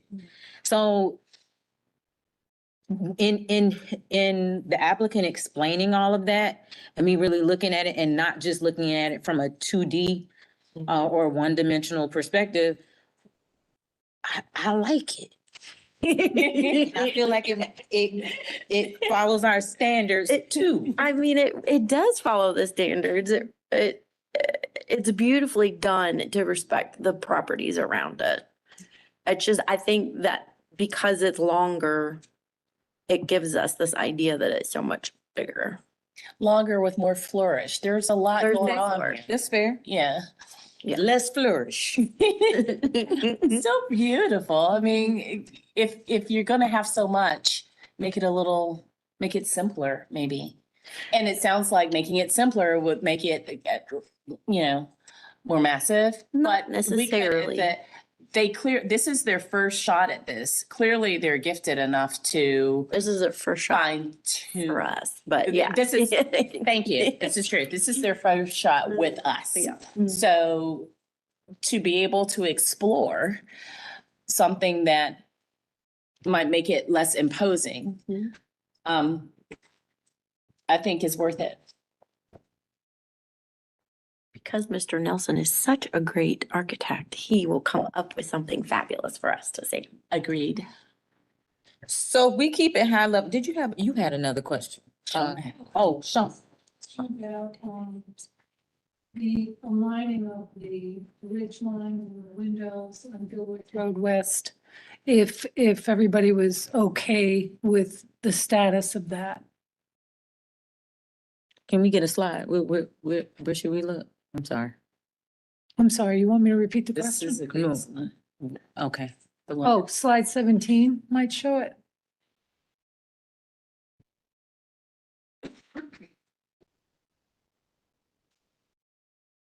Yeah, it's like eaves are supposed to line up, foundations, that sort of thing. Windows, ridge lines. Windows, yeah. It's the rhythm of the that's- street, context. Well, his ridge lines are actually, his soffit lines are actually lower. And that's where I'm saying, like, there's so many just boxes, it's a box and a box and a box and a box.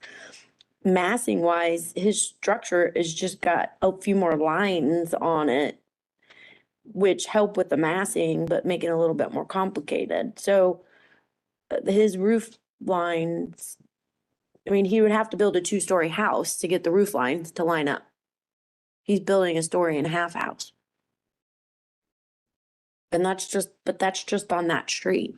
That's just right there. If you look at the house right next to him to the left, he's lining up with those lower level porches. That front stoop, the front covered porch lines up with his soffit lines on either side of his front facade.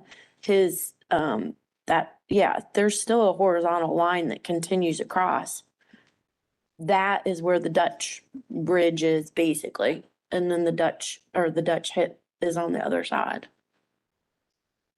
So they're not I don't perfect, but they're see- not. Yeah, I don't see that. Tell me, again, how is that Because lined you have up? all the triangles and then you have dormers. So you don't have these horizontal lines. You have like that I see on the dormer. main floor, thank you. Yeah. Mr. Garrett, I see on the main floor, but like as we get past that, show me where it's lining up. So the Dutch hip on the front by the chimney is the horizontal line that you would see. Okay, so it's about 4 feet, probably taller than the other. So it's not lining up. Mm-mm. Okay. And then his main ridge is lining up on the left-hand side. Yeah, that ridge. We can fine tune this, yes? Yeah. Okay. Massing, height and width. In Context. context. We have the standards for those, so we may want to stop there, Mhm. right? Mhm. Have them restudy, take a look at those and, yeah. With that, I'd like to, if, just take a stab at a motion. I would like to continue this application for a restudy of the design and paying close attention to the context in the immediate area, making sure that eaves and roof lines and all of that are lining up. Simplifying the aesthetic so that hopefully the overall structure feels more in keeping with with the houses around it, even though it's a different type of architectural style. A restudy of I will say both side elevations. We haven't talked much about the left side elevation because it's interior, but to the applicant's credit, we know it's a longer wall. So a restudy of all of the elevations in keeping with the context according to standard 6.2. 6.2. A restudy of the massing and complexity of form, 6.8. 6.8. Height and width, 6.9. and we can stop there because, and we'll stop there and say that we have not studied other features of the house because we want to address the high level items currently before us. Can we also add the standard 6.3 number 1 for context? Non-historic buildings within the historic district and in the context of the proposed new construction are not considered as context for any new construction. Accepted. And to confirm that we are staying within the historic district when we are looking at other houses. And for good measure, Secretary of Interior Standards 2.5, which is very much about context. All right. Can I ask a question real quick? Want to wait till we get to Well, the discussion? I don't know. Oh, well, it's about something I want to request them to bring back to us. Where would I do that Now is the time. now? It's a friendly amendment. Yeah, friendly amendment. Mhm. So this is what we usually do, with page 14, they have the site plan for the neighborhood. And this goes back to the offsets that we were talking about earlier. I think that if he could show us the width and depth and height of some of those houses that are around him, that would give us better context for footprint Yes. and elevation. On the front elevation or because, Well, I think we need, because there are a lot of houses on that street that are very deep. right. And I So, think that's relevant. so the side elevations on the corner lots. Well, would we not take the other houses as well? Sure. I Yeah. mean, I'm just looking at this footprint and I mean, every house north of Magnolia is super deep. Having more information could not hurt. My thought is that corner lots are More important. because they get to do things that interior lots do not. However, I defer to you, Commissioner Wojcik, and having more information, I know for me would be helpful. Since we're considering the interior side, I think we would need that. I think it's very Yeah, applicable. that's a great point. And honestly, even the houses on Magnolia, even though they're not very wide, they're very deep. Okay. So Yes. I think that would be very helpful to understand the. In helping us understand context. Yes. Could we throw them, something like the accessory structure is good? Yeah. Well done on the accessory structure. We are not getting into the details before we're dealing with high level thing. The house is beautiful, including that chimney window. Oh, love it. All right. Motion made by Commissioner Parati, Second. seconded by Commissioner Wojcik. Any discussion on the motion? All right, let's vote. Commissioner Wojcik, Yes. Commissioner Bell, Yes. Commissioner Parati, Yes. Commissioner Whitlock, Yes. Commissioner Lineberger. Oh, sorry, excuse me. She's not here. Commissioner Wheat, Yes. Commissioner Walker, Yes. Commissioner Hawkins. Yes, vote to continue passes 7-0. Thank you. Thank you so much. Thank you, everybody. Thank you. Appreciate your time. We'll see you in a month. Thank you. Thanks for your time again. Chair Hawkins, we are at 7 minutes after 6. How many more cases do you think we can get through before our cutoff time at 7? What do you all think? We get through. I was thinking probably 20-25 minutes, which would probably be like 40.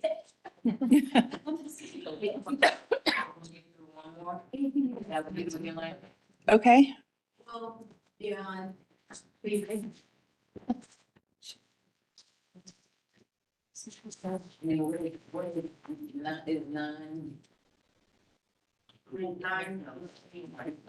Okay, one more. One more. Okay. Let the record show that Commissioner Walker is leaving the meeting. And I have to recuse, so if we're. Oh, gosh. Yeah. Hold on one second, everyone. Hold on.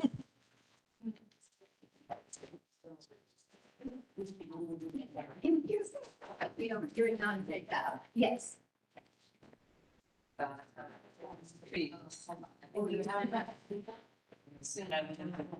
Let's, Hold on. Chair Hawkins, can we take a 5-minute break? We surely can. We'll take a 5-minute break. 5-minute break.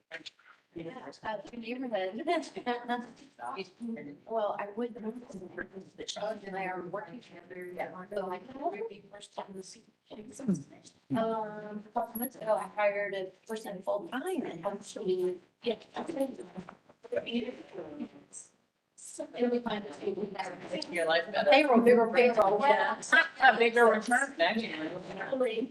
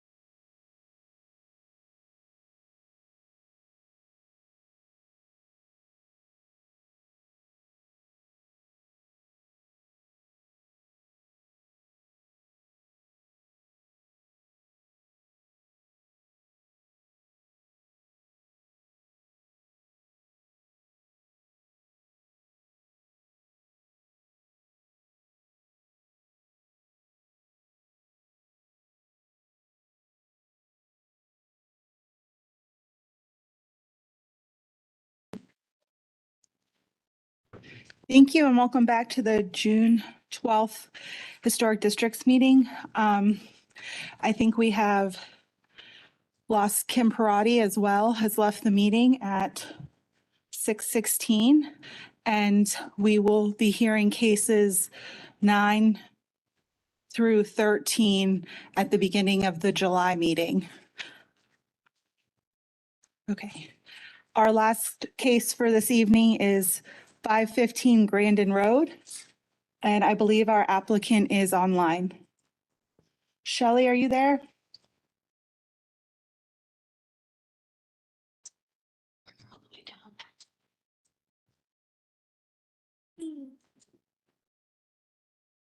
Me?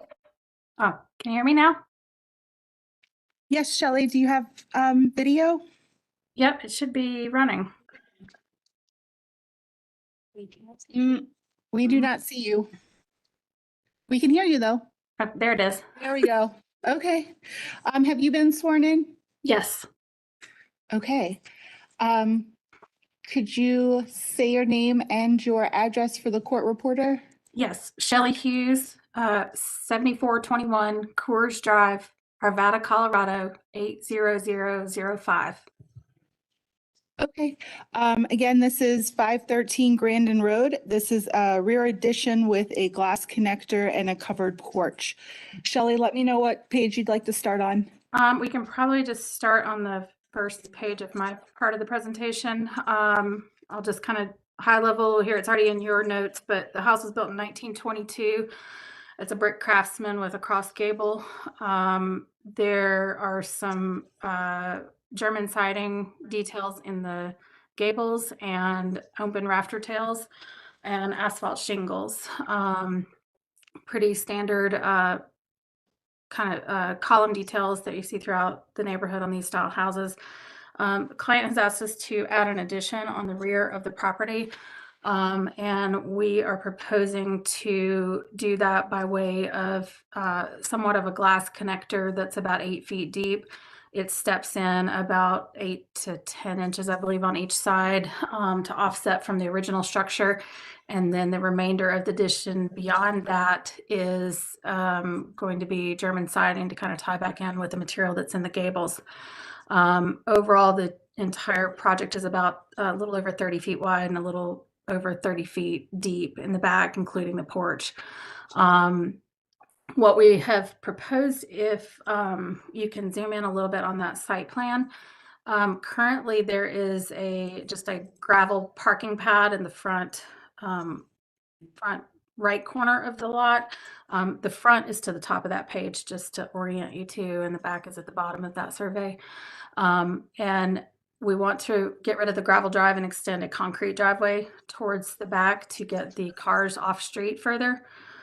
And then we're proposing a new side entrance on that rear addition that steps in a bit so that it's covered. We can't project it out due to the width of the driveway space that's left there. And then we're also proposing a new fence all the way around the property with a small access gate on the left side and a double gate on the driveway side for cars to get through that area. There's an existing shed in the back corner that'll remain for now. And there's a concrete patio that we're proposing to remove that's there now. The back corner, you'll see when we get into the plans further, but the back left corner of the house has a little porch that is underneath the existing roof line. We're proposing to enclose that and make it part of the original structure before we add on to the rest of it. If you'll go to the next page, and you guys can look closer later. I don't want to hold everybody up, but the square footages are on there for how much lot coverage we have. We're underneath all the max coverages on the rear lot calculations for the HDC as well as the zoning codes. This page shows all of the context photos of the house and the details of the house. We're going to be matching details as much as we can throughout the rest of the addition, including the little outriggers that are on the roof overhangs. It has a 2-foot roof overhang all the way around. And then we're also going to match the columns that are on the front on the new porch on the back.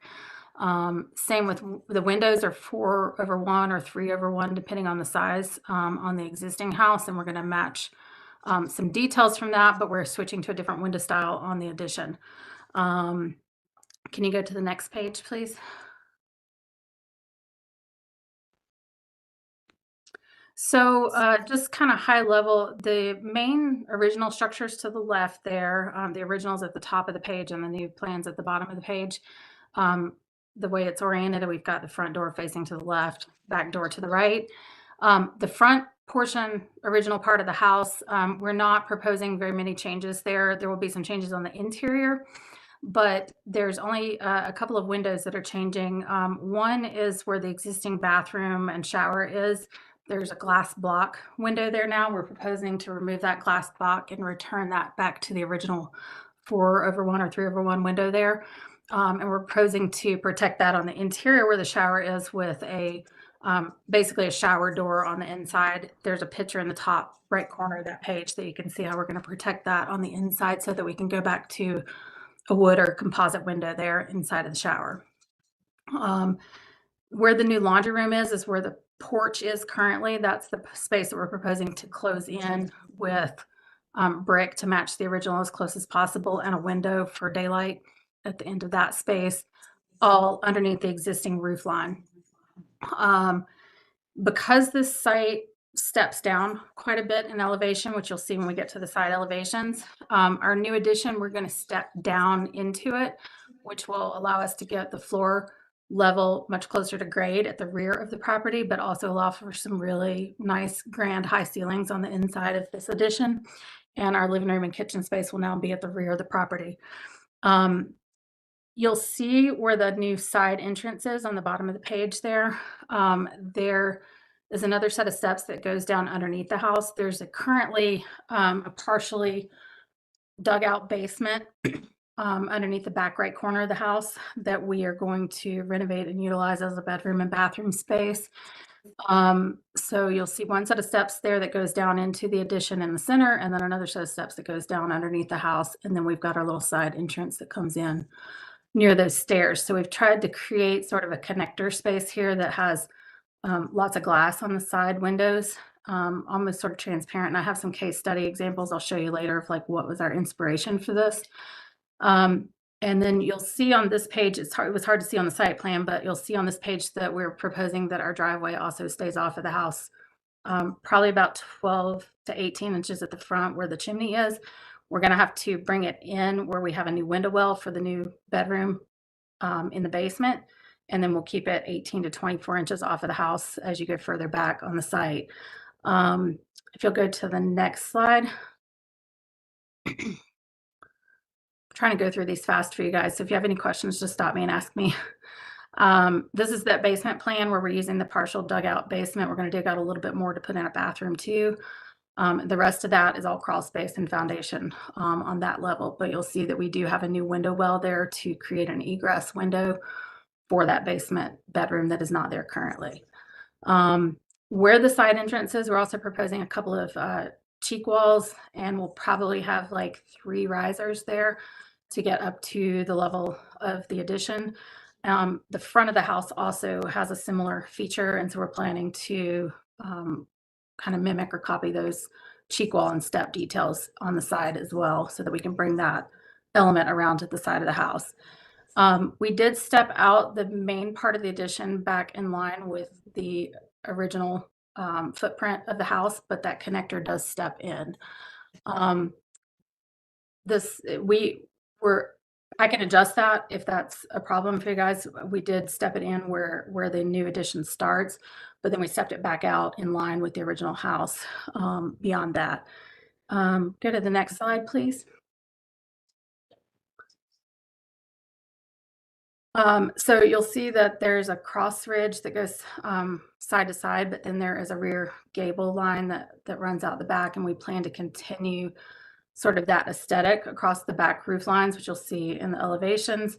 But we are going to step them down and vary them so that we don't end up with a train-like addition with this just going back with no change in elevation. Next slide. So here I have put the original front and rear elevation at the top of the page, the new ones at the bottom of the page. There, you will not see any of this addition from the front of the street except for a little bit of eave that overhangs at the rear. You can kind of see it on the side below the original roof line. I don't know that you really see them like this because you're not going to look at it in 2 dimensions like this. It'll be more 3-dimensional. But I kind of just graphically help you guys. I've grayed out the areas that are original and staying as is. And then the new areas are all ungrayed. So this rear elevation, we can talk about it more in a minute, but basically the client has asked us to get as much daylight and view as we can from this side of the house because they have a view of the Greenway and Uptown from here. And we wanted to get as much daylight as we could into this addition because the original main house is very dark and doesn't have a lot of daylight coming into it. So we're trying to kind of change that when we get into the addition and bring as much light in as possible. So we have a large quad sliding door in the middle with some large casement windows around the other sides, and then some triangular gable windows to bring as much light into that vaulted space at the rear of the house. Next slide. I've placed the original pictures of the house up there in the top corner, so it's easy for you to look at them here, but the original house elevation is at the top, new one at the bottom again. First thing you'll see on this side elevation is the new egress well for that basement bedroom on the existing house. That's the only thing that changes on the existing part of the house.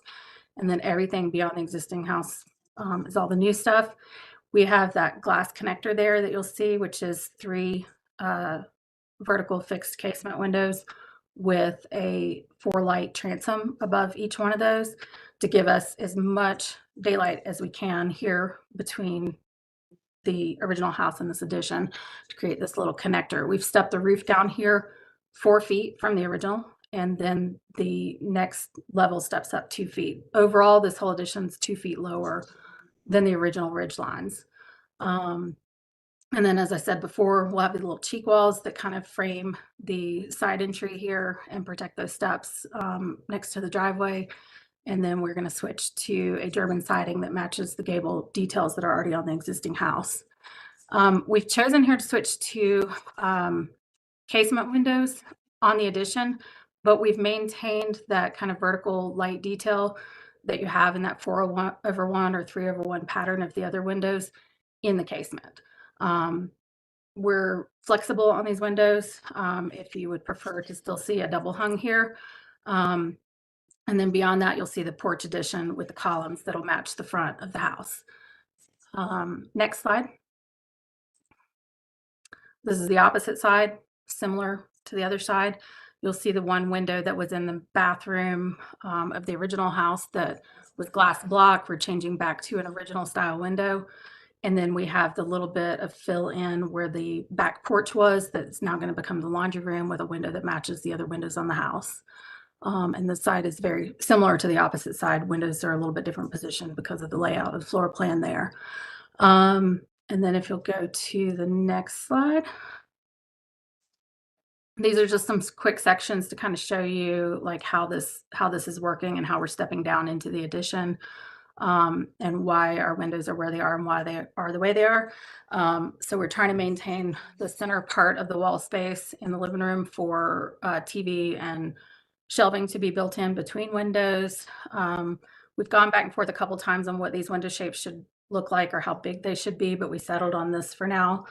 And then the opposite side shows the kitchen and the mudroom entry on the other side.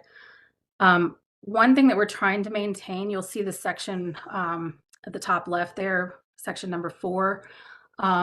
If you zoom in on that a little bit, there is a window there that is original. We plan to keep it on the inside of this addition and kind of celebrate that. And we also plan to try to keep the brick on the inside as well to kind of celebrate that. So the brick to the right of the steps will be all new because that was a porch, but we'll try to match as close as we can to what was there and maintain that brick. And there's an existing brick band that runs there at the floor level that we're going to maintain inside of here and kind of celebrate that this is an addition and that we wanted to see that brick and keep that rustic.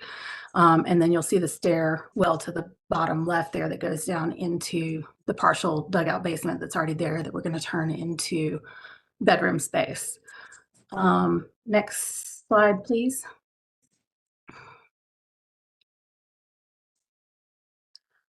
These are just a couple of sections through walls and porches to kind of show you how we're going to construct this. The current house does have open rafter tails. We plan to maintain that. The underside, when you look up underneath, the rafter tails has like a beadboard type detail underneath there. So we're going to try to maintain that as well on the underside. The one thing that we are adding here that's not on the house right now is gutters. They don't have gutters currently, and I think it's needed here to kind of maintain and direct water around the site because they have had some water issues. And then that left detail is the column detailing that pretty much matches the front porch. The one difference with the column detail here versus the front porch, we're asking for it to be a little bit larger than it is on the front porch because I feel like the ones on the front porch look a little bit like toothpicks. And we're supporting a very large roof here in the back. And I felt like scale wise, they needed to be a little bit larger here to kind of support the scale and massing of the back porch, but same detailing. Next slide. Here's some kind of close-up shots of some of these details, just so you can see where we've matched and mimicked these on the addition. We did submit some additional supplements here. I did find a couple of mistakes and made a slight change. I don't know if we have to look at them right this second, but basically I found out after we submitted it that I had drawn that side door too wide. We'd drawn it as a 3'6" wide door, and it should have only been 3 foot. And then the window that's at the back corner of the kitchen, if you look at the floor plan and you have a chance, we don't have to go back to it right now. There's a little built-in kind of seat there, and the client has decided we want to bring that window sill up a little bit just in the event they don't do the built-in seat, so they can extend cabinetry all the way down to the end of that wall. So we are proposing to bring that window sill up just a little bit so that we can clear a countertop underneath that if they decide to push the kitchen down further instead of the built-in seating. There are some little outriggers you'll see in that middle photo that support the gable roof overhangs. We want to match that detail and bring that around to the back addition as well. And we're going to match the German siding that you see there in that top detail. Even the beam details on the porch, we're trying to mimic exactly what's on the front porch. So it's got like a double band there with a little detail about halfway up. And we're going to match that detail on the back porch as well. Next slide. These are just some inspiration photos that were both things that I curated as well as the client sent when we started designing that were kind of our inspiration. A couple of those areas I kind of circled in red marks there so you can see the ones that really spoke to us, but we were trying to create sort of a see-through connector with the first initial addition on the rear before we added the big mass of the new addition at the rear. So a couple of these kind of speak to that. We've got several different gable styles here that we can use on the front, on the back porch. The front porch does have a closed gable, but we want to do the rear one open so we can get as much light as possible into the new back room of the house. And then there's several different windows here that I've kind of circled that kind of speak to the style of window that we were trying to use in the glass connector, as well as the new casement windows with the vertical light transom style type detail at the top of the windows. Main thing here, we don't plan on painting any brick. We're going to keep all the original brickwork like we're supposed to in the historic districts, but we're planning to match as much of the existing detailing as possible. These here are just inspiration photos. Let me look at my notes here real quick, make sure I didn't miss anything.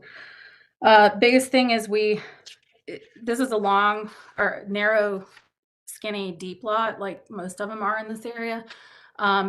If you will go back to, I think it was the first page of photos where we had a few context photos in there of some of the neighboring houses. Maybe slide, sorry, it was jumping around so fast I can't tell you the slide number. I think it was like slide, go back near the top where the photos are of the house. 7 maybe. So scroll down a little bit so you can see that bottom right photo. That's a picture from across the street looking at the subject house, which is there where that white pickup truck is. And you'll notice that house to the right has a cross gable as well, no front porch, but it goes back really deep on this lot, and it's all one continuous roof line beyond that front gable. So the one thing we were trying to do is break up that mass, so this thing just didn't feel like a train going all the way back on this lot. It's a very deep lot, and this is the only way we're going to be able to add on. We didn't feel like it was fruitful to try to propose a second story on this house. Really, the only place to add on is at the rear. And so to avoid kind of just this straight plane all the way back like the house to the right, we've tried to push the walls in and out a little bit and undulate those walls so that it's not just a straight plane all the way back. I think that's pretty much it. Let me know what questions you have. I went through it fast, trying to keep everybody so they can get out of here quick. We don't have any online callers. Do we have anybody in the room? No? Okay. Okay, thank you. All right. Thanks, Shelley, for taking us through that. I think I got the answer to my question after looking a little bit closer, but on slide 14, I want to make sure I understand what I'm looking at. So the building section number 2, where the I don't know what those windows are called. Where is that? Yeah, the triangle windows. Where is that in that's part of it, the addition? Yeah, it's part of the correct? addition. It looks out into the porch.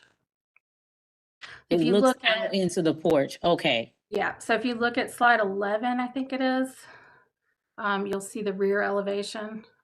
Yeah, so right there where you see the 8'9" dimension on section 1, right near the door, Mm-hmm.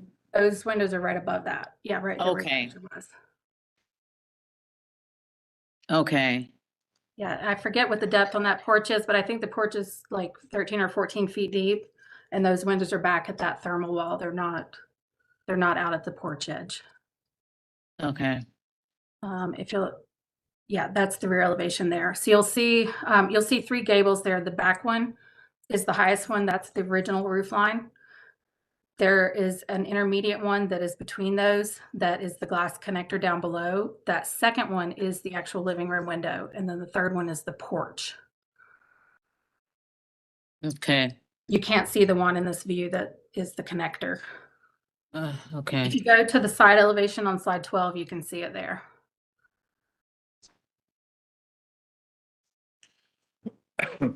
So that first gable is the original one that's grayed out. Then the connector roof steps down 4 feet.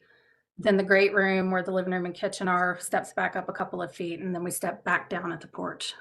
And the windows are where? There, right before the porch. Okay. Yes. All right. Thank you. Commissioners, questions for the applicant? Oh, I did have another question. Okay.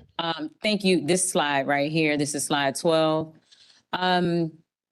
The addition where the windows are, how they are, I understand programmatically that those windows are kind of flanking, and I'm looking at the addition. Yep. Those 2 windows, it feels like the fenestration is a bit off there because it's a long void of a wall. Is there any opportunity to to try to address that in any way? Even if it's not working windows from the interior, it just looks a little odd to me. This was my main struggle too. The problem is when you look at the floor plan, the side walls are the only walls we have to put cabinetry on. Because all the other walls are windows. So we can look at some of this, but we are running out of room to put any upper wall cabinets or anything to store dishes. So it ends up being all lower cabinets if we put more windows on this wall. You can see it a little better in the section from the interior. Yeah. Slide 14. So it's that bottom section, number 1 and number 3.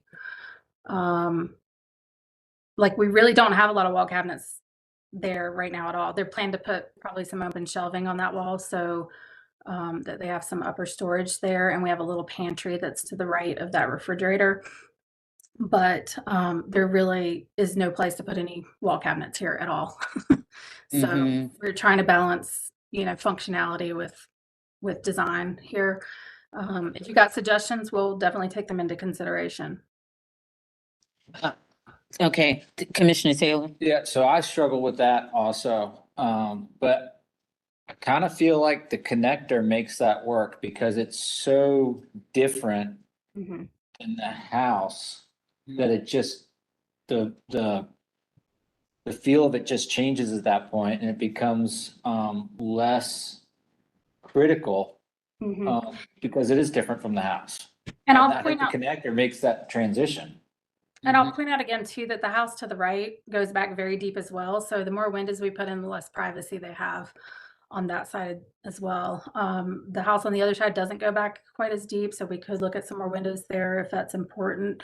But we felt like this is so far back away from the front of the house that, and it's an interior lot line on both sides, that you're not really seeing these elevations the way that we're looking at them here. They just look like. There's going to be a lot of daylight here. Elevation, yeah. There will be a lot of daylight here because you have those 2 glass connector walls that are full of glass, and pretty much the entire back wall is glass. Okay. Thank you. Commissioner Wojcik. Play off of that for a minute. So Shelley, on that elevation that we're looking at, the left elevation, would you consider doing double windows on that side just to kind of break it up a little bit, but not impede with the fireplace and the TV? Yeah, absolutely. We actually had a double window there at one point during design, and the client asked me to take them out so they could have a little bit more wall space for more cabinetry. I know, just tell them it's our fault. We made you. And then They're on the actually other side. They're actually sitting there in the room behind y'all. It's our fault. We're making her.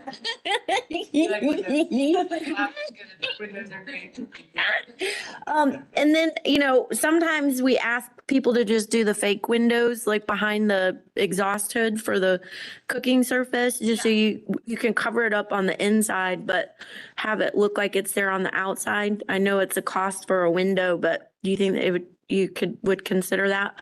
Probably. Are you talking about doing it like with like a fake shutter on it, or like a black panel behind it? Black panel behind it. I mean, it would just give us the breakup that we're asking for on the outside Yeah. and not interfere with the usability of the wall on the inside. Yeah, as long as we're able to still take our exhaust flue for the cooktop hood straight up on the inside. Sure. Otherwise, we'd have to thicken the wall to do that. But if it's going to be a direct vent through the wall, that won't work. But if you're going to go up through the roof, it would work. Yeah, so I think that would just be a design aesthetic that we'll have to take care of inside. Okay. But yeah, we would consider that. That's the only thing that I can think of that would be easy. Thank you for saying it in a much more. Well, I knew what you were getting at, so. Thank you. This project went through several iterations. We had a lot more windows at one point, and as we went through design and worked up to things on the inside, we kept taking them out to make more room for things on the inside. Yeah. Oh, yeah. I did tell the clients this was going to be a tough battle on these 2 sidewalls. Well, I love the concept of this glass wall because in our guidelines, 6.12, I think it's number 6, it specifically says the new work should be differentiated from the old while being compatible. But it's just a fun transition and it just kind of goes away completely. And I like the offset in the roof lines because we're not trying to tie into the existing roof. I mean, if you guys took this off, the existing structure would totally be there. So I love the creativity of the approach that you're taking and then breaking up that horizontal line so it doesn't look like a train. We actually had this much more modern at one point too. We were actually going to try to copy the glass connector that was on Dilworth Animal Hospital at one point, but then after talking with contractors, we ended up scaling this back and just doing the walls glass and doing a solid roof. Yeah, I But would yeah, think there would be a that's- big cost difference. Yeah. So I think, I don't know how during, discussion, I'd like to just talk about the double hung versus the casement. I don't know if I have a strong, is there a reason why you went with the casement instead of the double hung? No, really just aesthetically, we were just trying to make it different from the original house. And we wanted this addition to feel a little bit more modern maybe than what some additions usually feel like in the historic district. And we felt like this is a good opportunity to make a switch here.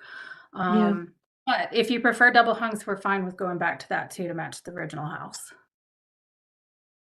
Yeah, I'll see what everybody else thinks. Yeah, we can talk about it I in think- deliberation. Just to kind of like throw it out there though, like the side windows are kind of a normal width, but when you get to the back, they do get much wider. So I guess I would want some clarification on you guys on whether the back ones should change as well, or if those could stay as drawn, because I think they're so much wider. I think that they will look odd as double hungs. I agree.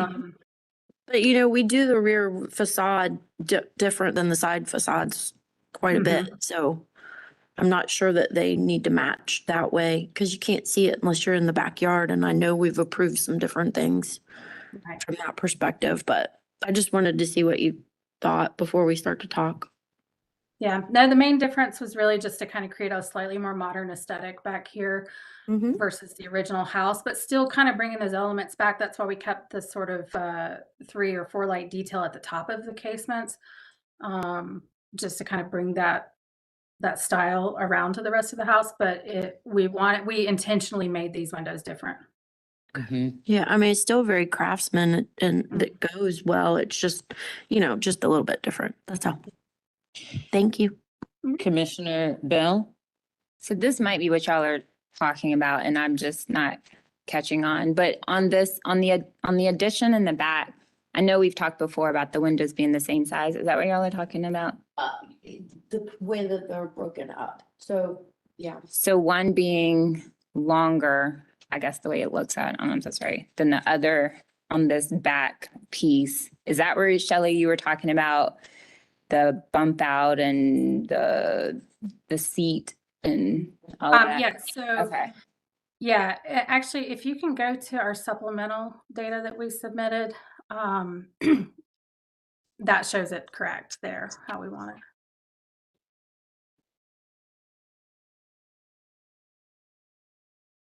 Yeah, it should be at the bottom of that page. So we did bring that windowsill up a little bit there at the back right corner because they want the ability to maybe extend the cabinets down because we haven't finalized the kitchen design yet.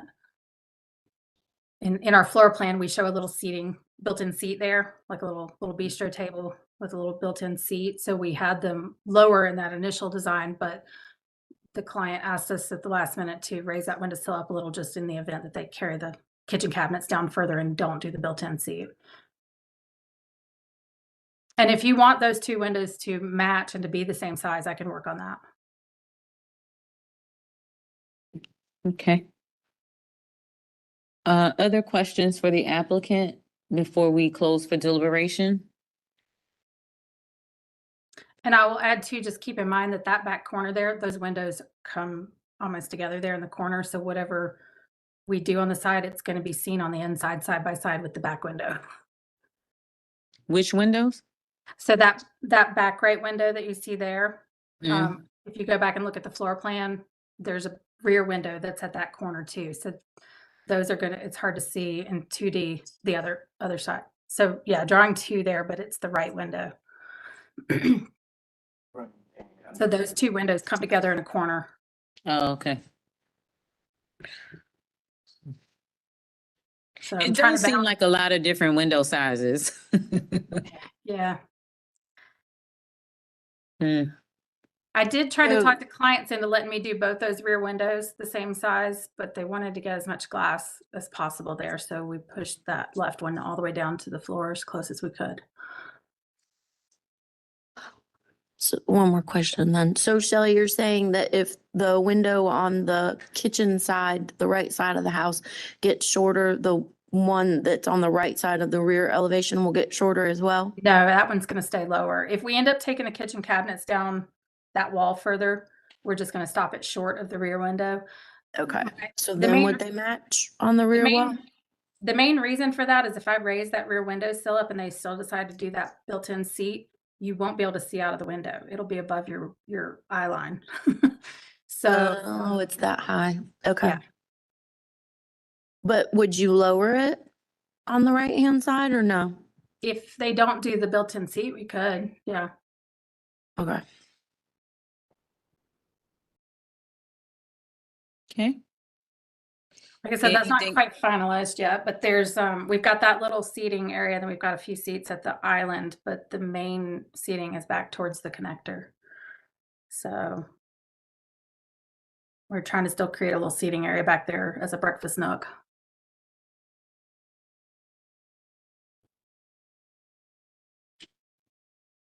Sure. Do we talk about the window manufacturer, or what the windows are?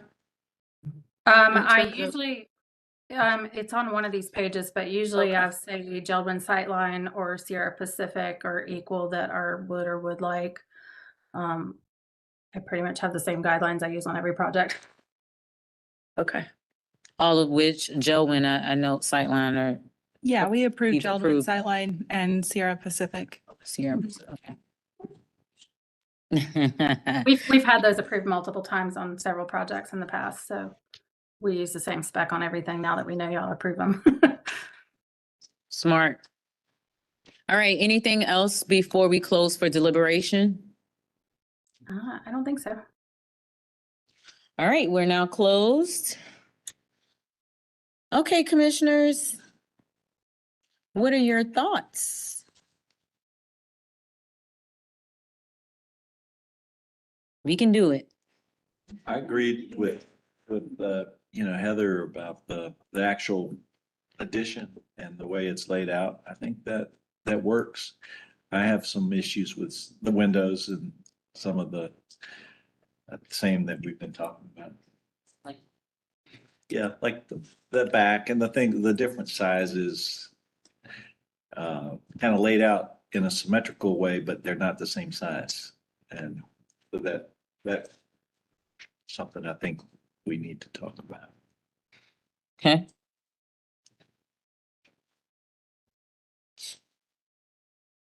Any other thoughts besides the windows? I like the difference. I mean, I think it picks up on that modern flair on the back, that it's not the same as, it's not matchy.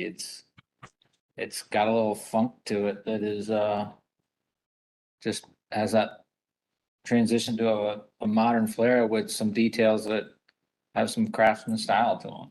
So, and I don't know how you would ever see this from anywhere other than the neighbor's bedroom. I have to agree with Commissioner Taylor, and same, it's the back of the house. I also really respect wanting to get more light into a house. So I don't know. It doesn't bother me.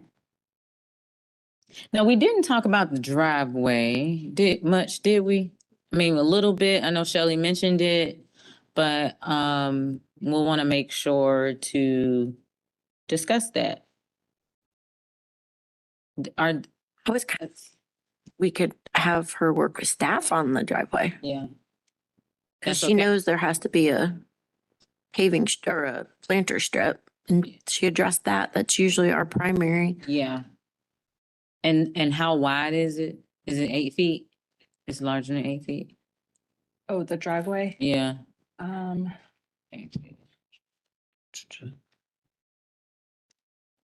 But yeah, I'm in agreement to have them work with staff on that. That's fine. What is that, 13? Point two? That's 13.2 to the back corner from the property line, but I don't think the driveway is that wide. Okay. So we'll want them to update the measurements there and work with staff to make sure that it adheres to the standards for driveways. Okay.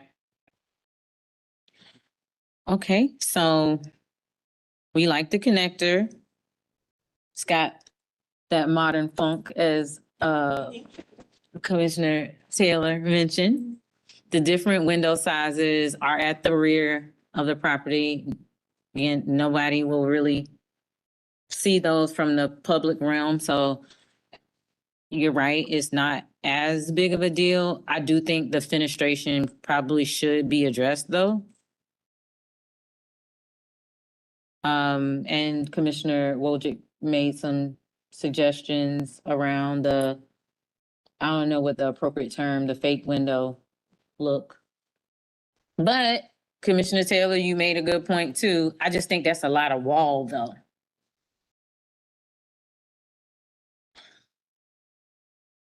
I know if Commissioner Parati was here, she would say, absolutely not. It must have a window. I know. I'm channeling her spirit and I feel like it looks like eyes.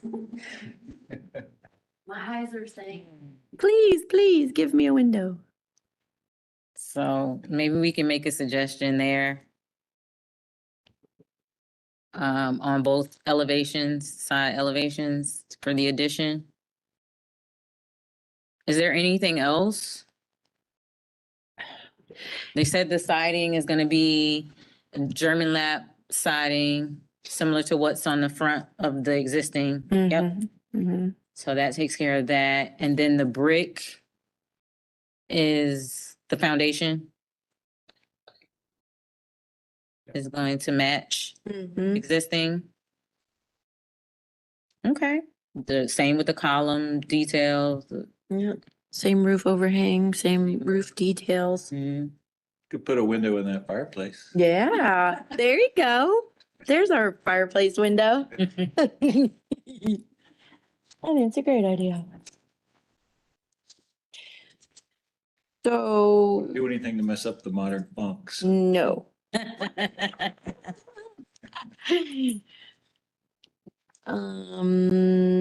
Is the window layout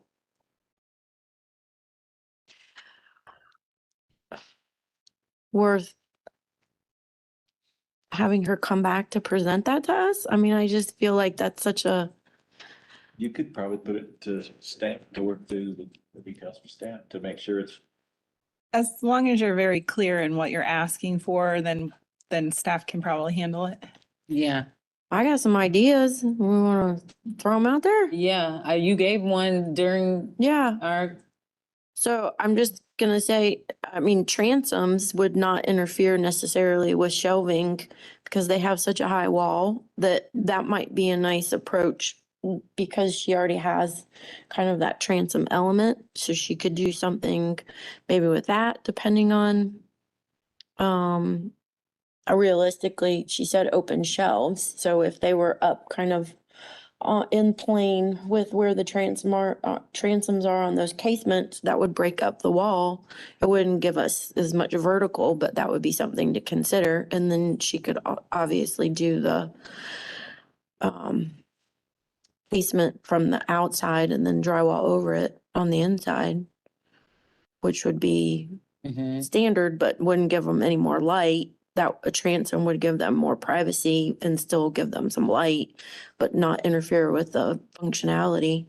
I mean, we could run that by her and see if she thought that might be able to work. Option A, no. On the transom? My personal opinion is the fake window. Okay. It achieves. No, a transom, well, in this, the fake window would be covered up on the interior. inside. So you just see it from the outside.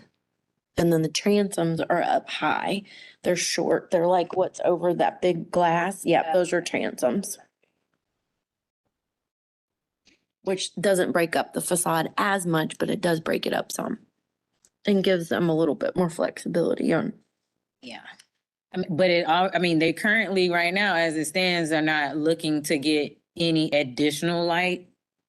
Because they've gotten it through the addition, the triangle windows, the windows that are there. So, I think it was more of a privacy concern, but that wasn't, it didn't seem like they were needing more light. yeah. Boom. Well, let's go around. What are your thoughts on the fenestration on the side elevations for the addition? Eyes. The eyes. I think because this is an addition that's so far back, if it were, the elevation on the front of the house, I would agree, but I think because it's so far back and I'm fine with it.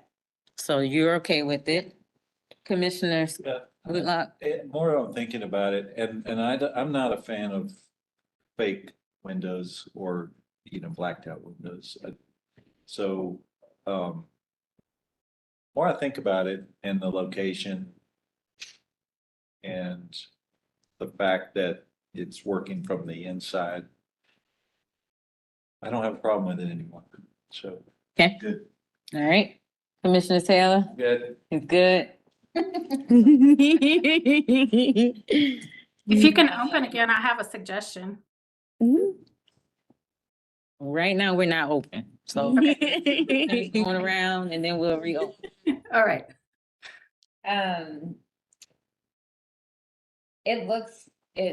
I feel like it needs to be broken up and it's so far back, like going away. You're neutral on it, okay? Yeah.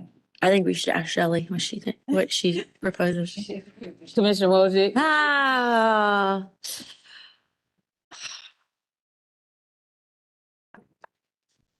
I don't think it matters, but I would like for it to be broken up. Okay. That's not helpful, but. That's fair. All right, we'll reopen. Shelley? One suggestion I had was instead of a window, what if we did something to break up the siding? A different pattern or something? Or a different material?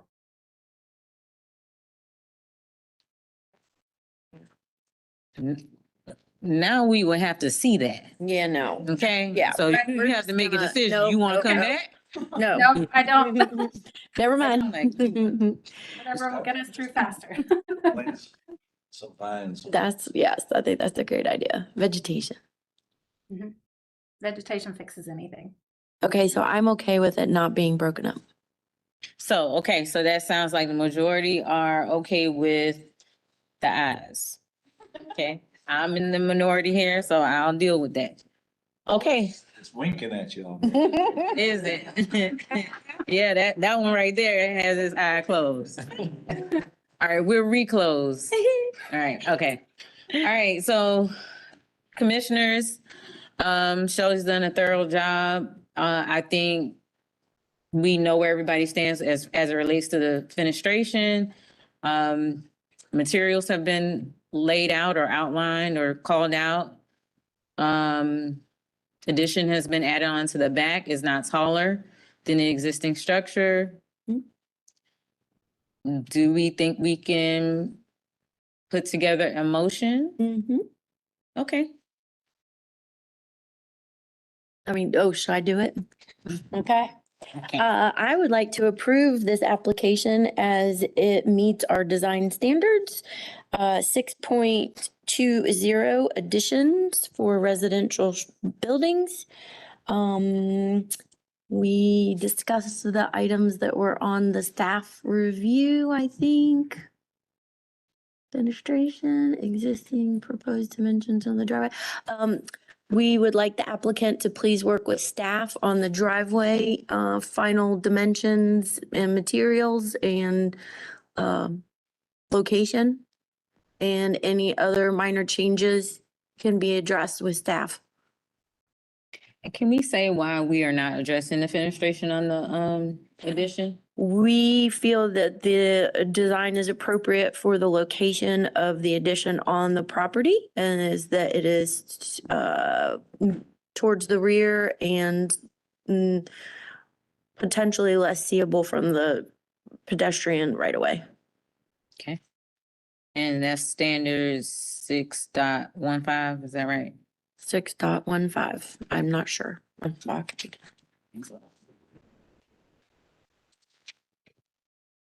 Any other standards we need to call out there?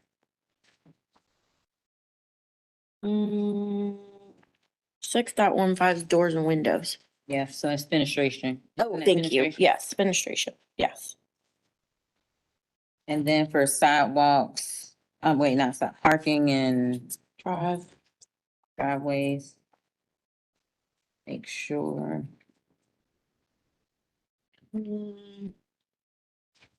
That is 8.2.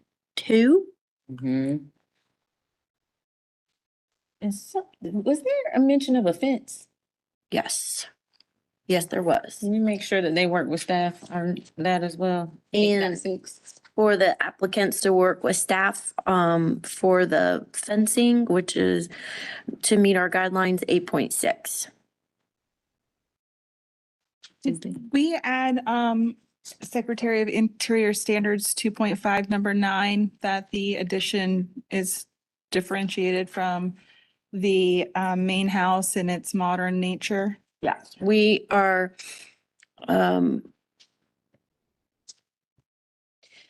approving the differentiation of the addition based on our standards 2.5 Secretary of Interior Standards. Number 9. Number 9. Okay. Thank you, Commissioner Wojcik. Do we have a motion made by Commissioner Wojcik, seconded by? Seconded by Commissioner Wheat. Any discussion on the motion? Okay, let's vote. Commissioner Wojcik? Yes. Commissioner Bell? Yes. Commissioner Taylor? Commissioner Whitlock? Yes. Commissioner Wheat? Yes. Commissioner Hawkins?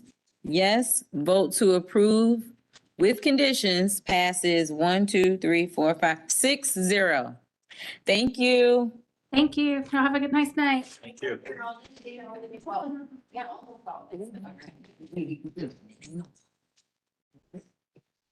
Bye, Shelley.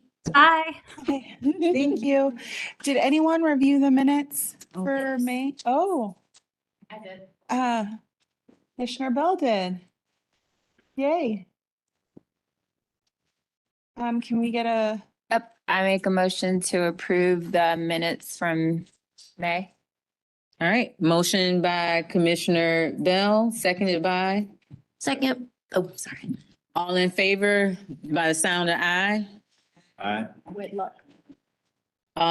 Those opposed? Say nay. Ayes have it. 0. thank you. All right, we have reached the end of the agenda. Is there any further business to discuss? This meeting is adjourned at 7:08 PM. Thank you, everyone. Thank you.